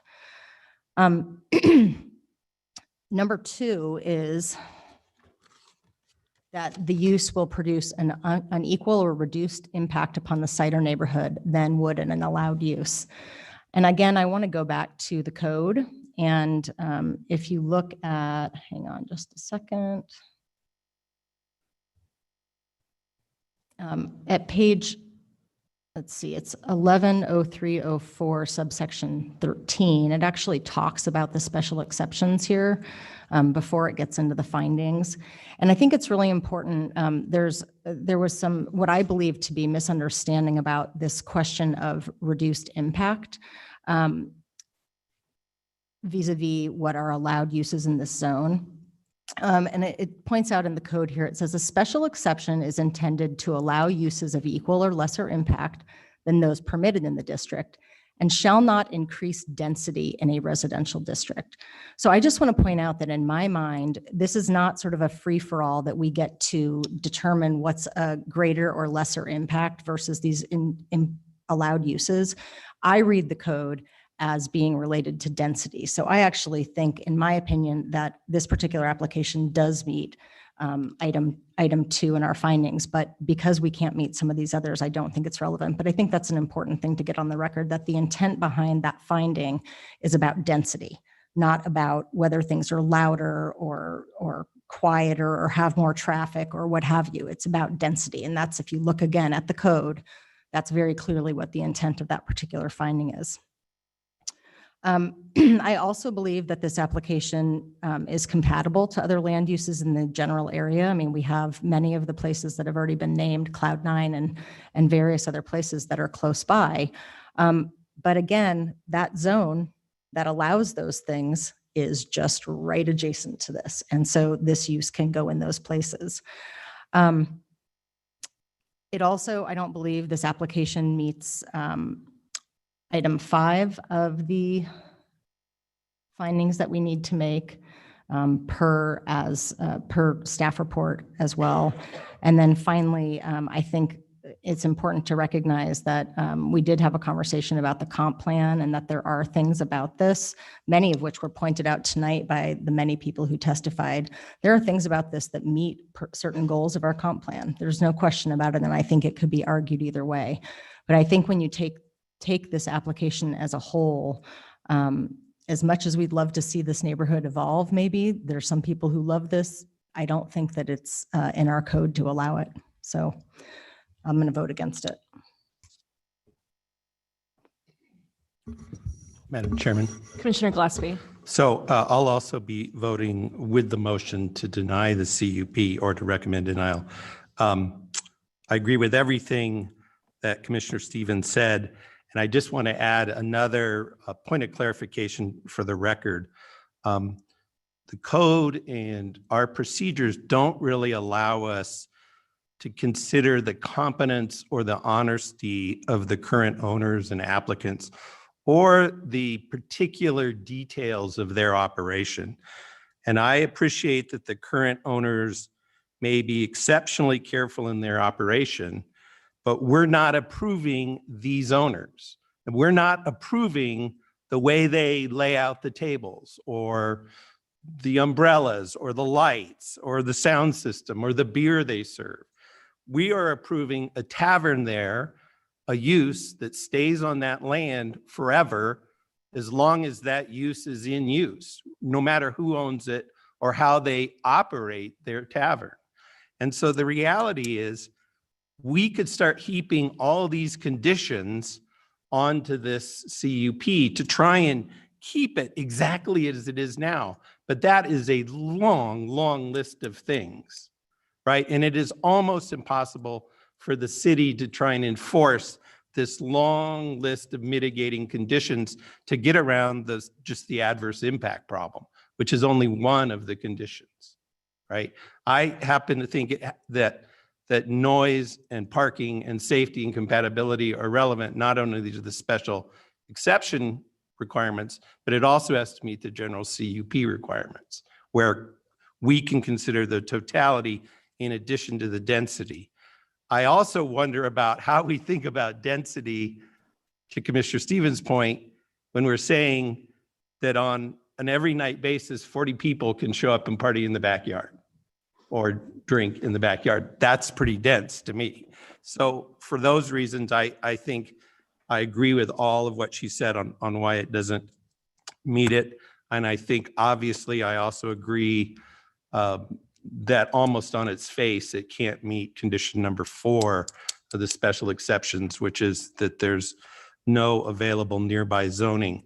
The applicant's argument about that is essentially the reason why it's special and can't go in, say, an R, a different commercial zone is because it's in a neighborhood, but that's exactly the problem.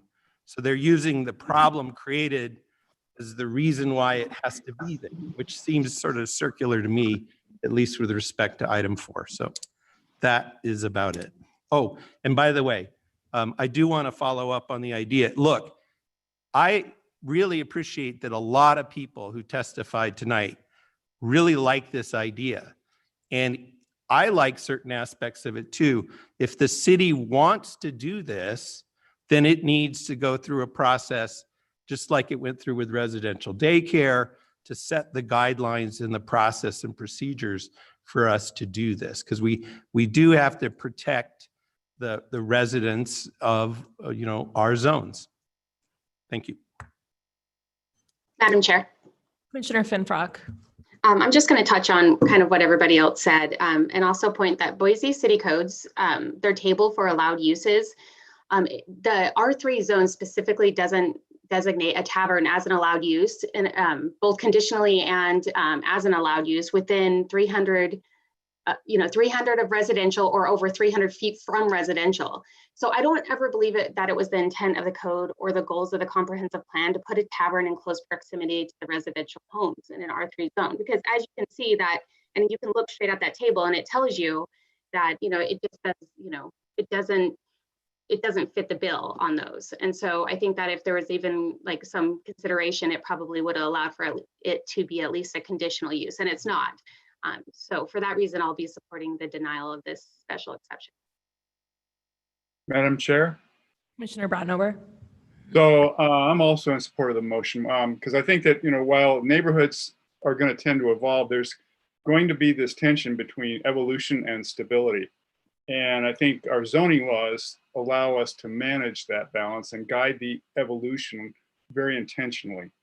And I think this is really well illustrated by, and I'm paraphrasing Carla, I'm sorry, where she said that the bar for approving such special exemptions is necessarily high. It's a recognition that this could turn into a potential carte blanche for doing all kinds of stuff that's contrary to the zoning expectations.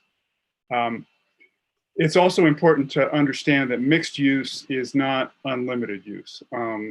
Table 11-6.1, which I think Commissioner Finfrock was referring to, specifically eliminates taverns as an allowed use. And in items 1 through 6 of 11030413.c.7.c, define that the commission's latitude is limited in terms of granting these special exceptions. And obviously, as has been demonstrated, this does not meet some of those critical items. I realize it's unfortunate that the investment in the backyard has already been made and its reputation's been established, which sounds quite favorable. But somewhere along the line, it appears that communication of this use to city, somehow that broke down. Don't know where, not relevant at this point. Just that had that communication worked, the owners would have known the limitations and would have understand what they could and could not do, possibly even before they bought the B&B or set up the B&B. So I need to vote to deny the exception and support the motion. Madam Chair. Squires.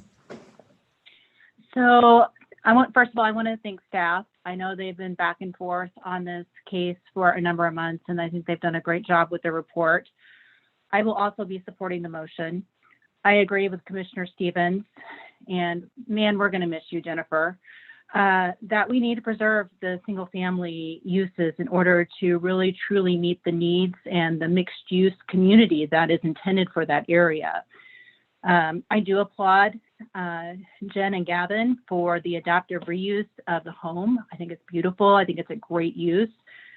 But at the end of the day, the beer garden or tavern simply just doesn't meet the code, and we just don't have a lot of flexibility in meeting those findings.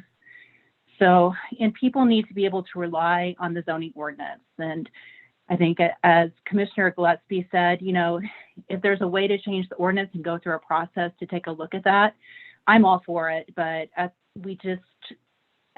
today we just cannot approve this. And I will be supporting the motion. Thank you. Madam Chair. Commissioner Schaefer.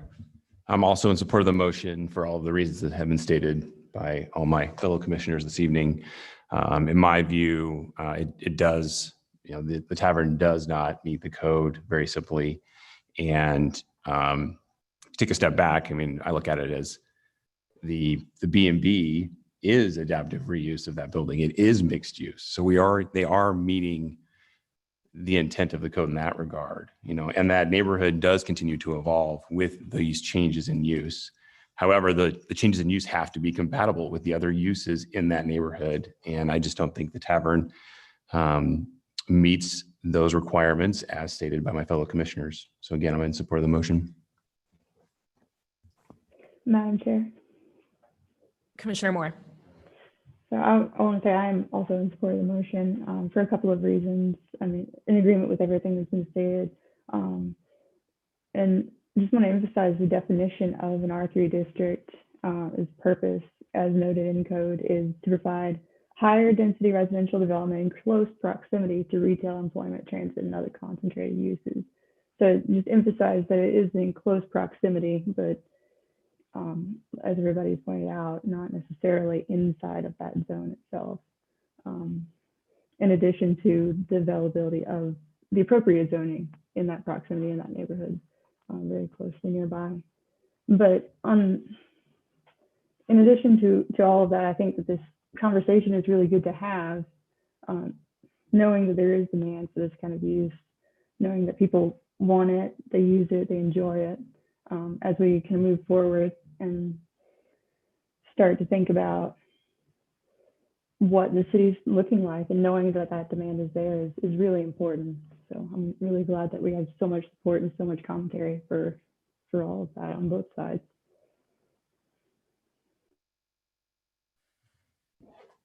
Madam Chair. Commissioner Blanchard. I will also be supporting Commissioner Stevens' denial of the motion.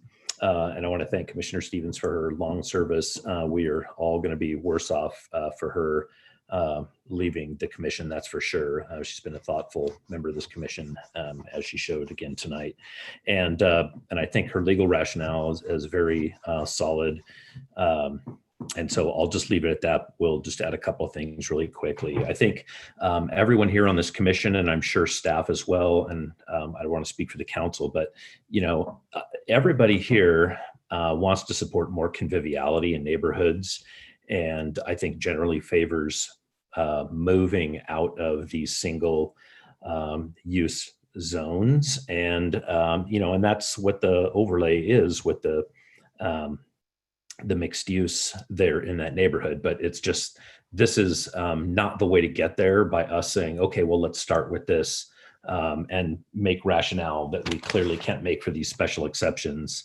I think that one of the things this conversation showed to me tonight anyways, is that there's a pretty big generational gap that's going on here. And I think this conversation needs to happen, and we need to re-envision the future of these neighborhoods, not through a single project like this, but through much more deliberate discussions. Really, at the end of the day, this is just a question of zoning, and it doesn't meet R3. Thank you. I will just add that I also will be supporting the motion. It's our job to look at the project and see a way for it to fit into the code. And unfortunately for this project, I just don't. It is unfortunate. I have been there and I was able to ride my bike and I did make friends and it is a really wonderful community. But based on the way the code is written now, I'm just not finding a place for it, unfortunately.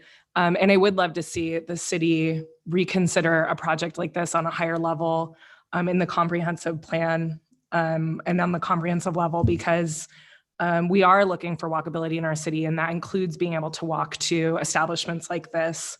But as my fellow commissioners have said, it just doesn't quite fit with the way the code is written now, unfortunately. So I will also be supporting the motion. So with that, I think we can ask for the clerk to please call the vote. Oh, and I'm sorry, we have a motion on the table to deny CUP 20-28 Franklin Hospitality Group. Will the clerk please call the vote? Stead, Aye. And sorry, this is to recommendation for denial. Stead says aye. Schaefer, Aye. Squires, Aye. Blanchard, Aye. Moore, Aye. Stevens, Aye. Gillespie, Aye. and Frock, Aye. Ratnover. Aye. All in favor, motion carries. Thank you. We are adjourned. Take care and good luck, Jennifer. We'll miss you. Thank you. Appreciate that, you guys. Hey, there's going to be a sale.